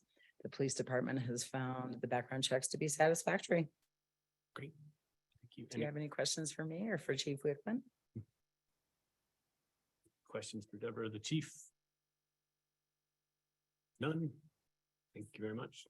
Do we need to call the chief up to test on the background checks? No, unless there are questions or concerns. I know it's contained. There were not any provided to us. And the applicant again, Jesse, is online. Great. And Jesse, there will be a couple questions that you will have to do under oath. Can you swear and affirm that the information that you are about to provide is accurate to the best of your knowledge? Yes, it is. Thanks, Jesse. Thad, take it away. This is Thad Renaud, the town attorney. I've got a couple of quick questions for you, just for the record. First, I note in the packet that there's a petition. Did you distribute a petition concerning the needs or desires of the community for a new beer and wine liquor licensed establishment? A survey? I performed the petition myself, walking through Main Street through the community. Super. That was my next question, is how you did it. Okay. To the best of your knowledge, was each person who signed that petition 21 years of age or older at the time that they signed it? And were they either a resident or the owner or manager of a business within the town? Yes. Thank you. That's all I got. Thank you, Jesse. I'd just like to give you a chance if you want to say anything on behalf of this application or your new business or anything to council while you have a moment, and then we'll go through the next steps. Okay, sure. And you can hear me okay, correct? Yep, we can. We've got you. Great. Okay. Yeah, first, thanks, Deborah, for helping me push through the application. I couldn't have done it without you. You put it all together, and it was, got me on the hearing tonight. So I greatly appreciate that, and good luck for whatever you're pursuing in the future. So thanks for letting me be on the agenda tonight, and giving me the opportunity to apply for the liquor license for Thrash and Axes. I started an axe throwing venue down here in Parker, Colorado, and we opened up in August. I went axe throwing my first time in January of this year and had a blast, and realized we didn't have one down in Parker, and so we had to drive 30-45 minutes away. And yeah, it's just a great new sort of sport activity for the town of Parker. I know that Summit County does have a small 2-lane axe throwing venue in Breckenridge. But I will bring to the town of Frisco and Summit County it's sort of a different flavor of axe throwing. It's got projected games and electronic scoring, and we'll have 8 lanes with 5 throwers per lane. It's great for birthday parties, corporate events, team building events, families, you name it. It's just a good time. It's a 75-minute reservation for each thrower, and you can come in and we really focus on the sport of axe throwing and teaching people how to throw and stick an axe. The liquor license, we applied for it because, we do realize that people like to have a beer or a glass of wine while they're throwing axes, if you will, and it's very safe. Trust me, we give a safety speech, and I have comprehensive insurance coverage. And just so you know, there's only been two axe throwing claims in the axe throwing industry since it's been around. So it's very safe, and like I said, we just want to provide that. If someone wants to have a beer or a glass of wine with their axe throwing, then we can provide that. Well, you can rest assured, we just had a meeting with our fire and EMS chief. They are covered just in case something. Jess, when are you hoping to be open and up and running, if all goes well? If all goes well, Construction wise. Yeah, we've got the plans in right now for review and on Rick Wyman's desk. So we're waiting for, I know he's busy, and so we're waiting for him to review and give us the blessing to get going on that. But we're shooting for Christmas break, December 16th. We just need to put in an ADA bathroom, a water fountain, and then I have to move a utility sink into the utility area.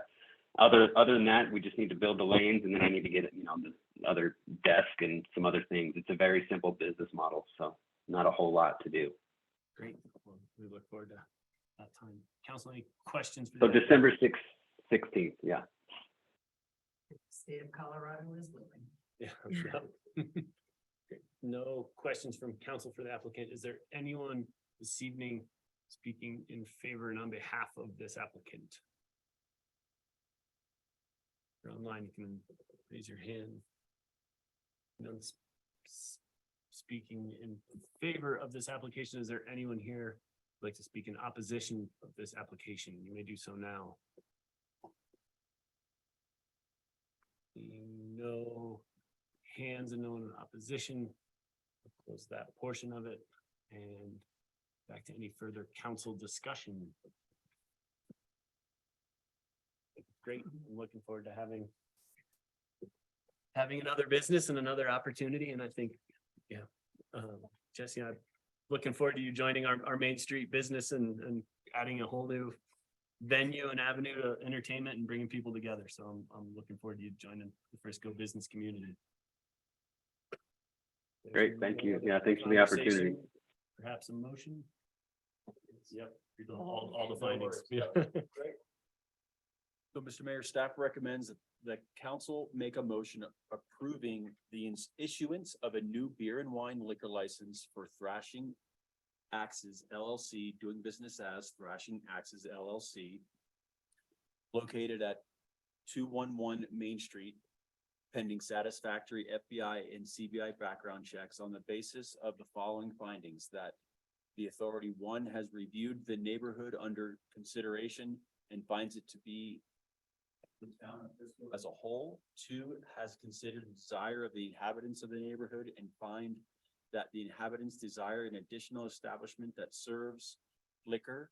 3, has reviewed the needs of the neighborhood for the outlet and finds that the needs of the neighborhood are not met by existing outlets.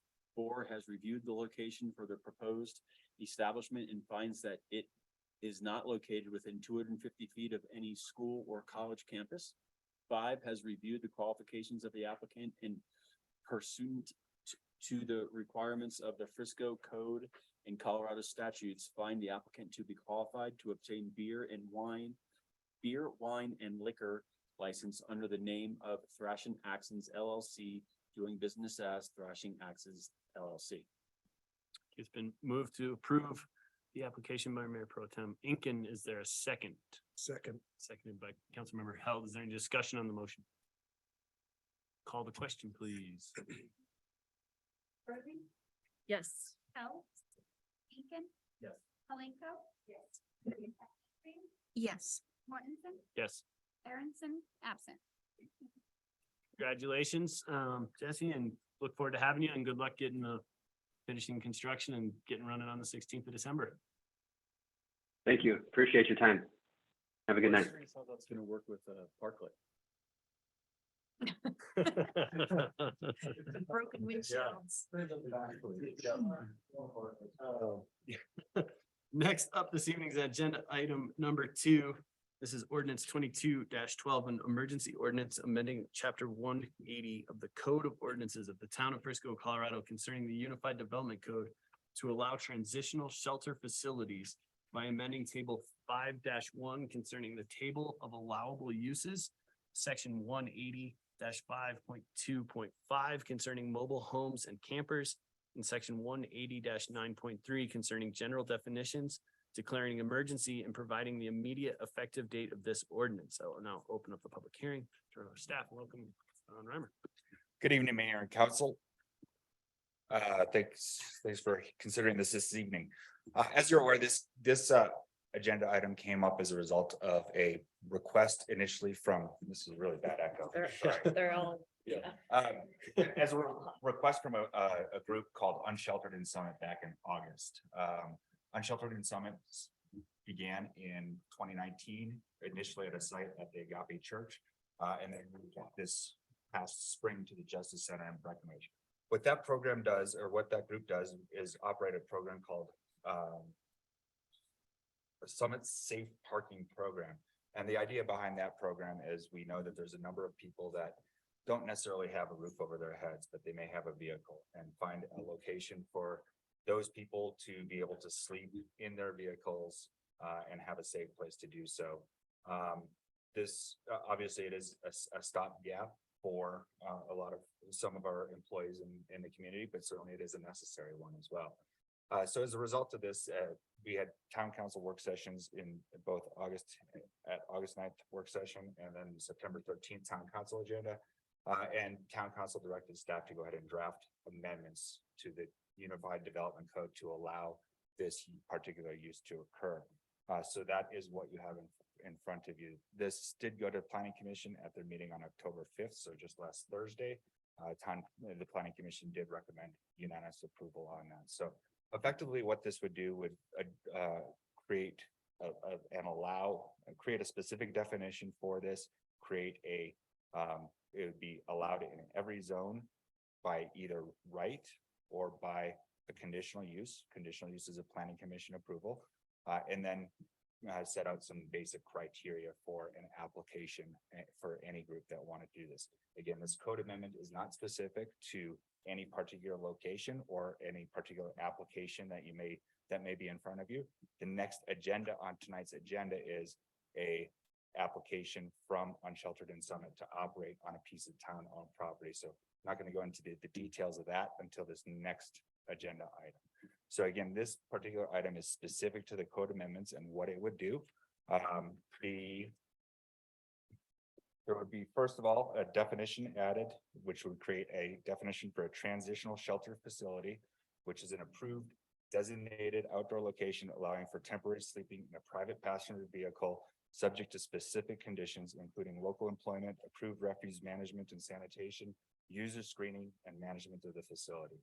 The use table would be, that particular use would be added to the use table, and it would be allowed use in an allowed use by right in parks and recreation and public facilities, and conditional in all other zones within the town. And then finally, there'd be an addition to section 180.-5.2.5, which is related to campgrounds and mobile homes, specifically to add a set of criteria for a transitional shelter facility, and what we would be looking at as we're reviewing those applications, whether it's an administrative review or a review by the Planning Commission. So the Planning Commission again did consider this. They had a couple recommendations or a couple of points for consideration that but ultimately recommended moving forward with the language that was originally presented in what you see in the ordinance this evening. The two questions that they raised were, first of all, should there be a maximum number of vehicles or a minimum amount of space in a facility assigned to each vehicle? Ultimately, what their conversation is, you know what, at this point in time, this is a trial basis. Let's not set that, because they would just be making up a number. There is no real evidence on what that number should be. So they said, let's try it out now. We can adjust that code later if need be. And the other item is related to overnight, or I'm sorry, the length of the time that could be used. Or is it allowed to be a 24/7 facility, or do vehicles have to move? And ultimately, again, they said, let's not put that in the criteria in the code. That could be a consideration on a case-by-case basis for each facility based on the operation and management characteristics. So again, that was a unanimous recommendation. If you have any questions for me, I'd be happy to answer them. Otherwise, certainly there are proponents from Unsheltered and Summit on the screen for you, or on the Zoom, that could answer any questions. Again, probably better for the next agenda item, which is the application. This was set up as an emergency ordinance, and Tag could probably give you some details on why and what an emergency ordinance is, but there was a specific desire to get this moving because they are losing their facility in Breckenridge on October 17th. So we wanted to get this rolling as soon as possible. If you have any questions, happy to answer. Questions for staff? Anything you wanted to fill in on emergency ordinances? Only, I think what you already know, which is an emergency ordinance can be introduced, approved, and finally adopted at the same meeting without the prior published notice that would normally be required. There are requirements in state law for declarations of emergency, and the reasons that the legislative body considers it an emergency. Those are contained in the whereas clauses and in the declaration itself. With that, I'd be happy to answer questions. But I think we all know the emergency nature is driven in part by requests by the group that make this use, having lost other uses or other places to make this use effective as of today. That and impending winter and a lack of locations in this jurisdiction to lawfully engage in this kind of use. This time I'll open up for public comment. I'm just going to make a public comment on this emergency ordinance. We do so now. If you'd like to make public comment, you can raise your hand and I will call on you. No public comment. Close public comment, back to council discussion. Diane did just raise her hand. Oh, Yeah, sorry, Diane. Missed you. Go thank ahead. you. And I apologize. I'm told I have an unstable connection here in case that freezes. I just want to say thank you to your willingness to do an emergency code change. I'm sure that hasn't been. Appreciate that. Not only are we losing the other lot, but housing difficulties are an emergency in Summit County, and we very much appreciate that fact that we're able and willing to push this through quickly. So that's all. Just to thank you. Thank you, Dan. I appreciate that. Tom, I see you have your hand raised. Go ahead, Tom. Yeah, I'd like to echo Diane's comments and thank you all for your support on this topic and your prompt action. You know, from the time it was introduced to you all, there was good receptivity and great exploration of it. And I'm glad to see that you're putting it into action. Thank you. I appreciate that. Additional public comment? None, I'll close public comment and back to council discussion. Perhaps motion.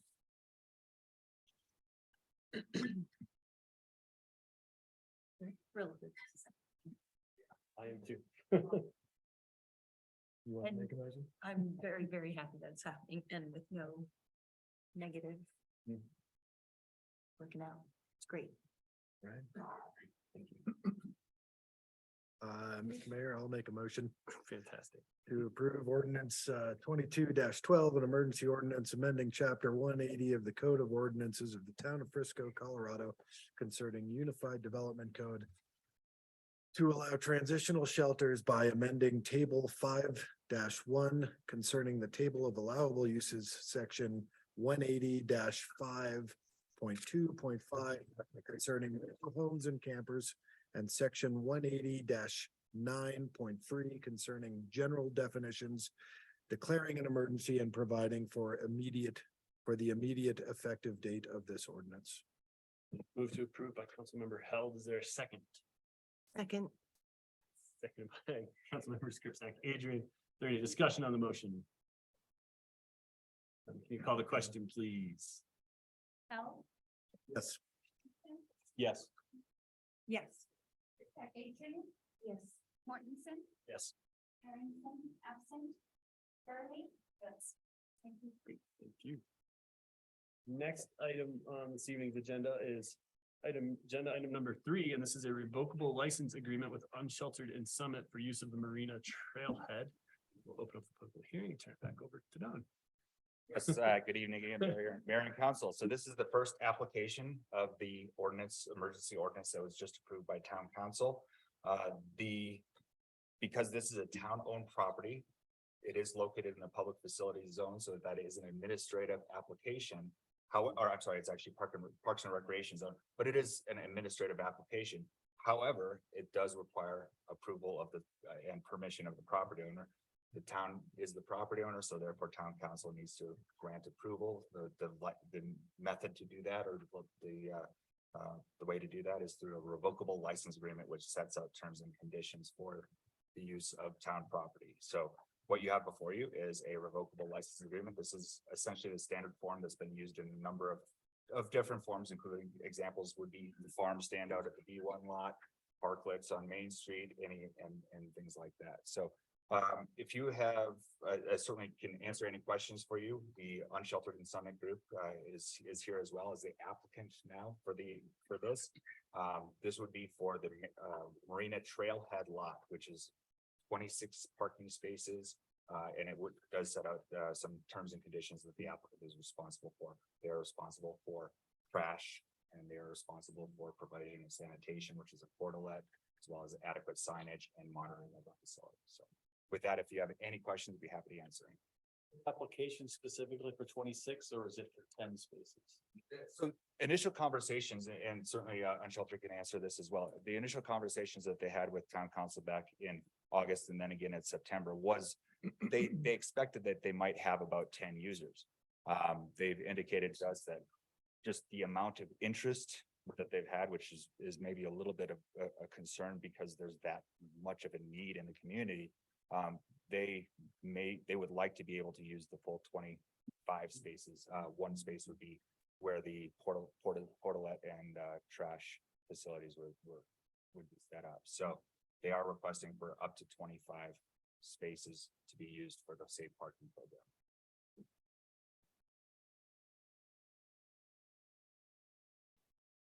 Questions for staff or for the Unsheltered representatives?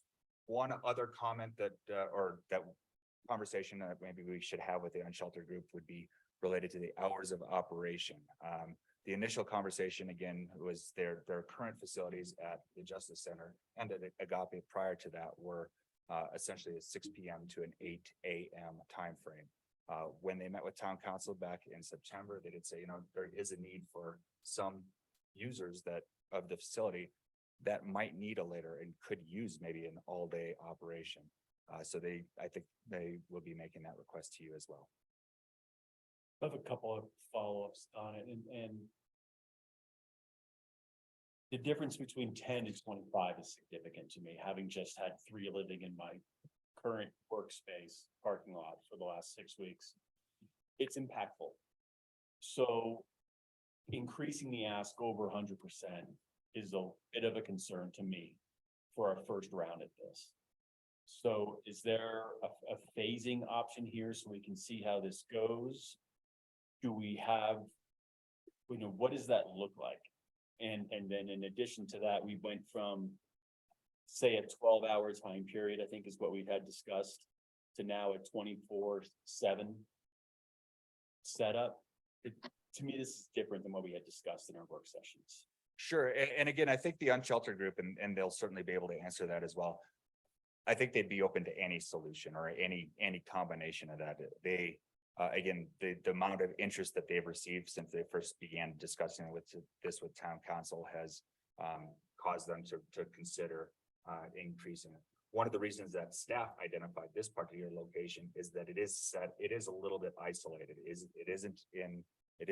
It wouldn't be interfering with any town operations. It's not in the area where there's a significant amount of business or any other thing. So it might actually be usable and feasible to operate it on a round the clock basis. But again, this is certainly a conversation that we should continue to have with the unsheltered group. Can Diane answer how many people you have signed up at this point? Sure. A couple of things have happened. One is, we started out this conversation with staff.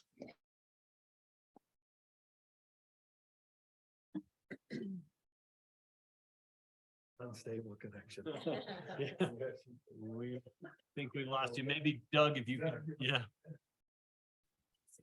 Yeah. Okay. First of all, I can barely hear the council members. I can hear other folks on Zoom just fine. Is there a way to turn up your volume on your end?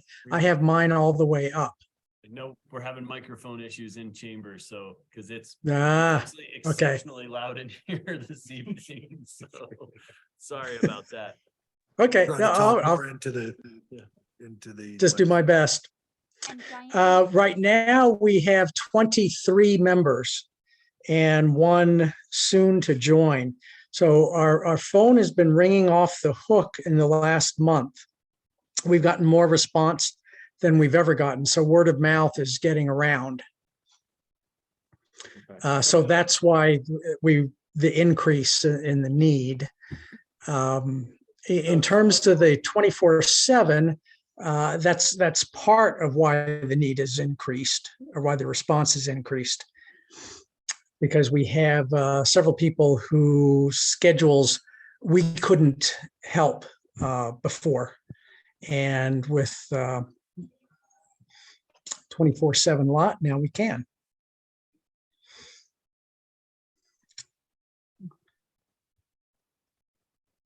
And Diane, if you turn your camera off, sometimes if you have an unstable connection, it can work a little bit better. So try dropping the camera, Diane, and Yep. that might work. Yeah, I tried that another day too. Better? That's better. Yep. Yeah. I'm better looking in that picture anyway. You have follow-up questions, Rick, or I you need a did. second? No, so my questions are focusing around, to circle back to what we had discussed in work session, was to ensure the requirement that participants have proof of employment, and that this is indeed set up as a temporary scenario. And I'll speak for myself, under the impression your typical tenured is approximately 60 days for folks to be in this program. That's a good average. Gotcha.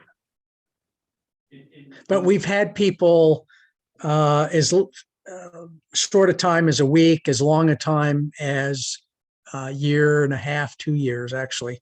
We just had like 1 or 2 in that department, but. And currently over at the Justice Center, how many participants are participating up there? Well, like I said, we have like 23 people right now. And the reason we can juggle it is because most people are not there every night. So they're visiting friends, they're on some kind of a trip. They have work obligations, that sort of thing.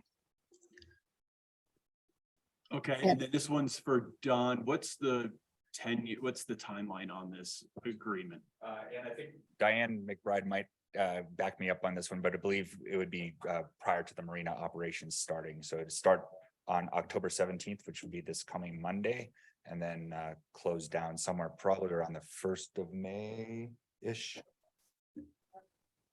Okay.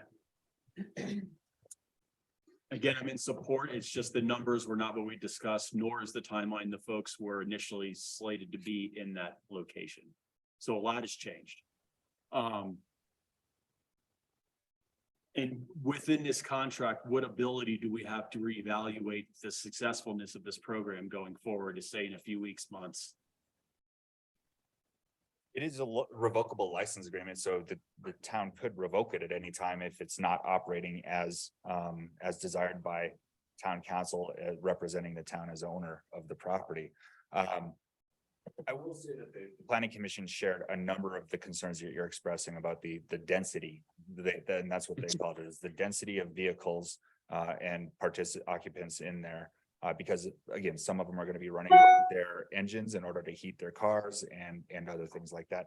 Plus, anytime you have a group of people in a smaller area, that's where potential conflicts can arise. So they did share that that concern.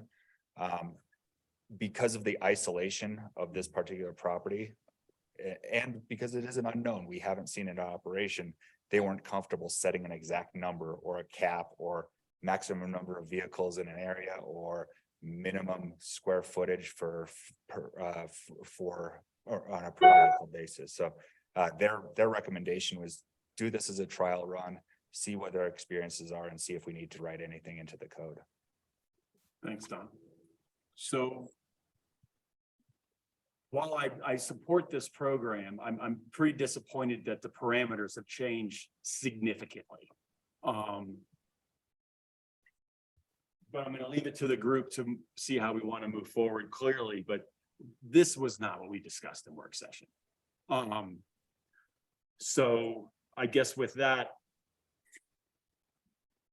we're just going to be diligent on seeing how this program goes moving forward and see what kind of neighbors are going to be for the community. And I've spoken my piece. Thanks.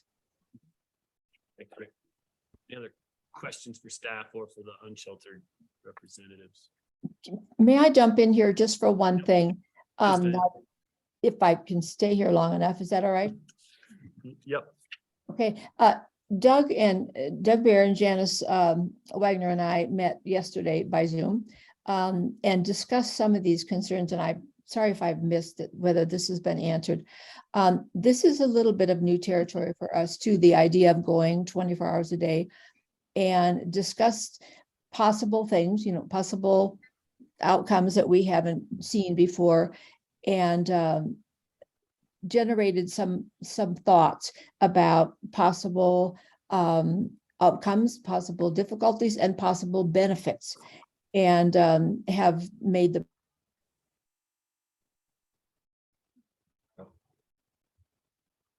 That close. Oh. Doug, do you want to pick up where she left off? Can you finish your sentence? Okay, anyway, like Diane said, we were talking about it yesterday, and I don't know exactly what she was about to say, how she was going to summarize things, but we're comfortable, given our experience to date, and given the parameters that we're talking about, that we won't have any problems. We haven't had any difficulties in terms of the social milieu with residents. I understand that from your perspective, with the parameter change, it's a little confusing, but what we did not do is just spring this on you. Like I said, our phone's just been ringing off the hook in the last month. So that's where we're at as a program. So let me be clear, there's nothing confusing to this to me at all. I work with the unsheltered on a weekly basis, and I'm quite familiar with their habits and their traffic patterns.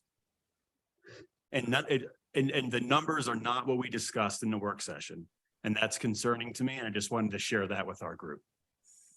Okay. Tom, did you want to jump in as well? I know you're part of the unsheltered representative. Yeah, the number change in the request is definitely a surprise. And to be honest with you, even though I've been participating in their conversations, it's something that came up very, very quickly. And it's definitely not a kind of a bait and switch type of thing, like, oh, well, at the last minute, we'll just bump things up and hope it slides through. That's not where this is coming from. I think the 24/7 is a little misleading in the sense that it's not going to be all participants all the time. I mean, they got to have a job. They're going to leave. They're going to go to work. That really is to accommodate the folks that work late at night and need to stay beyond the early morning previously discussed departures. So, it's a revocable license. If it's not flying, you guys are in the driver's seat, literally. And based on track record at the sheriff's office and at Agape, I think I think it's going to work out just fine, and sudden change in request notwithstanding. Thanks, Tom. Any council questions before I open up for public comment? Guess I'm just, They're hot. I guess I'm wondering about, like, are people gonna be leaving their vehicles there during the day and catching a bus to work or walking to work, or how does that work for snow removal? Who maintains that parking lot? Are people gonna leave their vehicles there? Will they get snowed in? I don't know. Yeah, we talked about that as an option yesterday. Nothing obviously set in cement. We were just discussing ways we could use that. Tom was correct that the initial conversation is about 2 or 3 individuals whose schedules we could not accommodate previously. And with an extended lot, then we could. But then we got to thinking that, some people might want to take the bus. So that was an option for us, but if it's not an option for you, then that's okay. I mean, I'm just curious, like, I don't know, part of me is a little hesitant because of the idea of a bunch of people like just getting snowed in there, and then we're kind of, it's a revocable license, but what do you do if somebody, I don't know, I'm overthinking it probably. No, how would you deal with it if we decided to revoke it Yes, and there were 10 cars that were like plowed in yes, and they couldn't get out? Like, how would we deal with that? thank you. Okay, sure. I don't know. That's my answer. So we have had some of these discussions at staff level as well, just to make sure that, again, that's a very real concern is vehicles could get plowed in, and we need to be able to maintain that lot. Our public works department does plow that lot.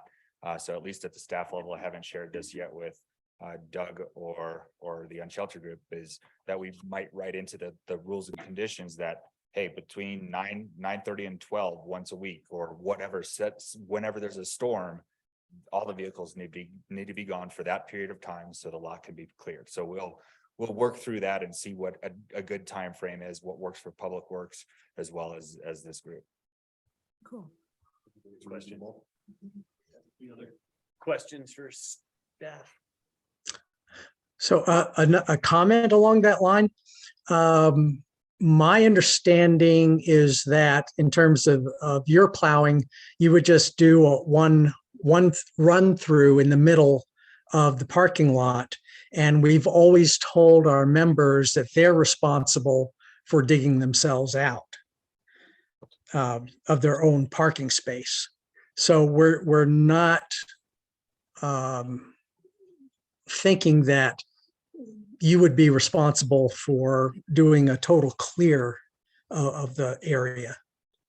And again, this is a discussion we need to have with our public works as well. I think it makes sense that while the members will probably do a great job of clearing right around their vehicles, it makes sense to occasionally do a full scrape of the entire lot, just so you don't get ice and other buildups. So. I just envision like broken down vehicle being just. Well, that's one of the requisites for Unsheltered Summit, like they cannot have a broken down vehicle or unregistered or anything like that. Yep. Correct, Doug? Yes, we have had folks who have had vehicle problems, and we actually have a fund to help them out with that. So, they can take it to the garage, get it repaired. So can we say unequivocally that somebody's vehicle might break down and them not be able to move it for a while? No, I mean, we can't predict the future with that. But one thing we could do is have a regulation that if somebody's vehicle is broken down in that way, that they would have to have it towed. And we could help out if they didn't have the money to do that. We could help them out with that. That'd be great. I don't remember, do we like cover away, like, how do we I mean, you guys are monitoring this program. How do we get the info too? Like, how can we follow along, I guess, and see how it's going? Can I switched to my phone, so hopefully, can you hear me? Yes. This is Diane. Okay, like Doug said, in the, what we've done previously is that there are several options. You have our number and the unsheltered number I give, since I'm the chair of the committee, I also give you my own phone number and my email.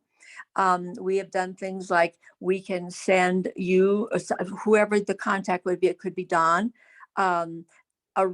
an updated list like once a month of all of the participants. We can stay in contact with Chief Wickman, which I like to do, giving him an updated list, say once a month, of all the participants and their license numbers, that kind of thing. And we've always tried to do that to keep up to date. And again, we're always a phone number or an email away. And what seems to have worked the best for all concerned where we've been before is having a particular contact that I can talk to on a weekly basis. So if needed. So if there's one particular person that can be designated, and then we be in constant contact, and so head off hopefully any difficulties before they happen, or be able to problem solve difficulties. Good question. Question. Tom, are you, yeah, we went from 10 to 25 and 24-hour occupancy. Does that change your opinion on this program? Oh, that's kind of Just as a thoughts, it's new. This is a surprise to me. So I'm just looking for insight in that we don't have the bandwidth to enforce parking on Main Street. Now we're going to have 26 people living in the marina parking lot. That's a significant change. say that I'll be happy to be Doug's contact. Thank you for that. Yep. Very much. For those who couldn't hear the chief's response was that he'll be happy to be the contact. So I think other questions, or council good if I open up to public comment at this time, so we keep moving back to council discussion. Is there anyone wishing to make public comment on this particular agenda item? Go for it, Tom. I know you think you've got your hand up before I just saw you there. Sorry, go ahead, Tom. Yeah, either way, one way or another. I'd just like to address concerns about snow removal and functional vehicles. And, you know, people need to drive their cars. This is not a population that's driving cars that are like the wheels are going to fall off any day. They're working, they're displaced. The housing costs in this community, as you all know, are what's driving this. We've had a school teacher who elected to live this way in order to save up some money so that she could enter regular housing. It's a wide spectrum and they are required to be employed. If they're going to use the bus, I think it's totally fair balance to say you need to relocate your vehicle before getting on the bus, whether it's driving to the transit center or some other place.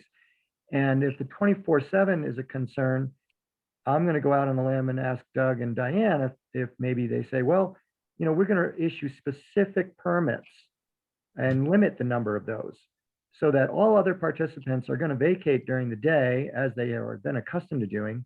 And if we've got special requests and certain participants who have schedules that would, you know, necessitate them to be there a little longer, you know, we can put a limit on that. And really to work together and arrive at solutions that are compatible with the goals of Unsheltered and with the needs of the town, I think is easily done. Well, and that was my initial thought, is to issue specific permits for folks who needed, because of their schedules, to sleep during the day. So we can certainly do that. Thank you. Any other one wishing to make public comment? No public comment. I'll close public comment, back to council discussion. Rick, I appreciate you sharing your thoughts, and yeah, I get your concerns. For me, the numbers don't change it, and I don't think the 24-hour, I mean, I think as we discussed, for me, it's a better quality of life than probably these people would be parking somewhere else in town and not having the facilities, not having the trash, not feeling safe from whatever it might be, plow, leaving their vehicle, whatever. I think this is, I'm okay. I'm comfortable with trying the 24 hours. I don't see a problem. So I know it's probably, as they've referenced, a small subset of this overall group that's going to utilize that.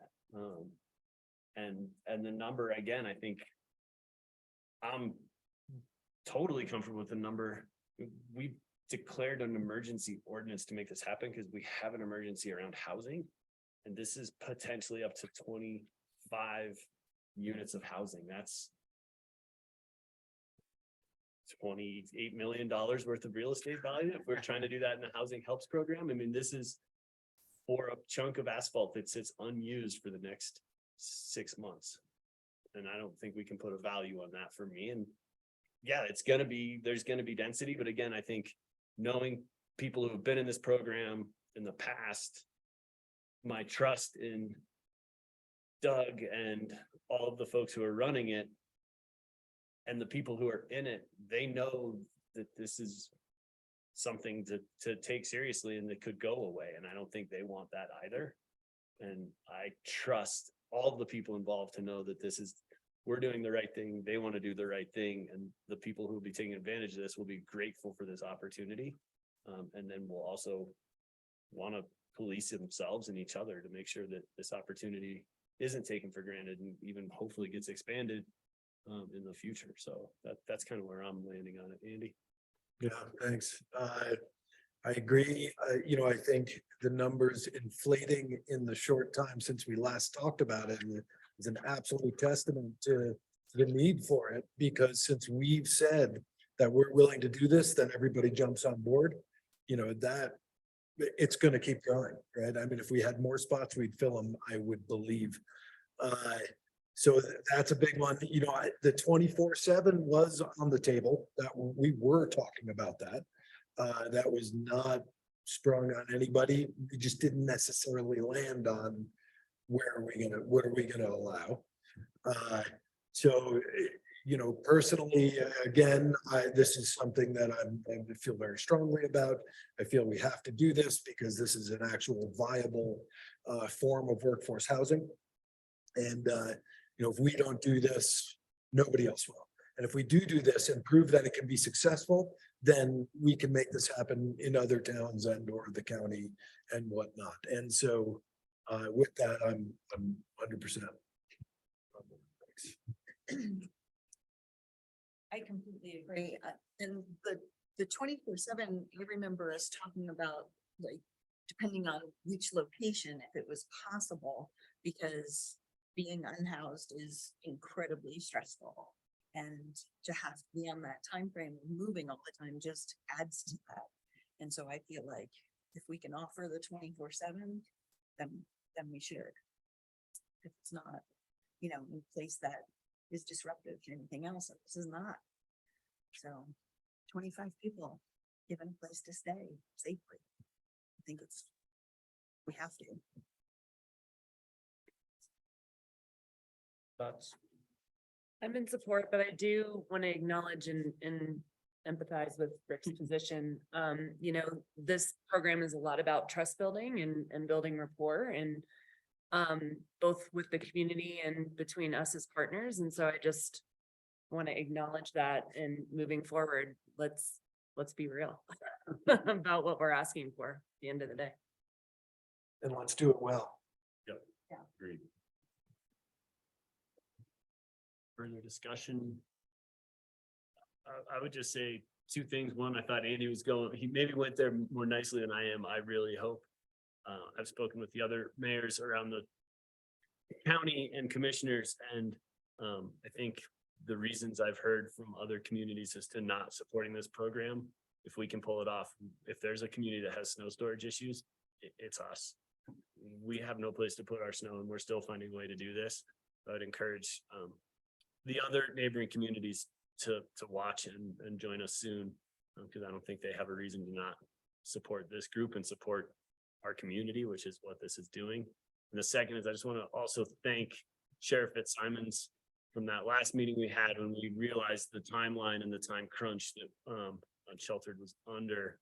When I reached out to him, he was very gracious and absolutely welcoming them to stay as long as the weather held out. And I don't know if we can thank Mother Nature, but she's also cooperated. It looks like we won't have any storm issues and the timeline will work out. So this is all falling in line, but I appreciate the sheriff's commitment to this as well, and also helping extend that to make all of our deadlines work and not have any of these folks be in kind of a pinch for this kind of last 17 days. So I appreciate that.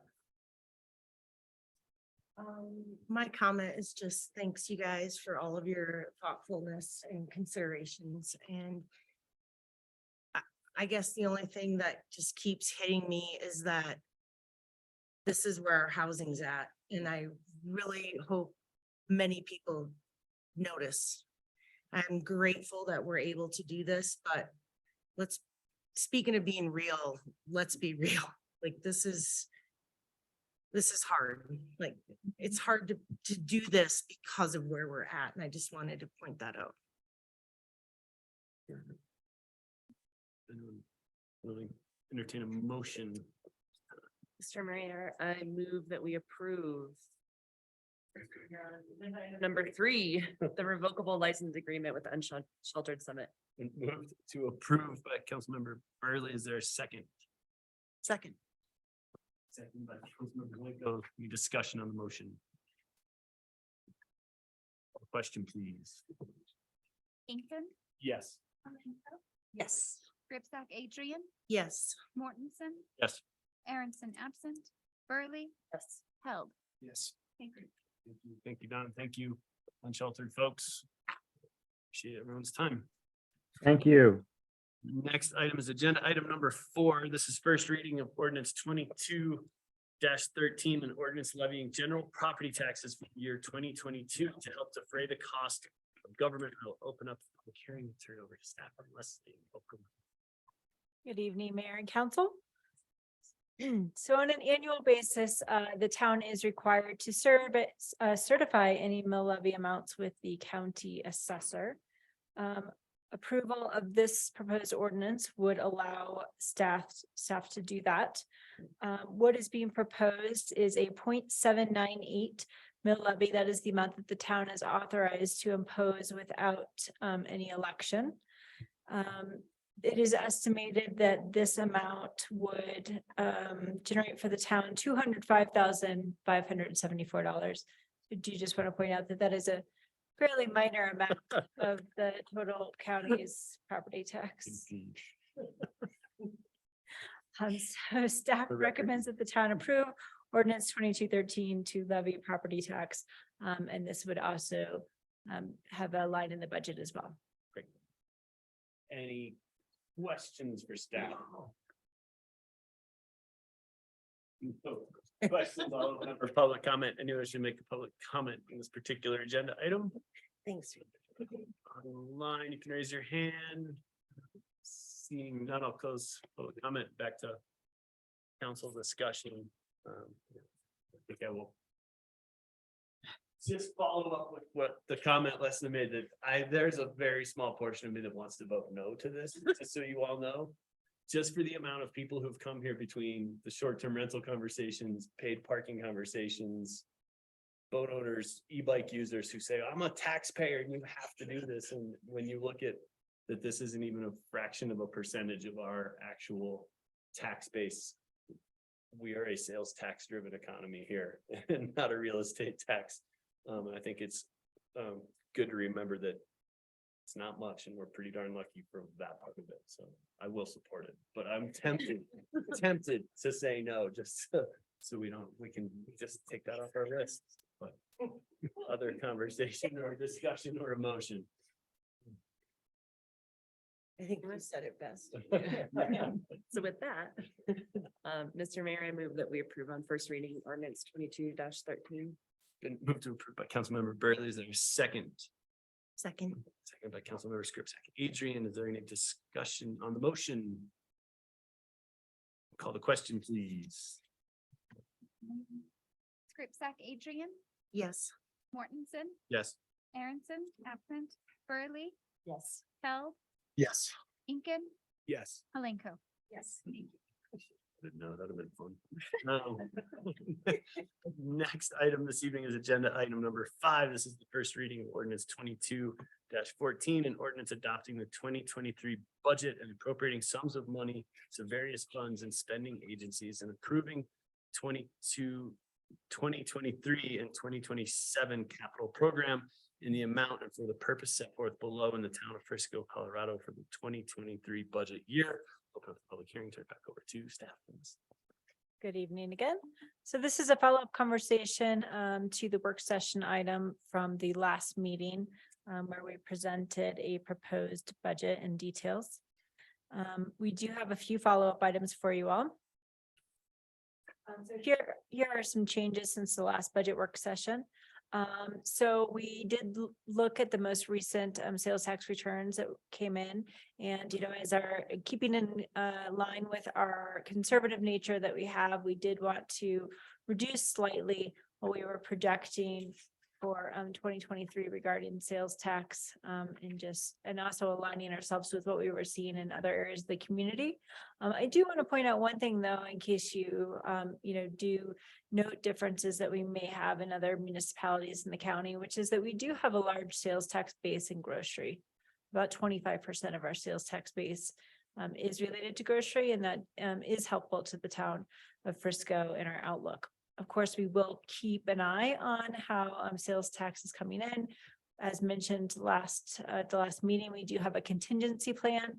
So we will, monitor that and make any adjustments if needed. And we will always keep you apprised through our monthly financial updates. I also wanted to note that Councilmember Burley did have a great point regarding the grants that were proposed related to pay as you throw and your universal recycling. And it was intended that that would be a higher amount to incorporate both of those. So this budget that's presented to you does have a $58,000 increase for all of those grants. Additionally, staff did meet and we discussed capital projects and the distribution of those within the 5-year plan. We did have a few projects that were moved, and overall that resulted in a $541,000 decrease in the 2023 budget. Lastly, we also met to discuss the Marina Fund and how those capital projects appear in the 5-year plan. And we'll have a little bit of a discussion about how those are assigned to the Marina Fund or some park-like activities that could be assigned to the capital fund. So as far as the capital improvement fund, we did have a few changes added to the 2023 budget. The Highway 9 sidewalk, which we recently applied to CDOT for a grant. We have actually put the full amount of that, of the 1.35 million in the year 2023, which is what was suggested by CDOT related to that grant. Additionally, the Rec Path Bridge that was in the budget has been moved out to a future year, and we're proposing instead doing some repairs to that bridge in 2023 instead. Triangle Park, we are proposing doing the design and implementation all in 1 year and are proposing a transfer from the lodging tax fund in order to fund part of that. The Marina site work has been added to the capital fund in the amount of $750,000. That's the landscaping at the park area of the Marina. And then also the Vic remodel and expansion is now funded at 1.6 million in 2023. In addition to that, we did have some reductions.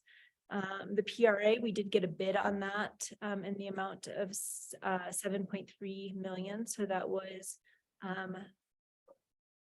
reduced for the amount that's in 2023. There are also funds that are showing in the capital plan in future years. We did also need to add $32,000 related to technology purchases so that we could actually have some computers for the slips at home. And then there were some other items that were moved out to future year. Oh, in the town hall master plan, we reduced what we were actually showing to be done in 2023 and moving that out into future years. And so we've had some other projects that have also moved out to 2024, 25, and 27. And then a note at the very bottom here that the Marina Fund, we have shown in the 5-year plan to move some of those park-like projects into the capital fund. So this here shows what we're looking at over the 5 years for a proposed ending fund balance. You will see that, you know, we're doing some projects on the front end here, and we will have a lower fund balance, but then we are expecting to build some of that back up as we do maybe some fewer projects in, say, 2026. And of course, the 5-year plan can always be adjusted. We're only asking you to officially adopt the 2023 expenditures. So regarding the Marina Fund and the discussion there, we have from our consultants that we used last year, identified 3 different areas of the marina and 3 different users. So one user group is the marina group, and that's your traditional marina activities like the docks, the mooring field, the boat launch, and those related activities, including the restaurant. Second of all, we do have boat rentals. Those are motorized and non-motorized. That's where we see the majority of our revenue at the marina that comes in. And then we have a third aspect, and that's the park aspect. And this does not have a related revenue stream to fund it at the marina like the other 2 do. And this includes areas like the playground, the beach, the restrooms, the landscaping, the sidewalk, and pathway constructions. Some of those uses do have an allocation, and it was identified by our consultant that perhaps, you know, a third of those users of, say, the restrooms are park users. So we have considered that in what we're proposing, but we are proposing that some of those would be funded by general fund revenues, such as property tax and sales tax and small amounts of property tax. So overall, in the 5-year plan, some of these funds, expenses in the Marina Fund have been transferred over to the 5-year plan for the capital improvement fund. Additionally, in 2021, we have some spending that's already taken place, such as the lift station. We would attribute a third of that to park users.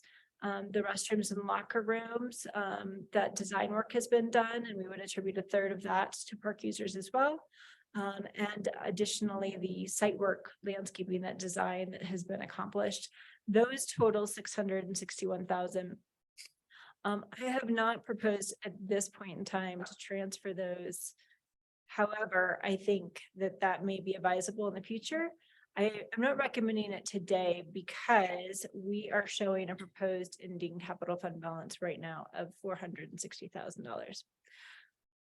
In my experience in finance, I will tell you that I believe that what you see at the end of the day in audited financial statements is usually a number that is much better than we have projected.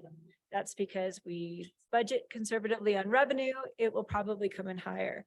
We budget conservatively on expenditures, they will probably come in lower. And if that is the case, then our fund balance will be much higher.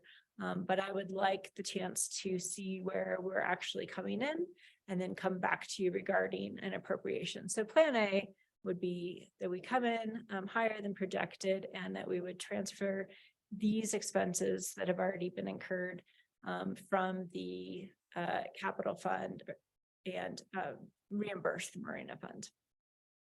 Additionally, in 2023, we have budgeted for those marina site improvements in the amount of $750,000. Wouldn't that be the other way around? We're reimbursing the Marina Fund who has paid for those. Oh, I see. Okay. Thank you.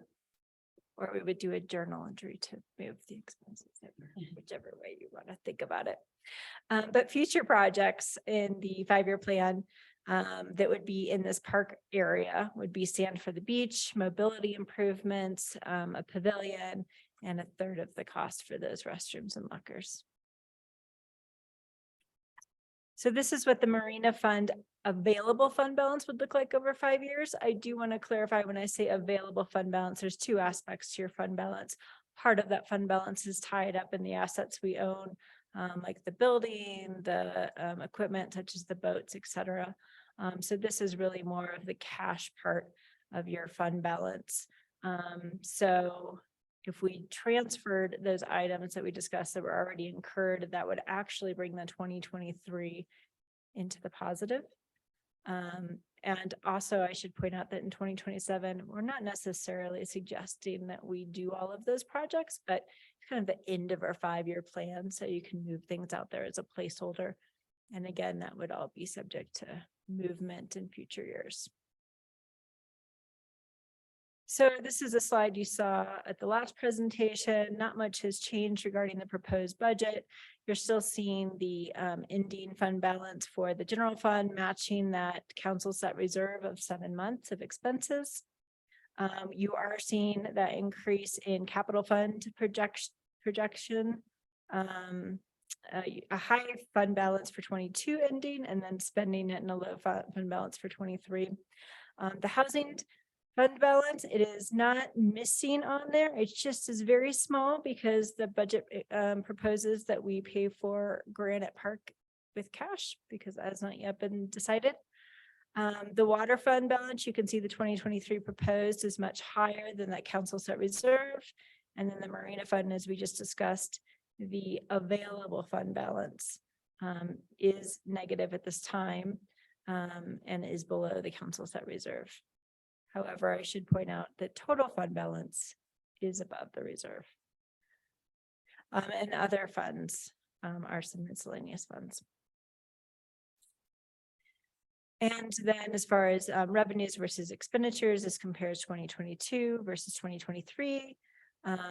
The gap between revenue and expenditures for the general fund is what becomes the transfer to capital and funds those capital improvement projects. Again, you can see the increase in expenses in 2023. In the housing fund, you see the growth in revenue between 2022 and 2023. That's related to the new STR tax. Also the increase in expense related to Granite Park. Some increase in expense for the water fund, mostly related to repairs and that's actually related to PFAS. And then the Marina Fund, you can see in 2023, we're showing a revenue and expense that's level. And not much is notable about other funds. So I showed this slide, it has a lot of numbers in it, but this is what we're actually asking for you to adopt, at least the amounts in green. Those are the 2023 proposed expenditures / expenses in all funds totaling 65 million. That amount is to be funded by the columns that are in blue on this slide. That includes the 2022 projected ending fund balance that is calculated from the items, the columns to the left on this slide. That's what we know about the beginning balance of 2022. So that's our audited ending balance for 2021. We're projecting those revenues. We're projecting the expense for 2022 and giving us that estimated fund balance. Once you add that fund balance and you add what we're proposing for revenue for 2023, you have the funds to pay for the 2023 proposed expenditures. And then we estimate what that ending fund balance would be. There are some items of that fund balance, as we just discussed regarding the Marina Fund, that are unavailable. In addition to those assets in the Marina Fund, we also have water infrastructure, we have inventory, and we also have a Tabor reserve that's required by the state in the amount of 3% of expenses. So at the end of all of that, you get the column in orange on here, which is your projected available fund balance at the end of the day. Across all the funds, those add up to 14 million. So I'm happy to answer any questions about that. Questions?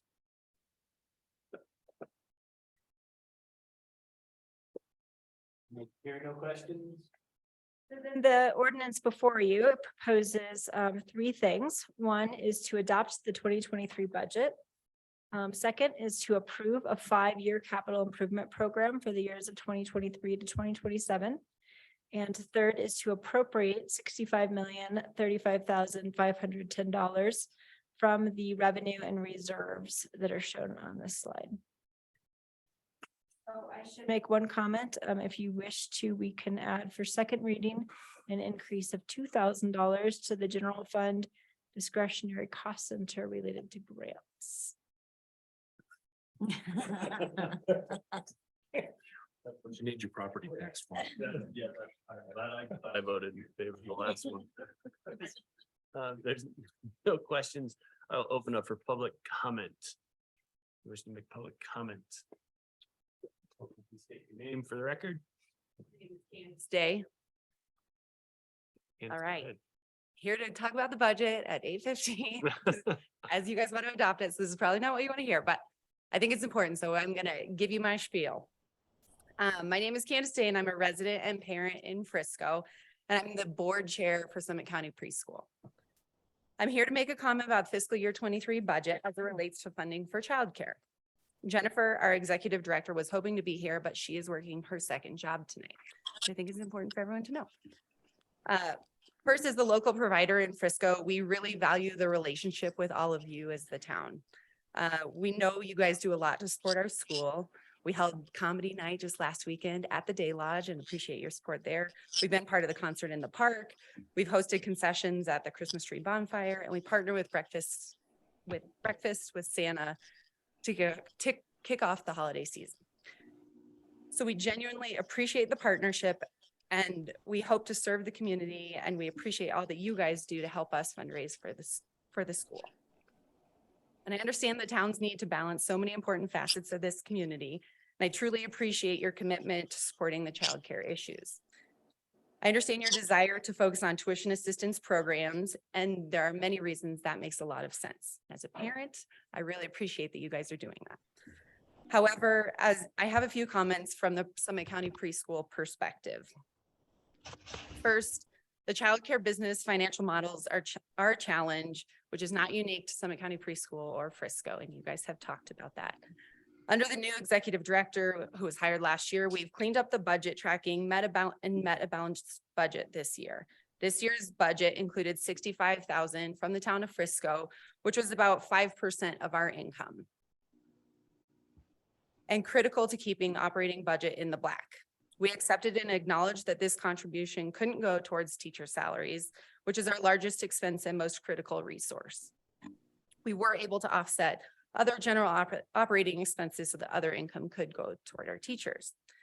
The January council meeting discussed other options for childcare funding, such as federal assistance or countywide tuition assistance, which are all great ideas, but unfortunately they are not helping us right now.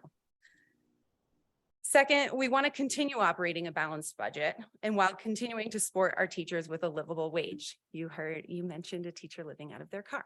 Those are the people we're trying to support. Therefore, we've had 3 tuition increases this last year. So we're trying to do our part to make sure that the families are paying what's fair and keeping our budget balanced.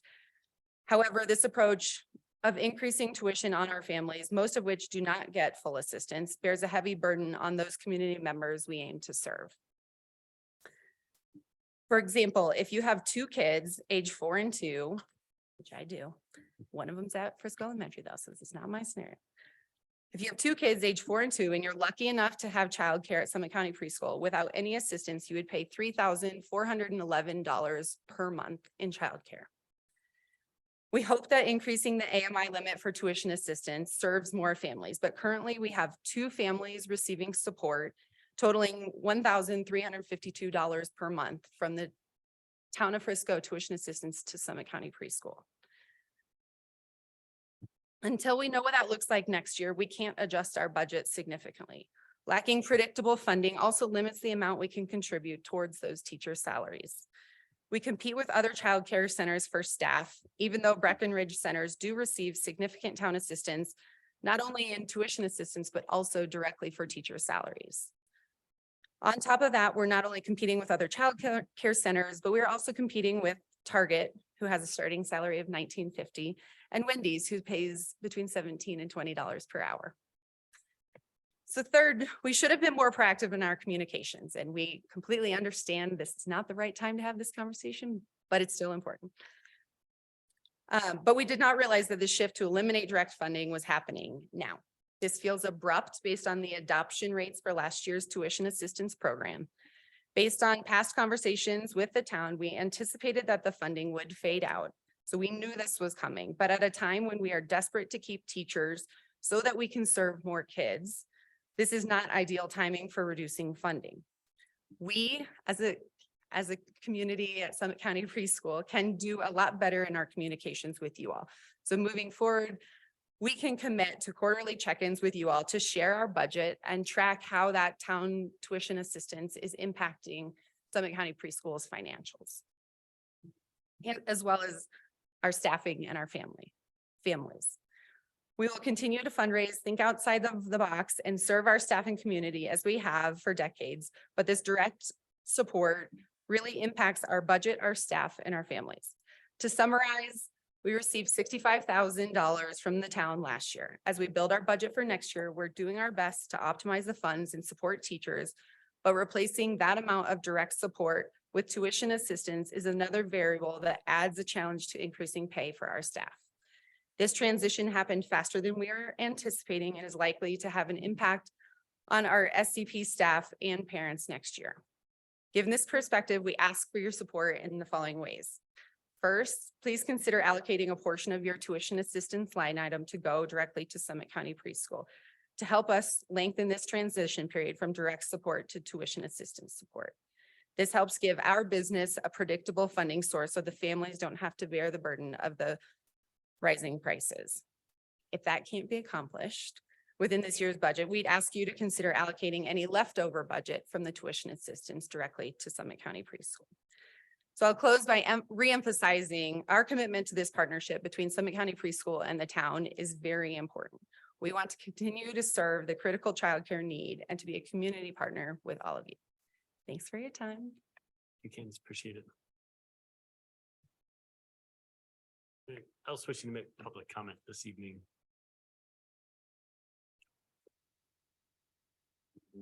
None. I'll close public comment, back to council discussion.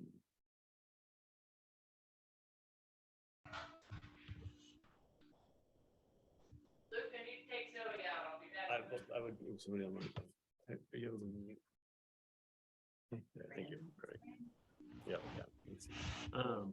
I would just say, Candace, thank you. I appreciate that. I'm sorry for the surprise, and I do think some of your suggestions are definitely worth taking into consideration. And I do hope you know that we do support, and I'm sorry that it came as a huge surprise. I think the conversations, I don't know where they went awry, but I hope to stay in touch with that. I'd love the updates, and I think working with the finance, I would be willing to see where we are with the tuition assistance and what that line item looks like and how it gets allocated, because I think we want kids and the schools to be taken care of. That's our goal. So I thank you for that suggestion, and I know look forward to seeing how that's working and then what we can continue to do, and better timing will definitely be on our sides after that. So I appreciate that. Otherwise, yeah, I mean, we've been partners with the school for years, right? We've been working through this process. It sounds like however the communications went, we're here today, right? Like we're gonna approve this budget, but we have other tools at our dispense. As we work forward, we just don't know what those are gonna look like, but we need to work towards, a better communication, and then a better operating, or not better, just a different realized operating budget over at the school. And that's for this, with the previous director in there, we've offered assistance, and they've worked out actual budgets in the past over there. So we've been there, we've been at the table. And I think I speak for everybody in this room that this stinks, but it's where we're at tonight. So I know we're gonna go forward and have open communications with the school. We obviously don't have an answer for you right now, but thanks for coming. Yeah. I know we've had some tech issues. I just want to see, I know that Brandon house was online and wasn't sure if you were trying to make a public comment before I closed it and you weren't able. Brandon? Yeah, can you hear me? Yep, we've got you. Were you hoping to make a public comment on this? Yeah, agenda? I just wanted to reiterate what Candace said. Brandon House, I've got one kid currently in Summit County Preschool. My daughter just recently transitioned to kindergarten, but just wanted to reiterate the importance of the preschool to the community. And you know, as a family, we have, you know, 2 children. My wife and I both work full time, and you know, we likely don't quite qualify for the tuition assistance. And so we're just hoping that, you know, the town can continue to support the preschool. Thank you, Brandon. I appreciate that. Nothing else, perhaps motion? Yeah, Andy? Yeah, just before that, you know, if there is a barrier to the tuition assistance because of AMI or something, then we need to relook at that for sure. Because obviously there's not enough people taking advantage of it. And ideally, the preschool would be having everyone from Frisco getting this tuition assistance. You know, and so we have just set that level too low a bar to hit. You know, because otherwise they can't afford to live in Frisco as it were anyway to actually meet that. So I think that's an actual thing that we really should be looking at for the tuition assistance program. Thanks.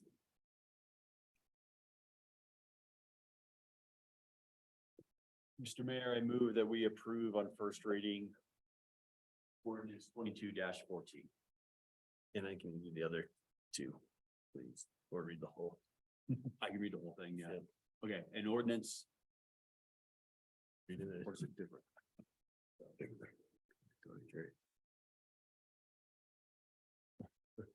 I lost track. Yeah, thanks you They're guys. all in 5. All 3 are in that. Oh, okay, perfect. Thanks you guys. An ordinance adopting the 2023 budget and appropriating sums of money to various funds and spending agencies and approving the 2023-2027 capital program in the amount and for the purpose set forth below in the town of Frisco, Colorado for the budget year 2023 budget year. Those are all 3. Yep, thanks. I was like, last count. Then move to approve. Pro Tem Incan, is there a second? Second. Second by Councilmember Held. Is there any further discussion on the motion? Call the question, please. Kribsack Adrian, Yes. Mortensen, Yes. Aronson, absent, Burley, Yes. Held, Yes. Incan, Yes. Michael. Yes. Thank you very much for that, and congratulations on your first budget for the town. And thanks for the additions you've done to the budgeting process and the changes you've made. I appreciated that.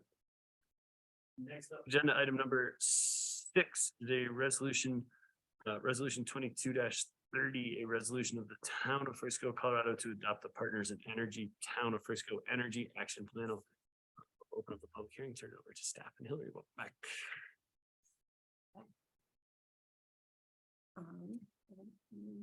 Public comment? No?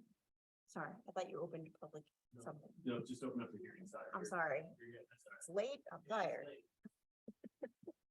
We'll make it through, I promise. All right, back to Partners in Energy. As you remember, we came to work session the first time in March, came back with a draft plan last month on the 13th, and maybe some of you saw the presentation at MT 2030. And now we are back with a resolution to adopt the final draft of the Energy Action Plan. As there were no concerns with the draft, you all received the final draft in your packets, and I'm happy to answer any questions or welcome any discussion if there is any. Additional questions on the plan? No questions. Now I'll see if anyone's wanting to make public comment on the action plan. You don't mind? Seeing none, I will close public comment and back to council discussion. Perhaps motion. I do have a question. This is terrible timing because we just approved the budget. Uh-oh. But I guess my question is just, this is a pretty quick action, 2 years. Do you feel like you have the resources you need to be able to carry this out and be effective? I could use, Missing something? I think we have the funding. The part where I'm concerned is I need another one of me. Potentially, but that aside, I think the numbers are correct. Thank you. So with that, Mr. Mayor, I move that we approve resolution 2230-30. It's been moved to approve by Councilmember Burley. Is there a second? Second. Second by Councilmember, I missed the echo. Thank you. Thank you. Is there any discussion on the motion? Call the question, please. Yes. Yes. Held, Yes. Incan, Yes. Palenko, Yes. Scripsack, Adrian. Yes. Thank you. I appreciate it. Thanks, Hillary.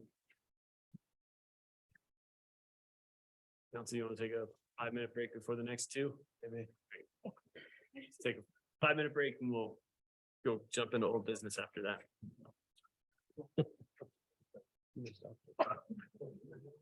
Yeah. Oh, I hate it. We will get going again with our old business, and next up is agenda item number 7. And this is agenda item number 7, the second reading of ordinance 22-10, an ordinance amending the code of ordinances of the town of Frisco, Colorado by amending chapter 110 concerning the licensing of business. That's sections 110-38 concerning the requirements for a short-term rental license, and 110-39 concerning short-term rental license application, term, renewal, and non-transferability, all in order to establish a limit on the total number of short-term rental license issued by the town. We'll open up the public hearing and turn it over to staff. Danelle. Thank you. Good evening, Mayor and Council. You have the second reading of ordinance 2210 before you this evening. We've had a lot of detailed discussion leading up to this, so I'll try and keep it brief here. If adopted, it would cap the total number of STR licenses issued within the town of Frisco boundaries at 25% of the residential housing stock, which equates to 900 licenses at this point. And that number will be reviewed on an annual basis. The ordinance does include exemptions for those who are currently under contract to purchase a residential unit, and for those with a current building permit for new residential construction. There are approximately 41 of those. The ordinance does include some specific exemptions to the transferability of the STR license. Those have been taken from our already existing REEF code language. So we currently have 827 STR licenses right now. We also have 17 pending applications in the pipeline that have not been submitted yet. Assuming they're all submitted and approved, that would bring us up to 844. If this ordinance is adopted, it would become effective in 5 days from now. And all of the public comment that we've received so far via email has already been forwarded to town council. So I'm happy to answer any questions if you have any at this point.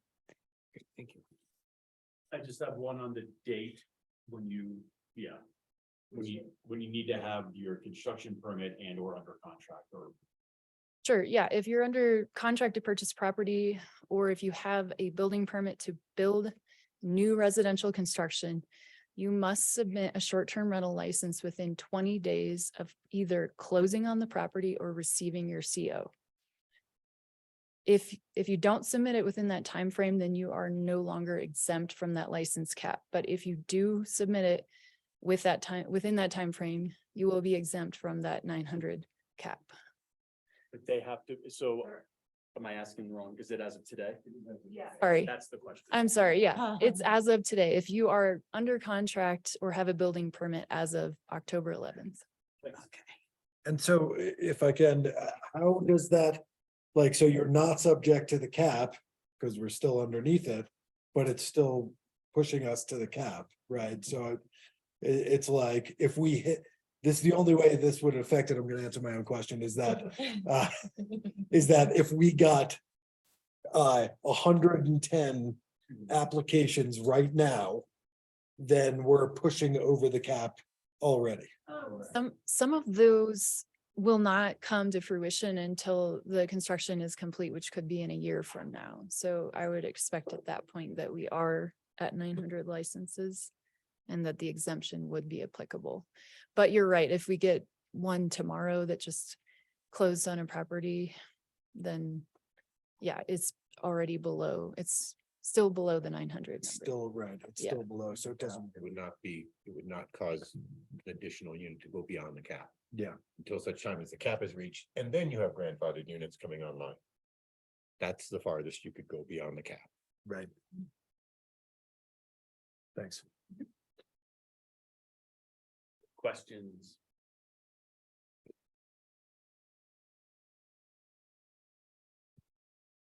For public comment, anyone wishing to make public comment, this particular agenda item may do so now. Anyone online? No public comment. I'll close public comment and back to council discussion.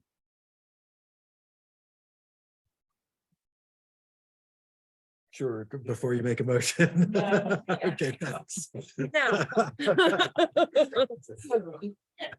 So yeah, I'm just gonna, one more time, I think, voice my opinion that I feel like we're creating an issue here. We're creating an emergency.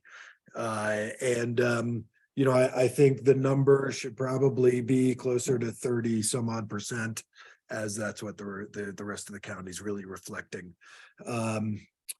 So with that, I'm still a no at the point that we're at. Thank you.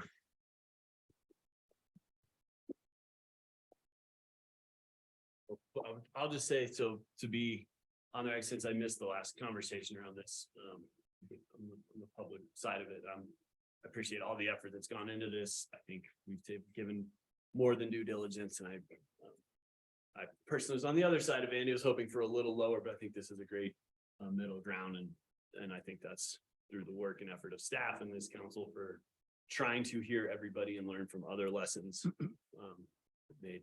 I'm in full support, and I appreciate the effort that went into getting us to this point, and that we will also commit to looking at it again each year, so we know that we're doing the right thing and that our intentions are being met by this. So, but otherwise, I think this is a good step.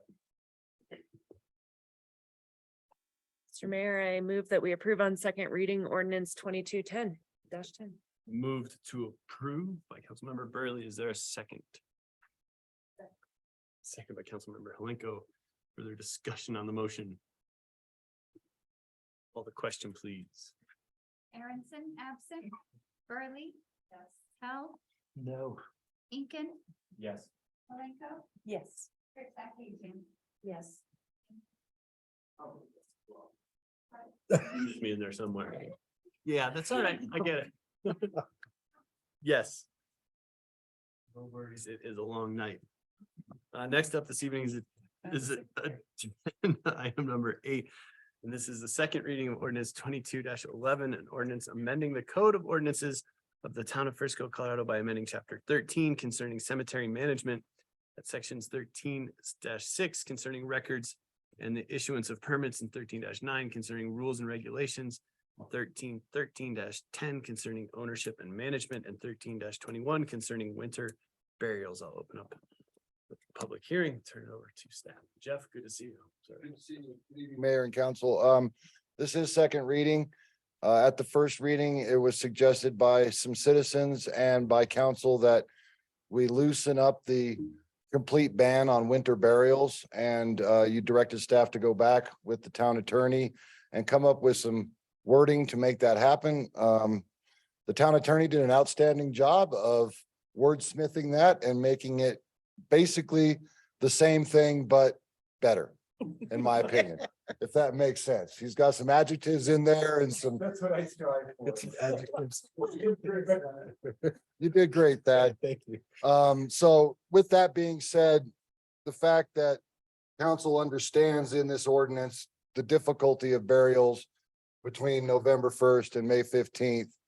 And still leaving it on me to make that decision, but with the backup that this ordinance gives me, I am completely comfortable with this. And I'd be willing to answer any questions, should there be any. Thank you for that. Any questions for staff? Had to see how we. Secretary Superintendent, was that your idea? That's it. Yep. It's a defined term. Yep. But that's that gentleman right there. Actually, the word extraordinarily warm weather is what really Extraordinarily warm weather. the whole thing right there, because that rarely happens. So Yes. Well, and That's fine. it needs to have substantially mitigated. Yeah. The inherent difficulties, that, not yes. just mitigated. yes, yes, that's why I say So- very well, good, very well done, Dad. If there's no questions for staff, I'll open it up for public comment this time. Do we wish to make public comment? Fine. Then I'll close public comment and back to continued council discussion, maybe a motion. Mr. Mayor. There you go.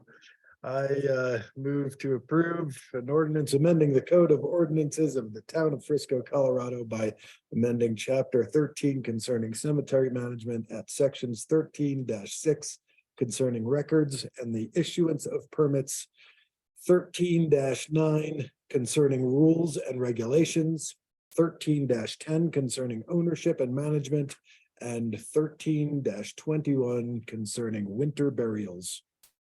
Move to approve by Councilmember Held. Is there a second? Second. Second by Councilmember Scripsack. Adrian, further discussion on the motion? Question, please. Burley. Yes. Hell, Yes. Lincoln, Yes. Minko, Yes. Scripsack Adrian, Yes. Mortensen, Yes. Aronson absent. Thank you. Thank you. Superintendent.